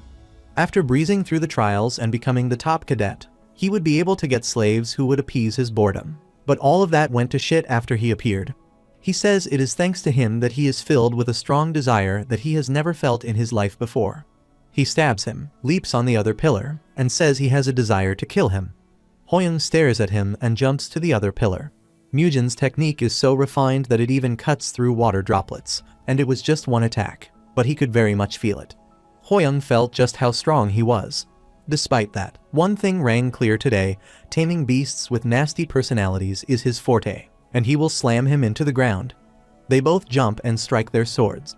Mujin laughs and says he guesses what he did in the second trial was some kind of trick, and he will tell him something that will send him into despair. He jumps to the other pillar and says the mobility art that he learned in the Demon God Archive was created by one of the 12 Supremes, the stride of the 4 gods with 4 stars. Hoyoung stares at him. Mujin is already talented and strong from his bloodline. Hoyoung thinks he will be on top of that if he is lucky. The world is unfair, but it is a relief that he learned ability art from the Shadowless Stride. It has 7 sarts on it. While he guessed as much when he saw the name Shadowless Stride, the more he familiarized himself with it, the more certain he became. His master wrote the book Shadowless Stride. While he attacks him, Mujin becomes shocked. He leaps and says that he found a decent mobility art hidden in some corner.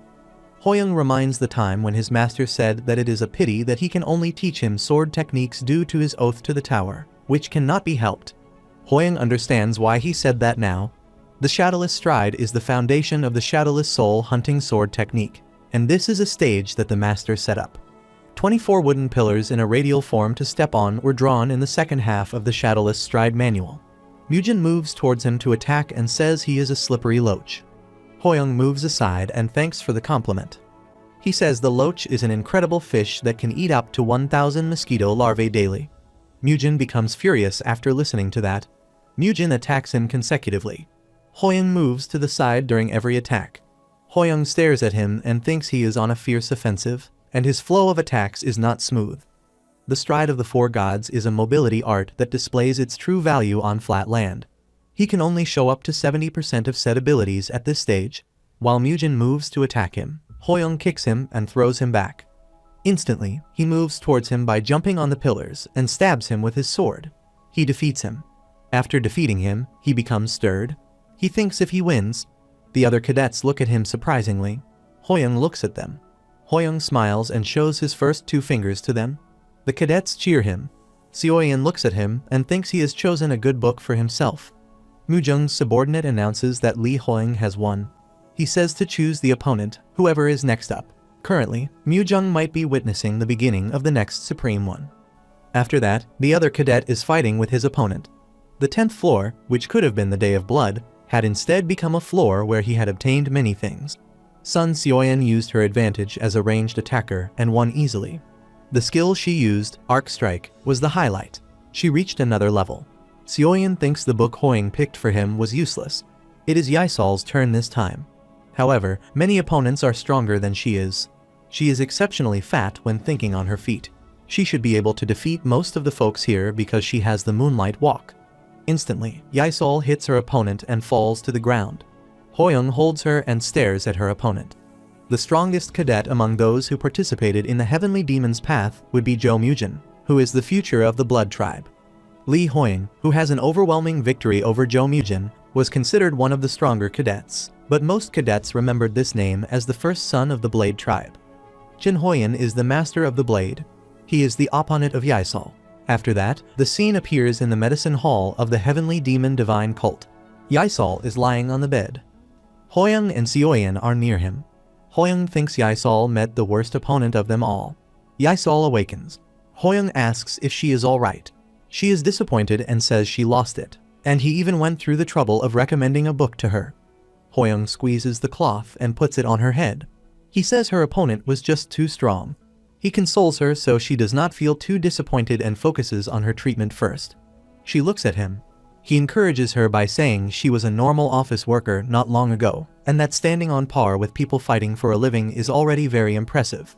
She laughs and says that is true. Seoyeon is looking at them. She says to her not to be fooled by that sweet tongue.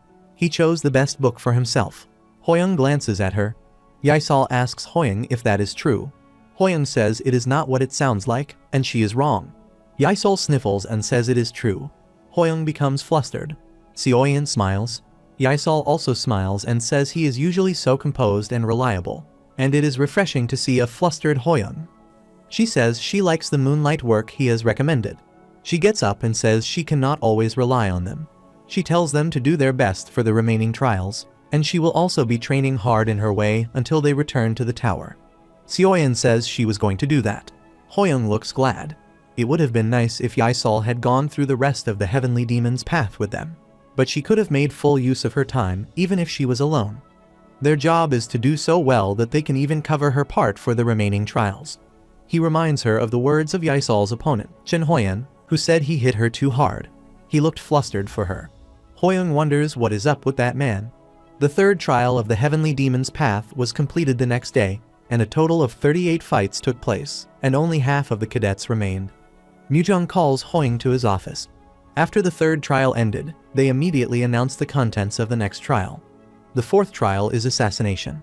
Selecting their target from the name list, preparing thoroughly for a fortnight, and completing the assassination are the requirements to pass the fourth trial. The guide appears in front of Hoyoung, saying that his probability of a successful assassination is calculated by utilizing the information on the list and his total stats. He becomes happy after seeing a detailed guide. Mujung shows him a box and says the person who obtains first place in this trial will be given the Divine Cult's sacred object as a reward. Hoyoung thinks that if it is called a sacred object, how much more impressive would a treasure be? The biggest thing to consider in the fourth trial is the target that one chooses. If one chooses a really easy target, then they will be able to pass. However, they will learn nothing, but if they choose a too difficult target, they will die.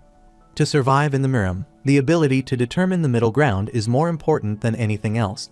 He thinks about what kind of opponent he must take on to get first place. He looks at the man who probably is 30%. He thinks his probability is a bit too high. He thinks Chen Hoyan will probably pick a target with a probability of 20% or less, and it will be too risky to choose anyone under 10%, as nothing will matter if they end up dying. He wonders what he should do. Mujung thinks the trial has already begun and what Hoyoung will do. Hoyoung says he wants to select Mi Hapyeong from the unorthodox faction's Red Death sect. His age is 32, and he is a martial master. He likes to use blades, drink liquor, and is lustful. He has raped and killed more than 10 women. He does not see people as humans. There are the kind of people who should not be allowed to roam freely. He says that irredeemable trash must be taken care of. Instantly, the notification window appears, saying the probability of assassination success is 1%. Mujung furiously hits his fist on the table and says he is being too reckless. He says only those who are strong have the right to be angry. He asks what he thinks his probability of assassinating Mi Hapyeong is 10%.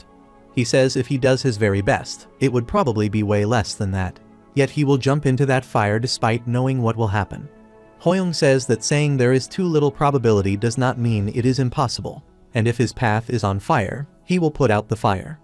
If his path is filled with thorns, he will cut down all the thorns. He says he will do whatever it takes to walk his path. Mujung becomes surprised after seeing his confidence. He thinks Hoyoung is arrogant enough to say that this path is correct instead of choosing the middle ground. He is just a kid who has barely reached the level of a first-rate martial artist. He thinks why he sees the Supreme One in him. After that, he departs through the carriage. He did not choose Mi Hong without a plan. He has the guide, the luck correction from the Ring of Nick, and now the awakened Kangasu. Other than his own abilities, he has various cards that could change the situation. If he prepares thoroughly for half a month, he can significantly increase his probability of success. The guide appears to say the special reward mentioned by Team Mujung will greatly help a future mission, and it is strongly recommended to achieve first place. Hoyan thinks he would not lose the reward that the guide has recommended. He cannot help but wonder if 1% is too much. Mujin is driving the carriage. He asks if he will have him go with him the entire way. Hoyoung tells him to stop talking and continue driving. Jo Mujin was disqualified in the third trial and was assigned to the transportation squad, which would transport the cadets carrying out the fourth trial. Though saying he is a part of the transport squad is rich, he is just a porter. That is the result of him incurring his household's wrath from the incidents that happened before and him already being disqualified in the third trial. Mujin thinks he only brings Hoyoung to practice for the assassination. Even though he is not as strong as Mi Hapyeong, he does not know if he will be his practice target. There is no better option. At night, Hoyoung Stabs says they will set up camp here tonight. Hoyoung is withdrawing the foodstuff from his luggage. He calls to Mujin to come and carry this now. Mujin says he is in this pathetic state because he lost to him, and he is Jo Mujin, the future of the Blood Tribe. His role is only to transport him to his mission area, and if he dares humiliate him any further than this, he knows what he will do. He shows his sword to him. Hoyoung had already expected him to do that. He withdraws the chicken piece and thinks it is time to teach him the truth of the world. Those who do not work do not deserve to eat. Within the tower, basic human needs, such as sleeping, eating, and excreting, are suppressed. But this place of Miram is on the 10th floor, and it is not the tower but another dimension itself. The suppression over the need to eat was released after this place. He was reminded of the food he ate back on Earth and could not hold himself back any further. Lee Hoyoung lived alone for 12 years, which is why he decided to cook. Oil extracted from fragrant lotus. It is a grain found in the Miram. This looks quite similar to what he had on Earth. He drops the batter-coated chicken into the oil. The sweet sound of the cooked food reminds him of those rainy sounds. After it has been fried to a golden crisp to form a highlight, he lathers it with the special sauce he made in advance. After seeing this food, Mujin's mouth is watered. He asks what that weird food is. Hoyoung says this is the ultimate food that will become his leash. It is seasoned fried chicken. After that, Hoyoung told him he would be his practice partner for the assassination. Mujin says he would rather starve than his bidding. Hoyoung puts the chicken piece in his mouth. After eating it, he becomes very glad. He opens his arms and asks if the world has always been beautiful. He slurps and asks if they will begin the assassination practice. Hoyoung replies yes. On day 3, they stand before each other to practice the assassination. While Hoyoung withdraws his sword, he asks if they would call it here for today. Mujin says to him that he is a monster, and that he has never lost to anyone in terms of talent. But when he fights with him, it is like he is fighting a new person every day. He wipes the sweat and asks if the assassination is placed 3 days later, and everything goes according to plan. Even considering the practice he helped him with, Mi Hapyeong's in another league. He still cannot picture him killing him. He asks what he is going to do. Mujin carries the luggage bag on his back. Hoyoung tells him to join him for the assassination if he is so worried about him. He becomes furious after listening to that. He says he would celebrate all day long if he died. Hoyoung winks his eye and says he would give him some drumsticks if he succeeded in the assassination. He agrees immediately and says he never doubted him for even a second. Hoyoung thinks he is simpler-minded than he looks, and he reminds him of someone he is certain about. Mujin says to him to get on quickly, otherwise he is leaving him behind. After that, they depart. After that, the scene appears at an inn near the Red Death sect, where Kim Seong kicks the woman's vegetable bucket and says if she wants to do business there, he must pay a protection fee. She requests to have mercy just this once, and she will pay it next month. He shouts that she is going to ask for another month next month. Seong's companion says they got an outstanding rookie this time. Another man is standing. Another beside him says they ought to work harder, too. Instantly, Hoyoung and Mujin come there. Hoyoung becomes shocked after seeing Seong. Mujin says those unorthodox are so barbaric. He looks like a wild boar. Seong shows his muscles and says he is Kim Seong, the Black Bear of the Red Death sect. Hoyoung calls him and asks what he is doing. After listening to Hoyoung's voice, he becomes surprised. He turns. Hoyoung is standing behind him. He is staring at him. Seong becomes glad after seeing him. They sit at the dining table. Hoyoung says to him he is living the good life. He was a natural at taking money from people. The people might think he grew up in an orthodox sect. Seong says he is also doing his mission, but what he is doing here? They are eating the meal. Hoyoung says he is here on a mission of assassination. Seong becomes surprised. He asks who the target is and if someone is on his side.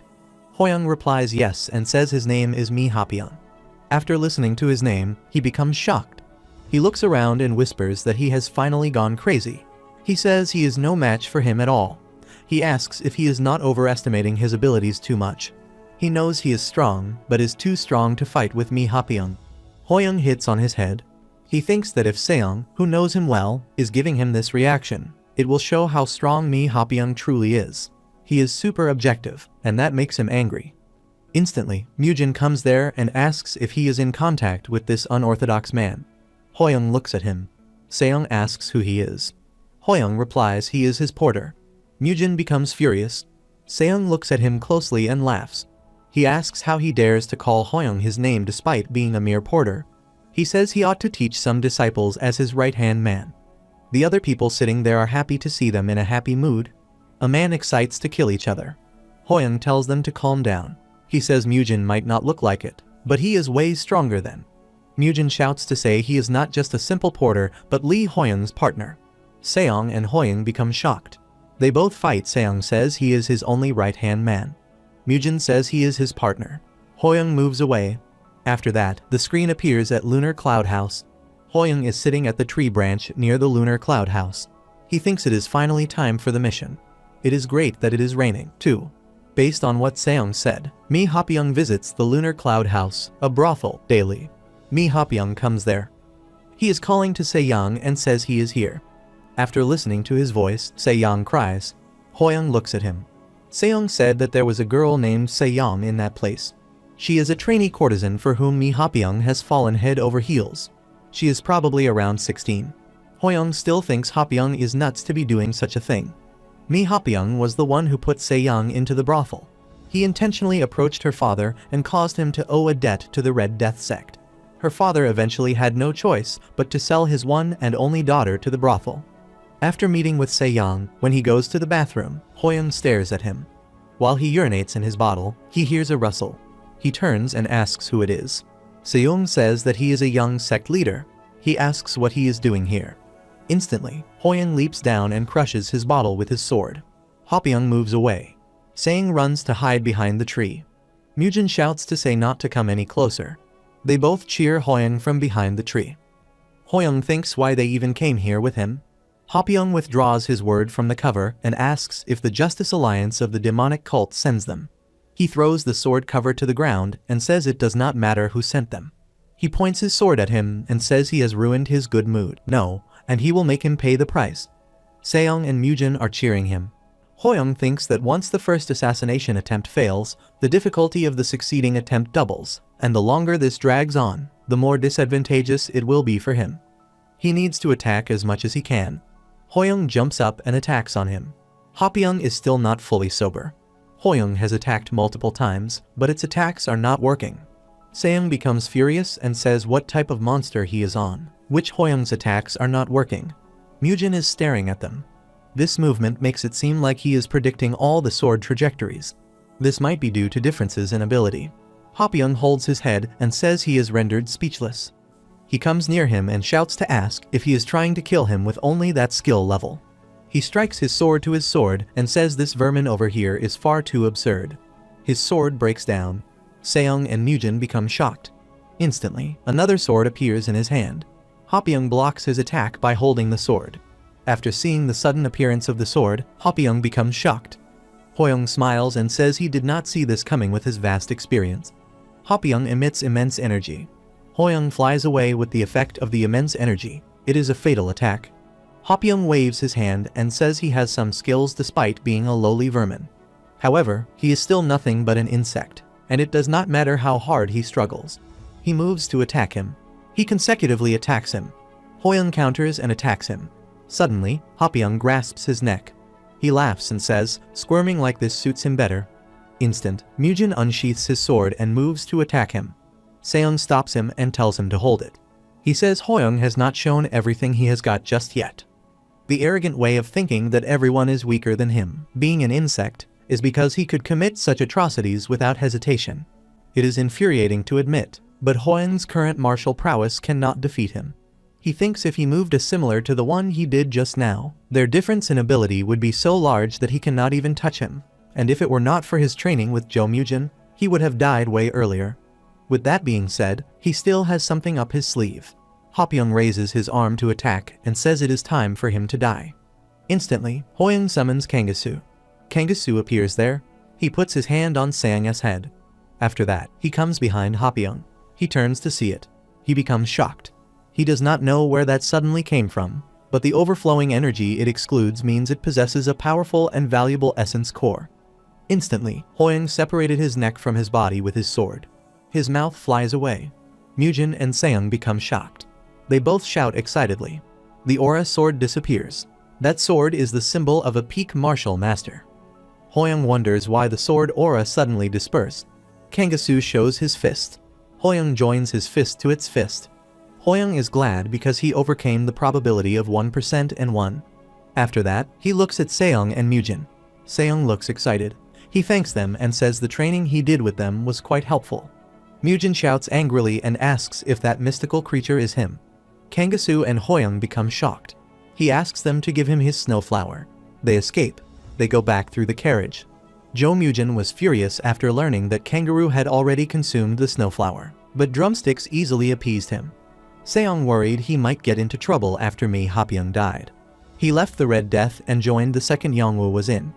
After that, he found out the trainee courtesan of the Lunar Cloud House was putting small traces of poison into the liquor that Mi Hopyeong would drink every day. It would have been nearly impossible to take on a martial master like Mi Hopyeong, but thanks to her bravery, they could kill him. After some time, they went back to the demonic cult. The fourth trial of the Heavenly Demon's Path is assassination. 12 people passed this trial, including Hoyoung. 7 people have lost their lives in the trial, and there were 15 who came back crippled. Most of the other cadets failed in the assassination and barely made it back. It is good that Yaisol failed the third trial because assassination does not seem like her forte. And on the other hand, Sun Seoyan is practically born for the role. Hoyoung goes to Mujung's office. He greets him and says he has returned after completing his mission. Mujung wonders if he defeated Mi Hopyeong. He continues to surprise every time. He shows his hand to take his reward. He puts his hand on his shirt to withdraw the reward. He is glad because it is finally time to get his sweet reward. The azurite essence gives at least 30 years worth of inner energy with a single drop. They are talking about a sacred object of the cult. It might be on the same level as the heavenly demon's sacred art. It will be an item that will help Hoyoung grow much stronger than he is right now. Mujung gives Shim a box. When Hoyoung opens the box, he becomes disappointed after seeing the human mask. Mujung says he is not hiding his disappointment. Hoyoung says he went through so much trouble to kill me Hapyeong, and he is trying to give him a human mask as a reward. He is starting to think he is not as great as the man he thought he was. Mujung says that it is no ordinary human face mask. The mask reaches phantomly to Mujung. Mujung says an ordinary mask would fail to trick the eyes of a martial master with a certain degree of mastery. However, this is an exceptional item worthy of the epithet sacred object. If he puts on the mask like so and infuses some inner energy into it, he can achieve a highly perfect disguise. He practically shows him by doing that. Hoyoung becomes shocked. It is so impeccable, and Hoyoung cannot even detect that it is fake using impeccable senses. That is so empowered that even a 1% assassination success rate would shoot up to 70% with that item alone. Mujung asks if he is satisfied with it. Hoyoung replies yes and takes the mask. He thinks if he makes good use of this, it will help him much more than another elixir or secret manual. He asks what his relation to the cult leader is. Hoyoung becomes shocked after listening to that. Hoyoung's master told him that his position within the divine cult was absolute, and even the elders dared speak of his name easily. The fact that he risks irreverence by speaking of the Supreme One means that he is certain that he has some kind of relationship with his master. Finally, the first requirement for meeting the master has been fulfilled. Hoyoung says he is the sole disciple of the Supreme One. He becomes shocked. Hoyoung says he will now ask him a question as his only disciple. He asks where he is right now. He learned the shadowless soul hunting sword technique from his master. He was able to overcome the various crises that have been thrown his way thus far. However, he has learned that he still has much more to learn. He selected the demonic cult to meet the master once more. When he arrived here, he wanted to look for him, but he probably would have gotten his neck sliced clean. Now that Elder T believes he is the Supreme One's disciple, he has a justification to meet his master. Mujun says he is yet to come out of his isolated training. Hoyoung wonders after seeing his reaction. It looks like he was suddenly put on the spot. Hoyoung trained in swords for his whole life, achieved body unification, and ascended as a deity. After that, he found himself in this tower. Hoyoung asks if the Supreme One perhaps disappeared from his isolated training site. He becomes furious and asks if he knows something. Hoyoung hits the bullseye. The exclusive location for the heavenly demon's isolated training. It is a prohibited area, the Demon God Pavilion, where only the cult leader and the vice cult leader can enter. He goes to the Demon God Pavilion. The person before him is the second in command of the heavenly demon divine cult. They will be the ones who will rise as the new Supreme One if the cult leader passes. He kneels down in front of him and respectably greets the vice cult leader. The name of the heavenly demon divine cult's vice cult leader is Yoon So-hee. She looks at him and asks if he is the old man's disciple. Hoyoung feels the pressure as if a huge snake is coiling around him tightly. She is at least as strong as Elder T. Hoyoung was not expecting to meet the vice cult leader right away. She could be aiming for the position of a cult leader with her master's disappearance. If it is true, then Hoyoung, the disciple of the heavenly demon and the most viable candidate for succession, will be in a situation where she will do whatever it takes to erase said candidate. She asks if he is too nervous and who takes him for. She says she even gave him the sacred object he cherished dearly, which is disappointing. She becomes shocked. He thinks if she does not intend to hurt him, she is incapable of getting rid of him at any time or place. Hoyoung stands up and asks if he is looking for the Supreme One. She replied yes and said that was why he had called him here. Hoyoung feels like she is seeing through him completely. Suddenly, the portal opens. After seeing the portal, Hoyoung wonders if the master has opened it, which she cannot see. Hoyoung enters area U6321 through the portal. The notification window appears when he enters, saying he has entered area U6321. This is where the master is residing. So he said both the Murim Alliance and the Unorthodox Alliance are showing suspicious movements, and they would be in danger if they decided to work together. They were told that they were in the middle of the war. If Hoyoung had not stopped the Day of Blood from happening, the mission might have kicked off amid said war. So he asks if he can bring him back here. He goes here to bring the master back. The master asks who he is. Hoyoung replies that he bends his head in front of his master respectfully and says he is his disciple. The master looks at him and then furiously asks who he is. Hoyoung becomes worried. He guesses it would be weirder for the master to recognize him. He has regressed and is currently living in a parallel dimension. He swings his sword using the shadowless hunting technique to show him irrefutable proof. He asks if he still does not believe him. The master looks shocked. Despite the trash-level skill, he holds his throat and says that was a hunting sword technique. Hoyoung is glad because he acknowledged that he is his disciple. The master says accepting an outsider of the divine cult as a disciple would be absurd. Hoyoung becomes furious and thinks this is a stubborn old man. The master hits the branch on his head. It hurts him.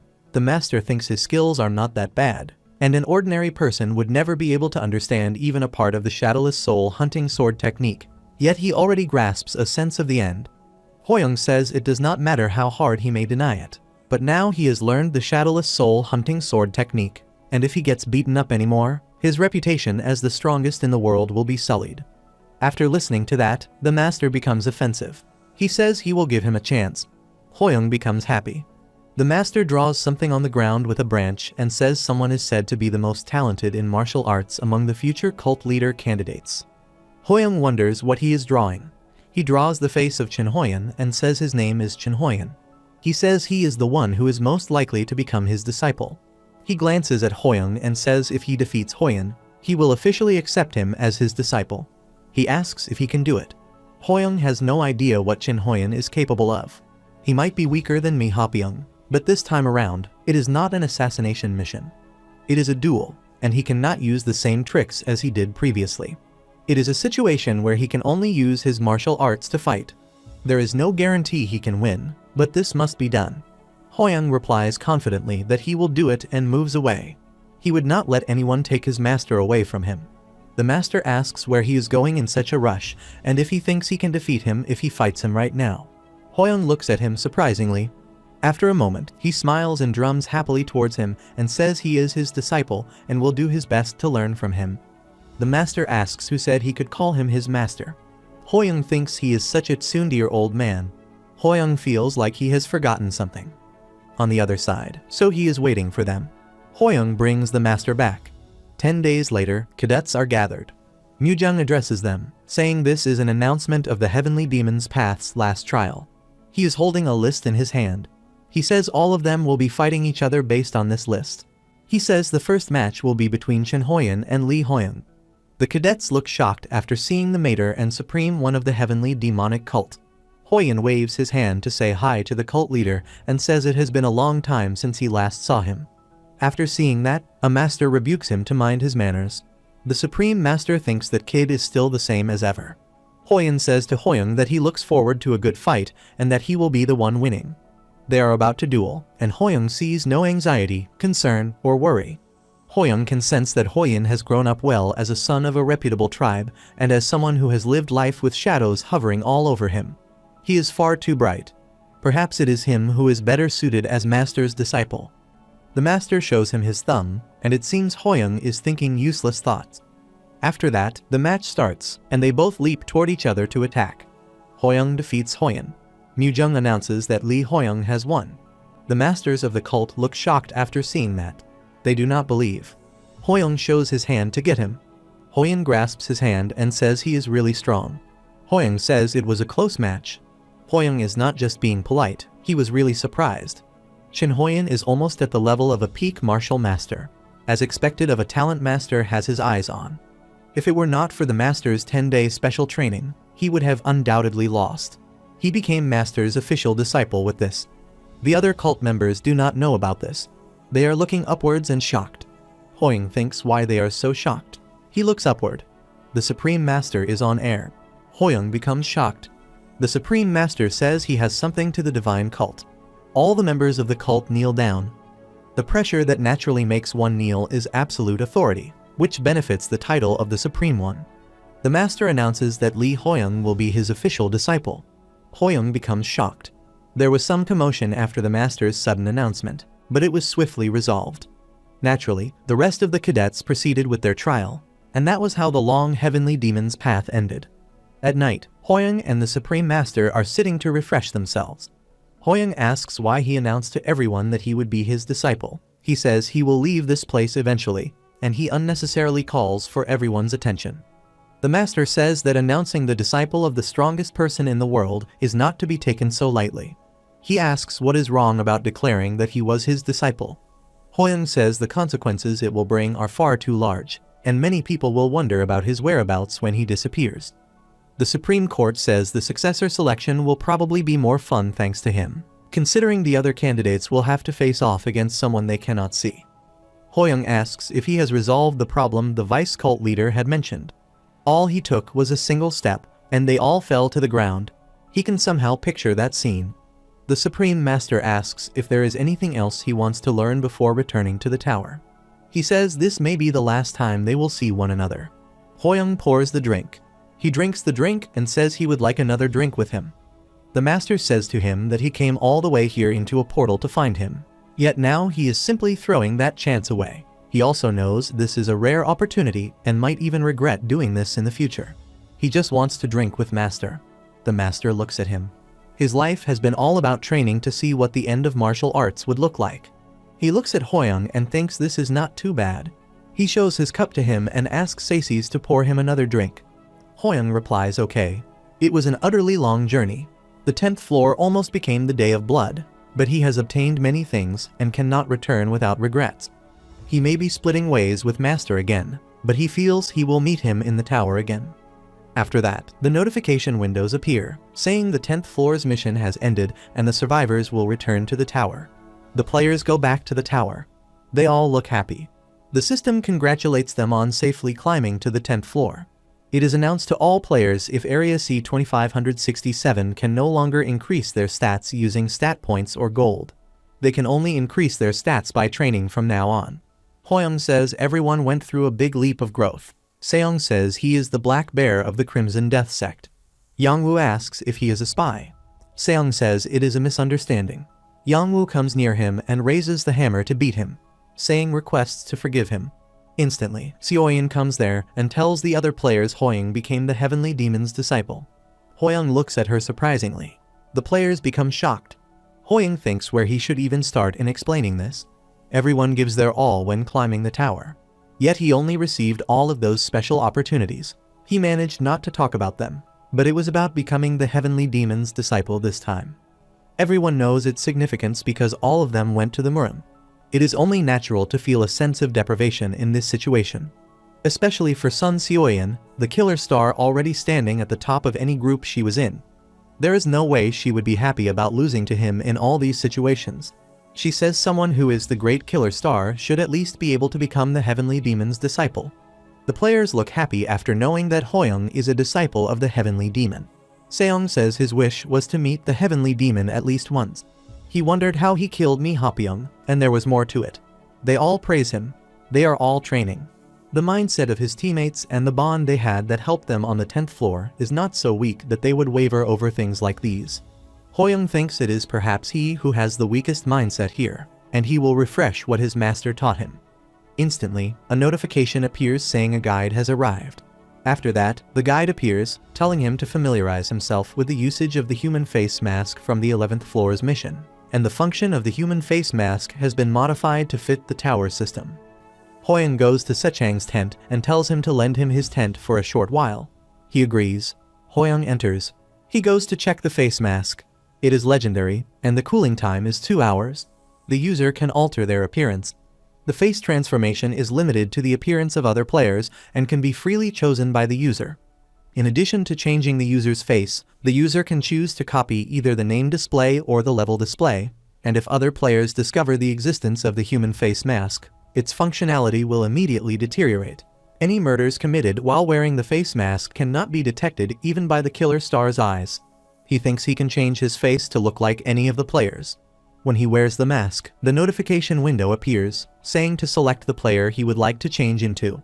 The picture of the players is shown in front of him. Hoyoung chooses Yaisal. The light emits from the tent. Sicheng is standing out of the tent. He becomes shocked after seeing the lighted tent. Hoyoung was truly surprised by the item's results after experiencing its effects. He chose Ki Yaisal for his transformation because her body type, gender, voice, and clothes were different. The things cannot be replicated with just a facial transformation, and he wanted to see how it would work out. It is not some kind of weird fetish that he has. When he comes out, Sikung salutes him. Hoyoung looks glad. He says the weather is great today. Yaesol glances at him. Seong asks how much training they need to do before their stats will increase. Yongwoo looks at the status window and says they trained for more than 6 hours, but not a single stat increased. Instantly, the screen appears where Kim asks if they expect their stats to increase like crazy just from a few hours of training. Hoyoung stares at Kim. It says to them not to be disappointed, too, because this is a chance for humans who ran into the wall on the 11th floor to make a rebound. Suddenly, it is announced that the theme of the 11th floor's mission will be bounty hunting, and the 11th floor will become a joint mission between 4 areas. The clear conditions of this mission would be the complete extermination of one area. A bounty will now be placed on each of the players' heads. The player who succeeds in killing another player will obtain the bounty that was placed on the killed player. The standards in determining the bounty's value depend on the player's combat ability. Kim says that if they do well, it is possible to close the gap between combat abilities, and this is an opportunity that can turn their life around completely. Hoyoung looks furious. He thinks he went through all the trouble to stop the Day of Blood, yet they immediately placed a killing mission. A red-haired girl says there is no actual need to kill. The mission will be cleared if they exterminate one area, and they can just ensure their safety while the other areas fight among themselves. Seong shouts to say they are just sitting on their asses while the other players are getting bounty rewards. It is so tough to increase their stats now, and she wants them to waste this perfect opportunity. Yaesol is sitting behind Seong and says the problem would be that their opponents would not be monsters but other humans. Their current world is no longer the same as before, and if they have to kill others, it is nothing for the sake of becoming stronger. Yaesol asks if they will be able to continue trusting one another. Yongwoo says Yaesol is correct and increasing stats through training is possible. Junho says it is a fact that it will be difficult to survive in this tower if they want to live kindly, and they will lag behind the others due to them not using opportunities like this to grow stronger. Hoyoung thinks most of the people in his area do not have experience in killing another person, but for the mission, if they do not kill another person, they will just end up waiting for someone to kill them instead. This has become a proper team after going through so many hardships together. Seoyeon is behind him and asks what he is thinking. She says to focus on things. If he does not kill, he will die. After that, they are moving to the 11th floor. The notification windows appear, saying they are moving to the 11th floor, and each player will be summoned to a random location. Hoyoung is riding on Kangasu to find his opponent. This time around, they all may have to kill another person. Even if they do not kill, they are ultimately just awaiting the death of others because survival is dependent on this. It is difficult to say what is right or wrong, but he can say with certainty that each of them climbed the tower and formed their own beliefs. Hoyoung hopes they will trust in them. It is great when the guide provides the correct answers to the situations, but the guide is not all-powerful. He cannot give all the right answers to the people around him when the guide is inactive. He can only advance with his judgment and beliefs alone. It is simple, but no other reason is needed. The goal is to survive, see through this tower's end, and return to their normal lives. If they continue avoiding killing others, the gap between them and those who choose to do otherwise will continue to widen. At this rate, only death will await them. Starting with Kim Jun-sung, Hoyoung has killed quite several people since then. He has committed these murders because there was a villain who threatened their survival every time. There is a perfect way for him to decide who a villain on this floor is and who uses the bounty. For people who kill others for the sake of the bounty, he does not need to hesitate. He uses his level 3 basic nunchuck technique and stabs and defeats him. There are numerous pieces of trash littered worldwide, and guilt has no place when he is just cleaning them up. The notification window shows he has gotten the first kill on the 11th floor and obtained the skill of the one who looks down on the 11th floor as a reward. There are 4 areas where different numbers of survivors. Hoyoung belongs to Area 3. Hoyoung is wearing the face mask and transforms like Hyungsik. At level 27, a boy named Park Chan-yu comes to him and says hi to him. Hoyoung says he got so scared. Hoyoung acts like Hyungsol and says hi too. Chan-hyuk checks his status window and says someone from the area died. He says he is glad he is the first person he has encountered. Chan-hyuk smiles and says he is glad. Instantly, he raises his axe to stab him and says that is why he found him before anyone else, and he did not know his bounty would be this high. Hoyoung crushes him with his sword. The notification window appears, saying the second PK has been executed. After that, he takes off his face mask. There are just 5 more left. He finds the other survivor by riding Kangasu.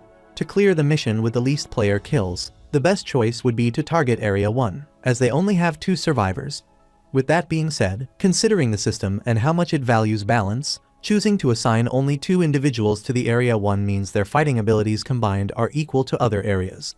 Through simple calculations, it is right to assume that their fighting abilities surpass the likes of Sun Sioyan and Hoyoung. The Area 4 people he had met so far seemed to consist of middle and high schoolers, but he could not sense a sliver of humanity from them. The people like this also existed back when he was in school. They could satisfy their desires because it is fun. They are trash who would trample all over others in a heartbeat. He thinks he will exterminate the rest of Area 4's players immediately. Immediately, the notification window appears, saying he has the skill, the one who looks downtown on the 11th floor. It is a rewarded skill for taking the first skill on the 11th floor, and he can closely observe every player's location on the 11th floor. Using this skill, he observes that Sun Sioyan faces off against one of Area 4's players. Sioyan mumbles and moves towards the 4 area players who have worn golden, pointed rings in both of their hands. He got scared for a second because her bounty was crazy high.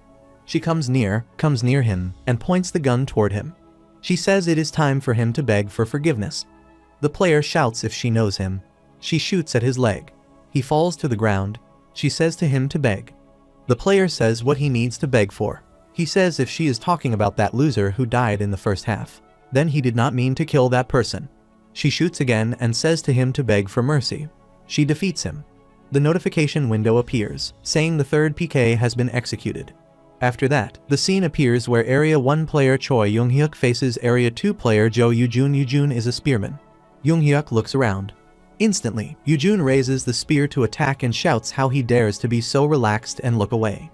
Instantly, Young-hyuk gets behind him and stabs him with a spear. He defeats him. The notification window appears, saying 1 hour and 30 minutes after the 11th floor mission began.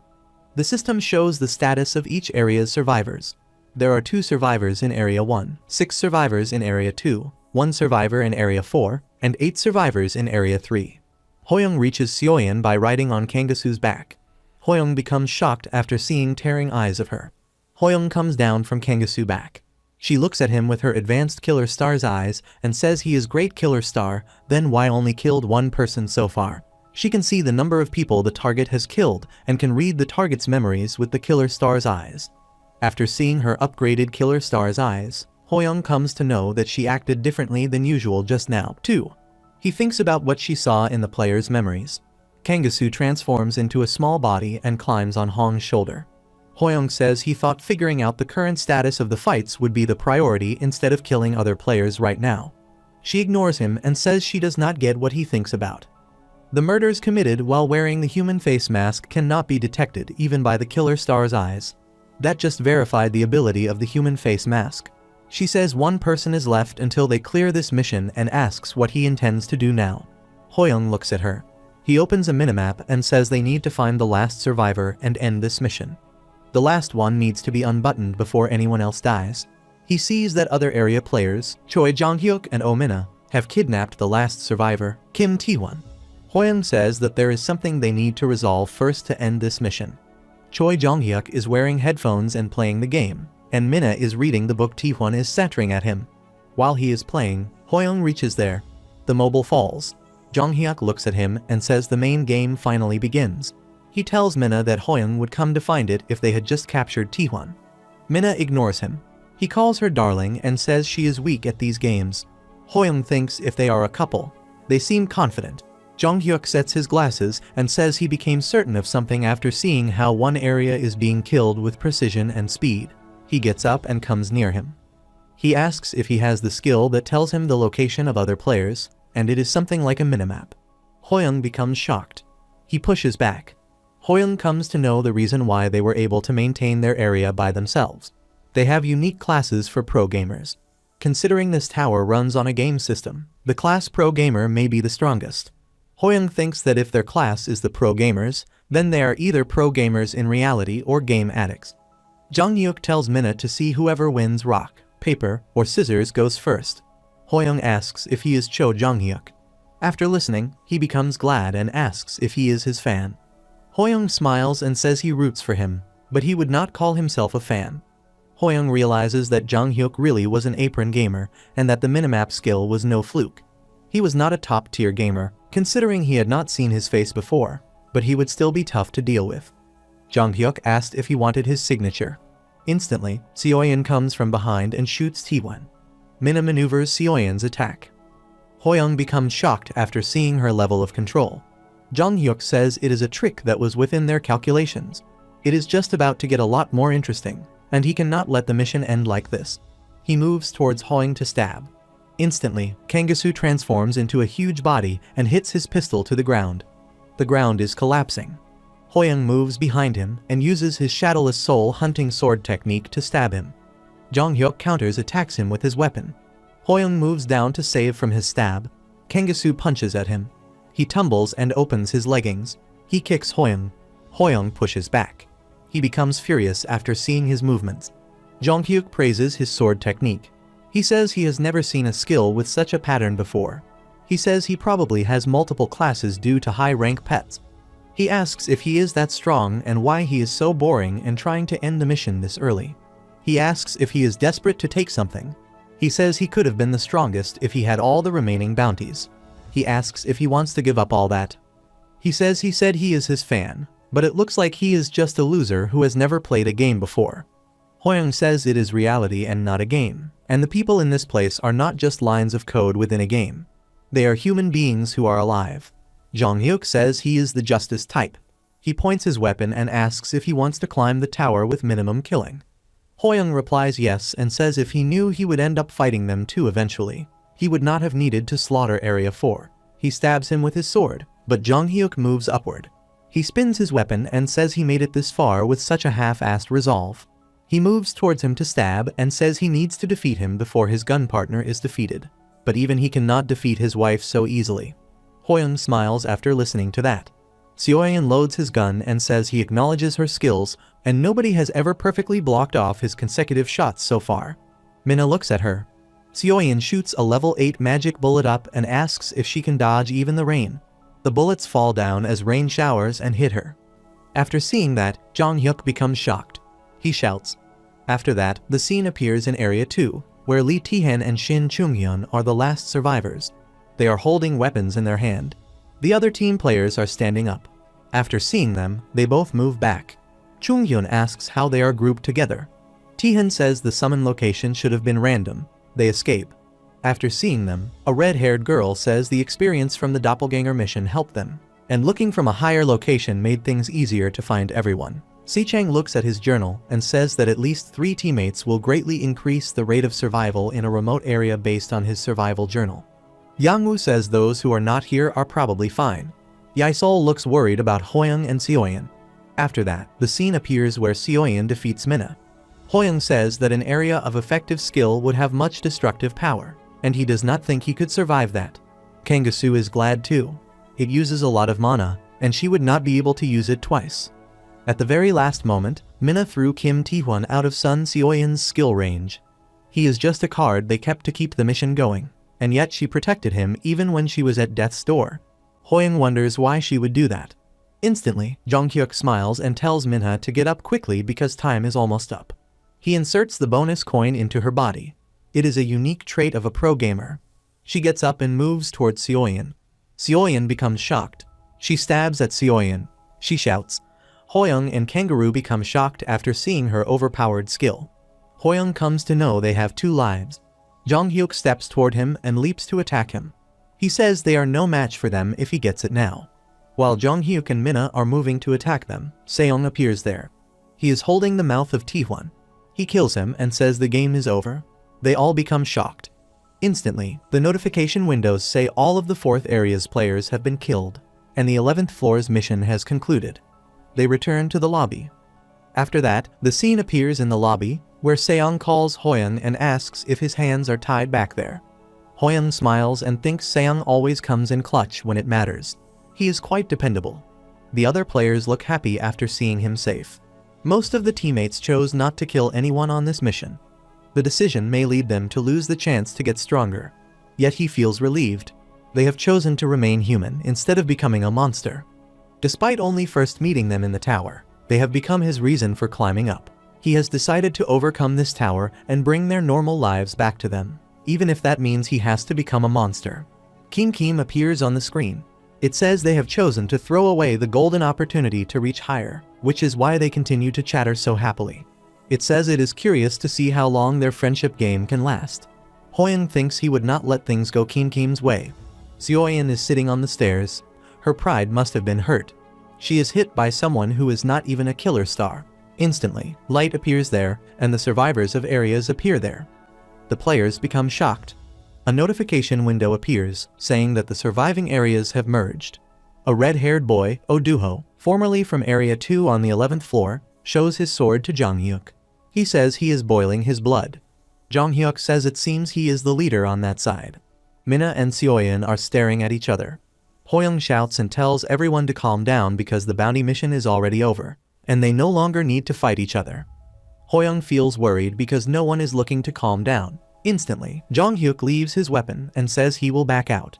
Although they were killed because the mission told them to do so, there is no way they would have any good feelings toward them since they killed their teammates. Duho shouts. Jonghyuk says he will share information about the 12th floor that he only knows. He asks if surviving on the next floor is not their goal. They all become shocked after listening to that. Hoyoung asks what is that information he is talking about. He thinks Jonghyuk has information on the 12th floor, even though he does not have any yet. Instantly, it is announced that the theme of the 12th floor's mission is the game. There will be continuous missions until the 50th floor with this theme. The system tells them to create a new character and start the mission. Jonghyuk said it was the truth. The mission is related to games. It seems information has been given to him in advance since his class is pro gamers.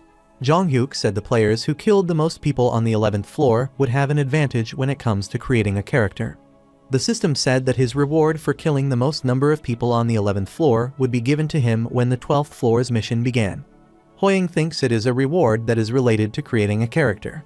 Creating a new character means that all the items and stats they have obtained so far will be useless. He thinks this will be a tough mission. Jonghyuk asks who killed the most number of players on the 11th floor. Jonghyuk looks at Hoyoung and Seoyeon and says they are a couple, and if it could be one of two. Kangsu is at his shoulder. They become shocked after listening to that. Jonghyuk asks if they are not a couple.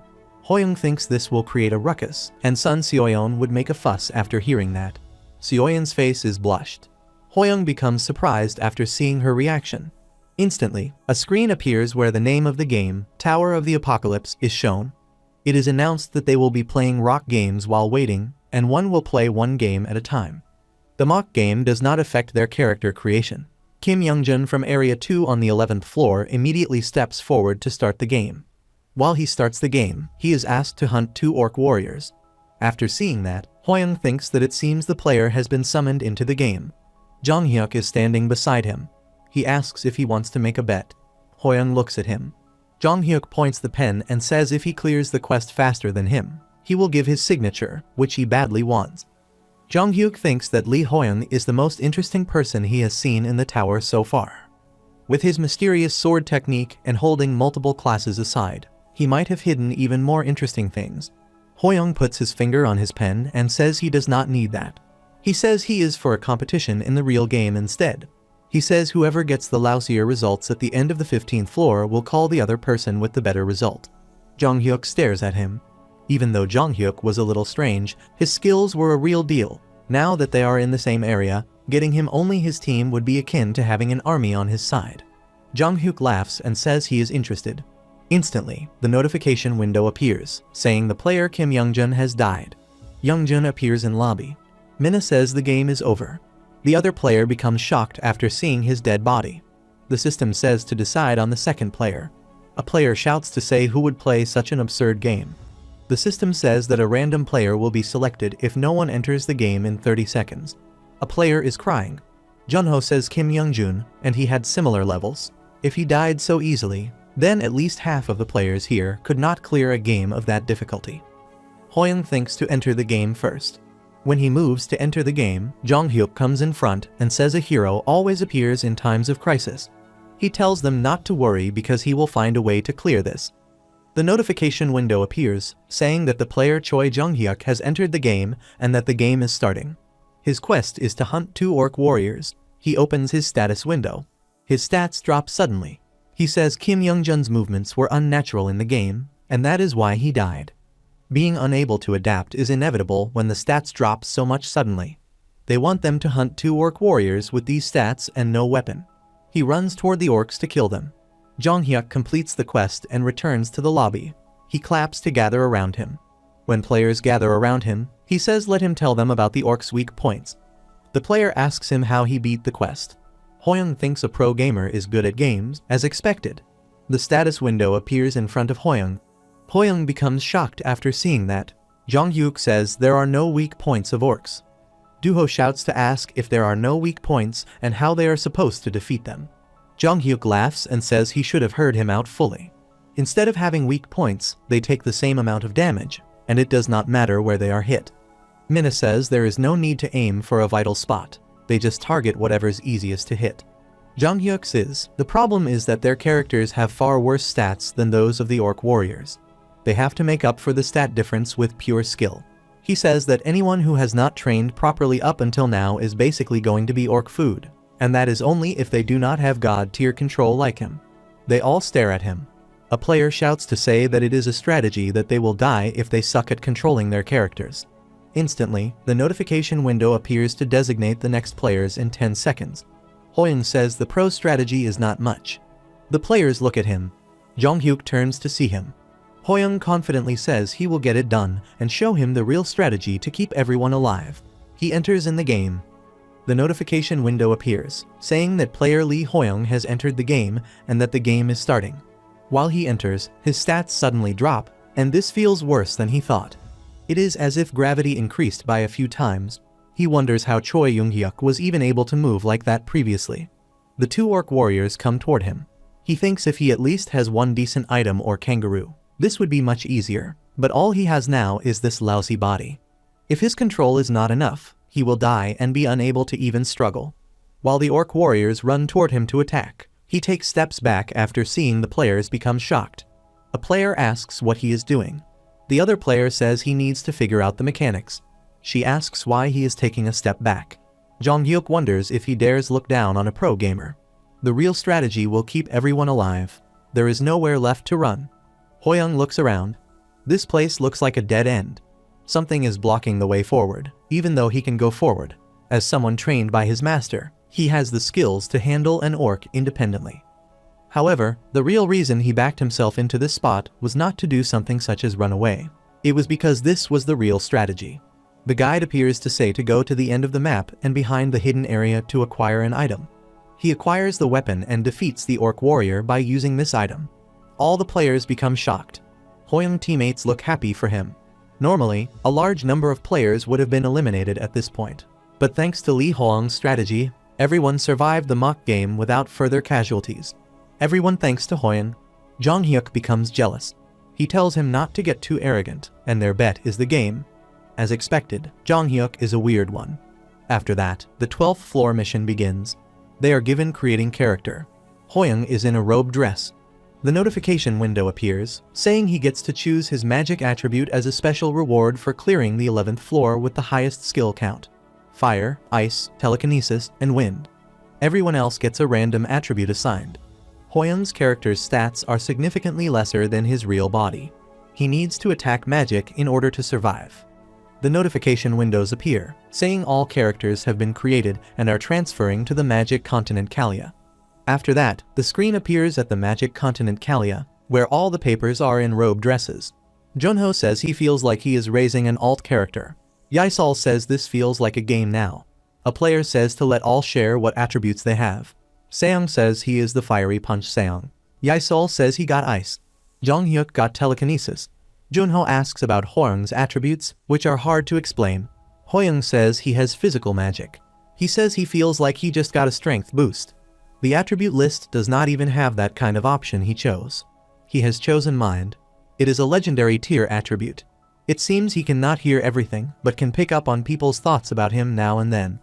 Still, it would be awkward to tell them he can read their minds. It looks like his physical magic bluff worked. he reads the mind of Duho, who thinks that his mission is his chance and that he must first eliminate Li Hoyong.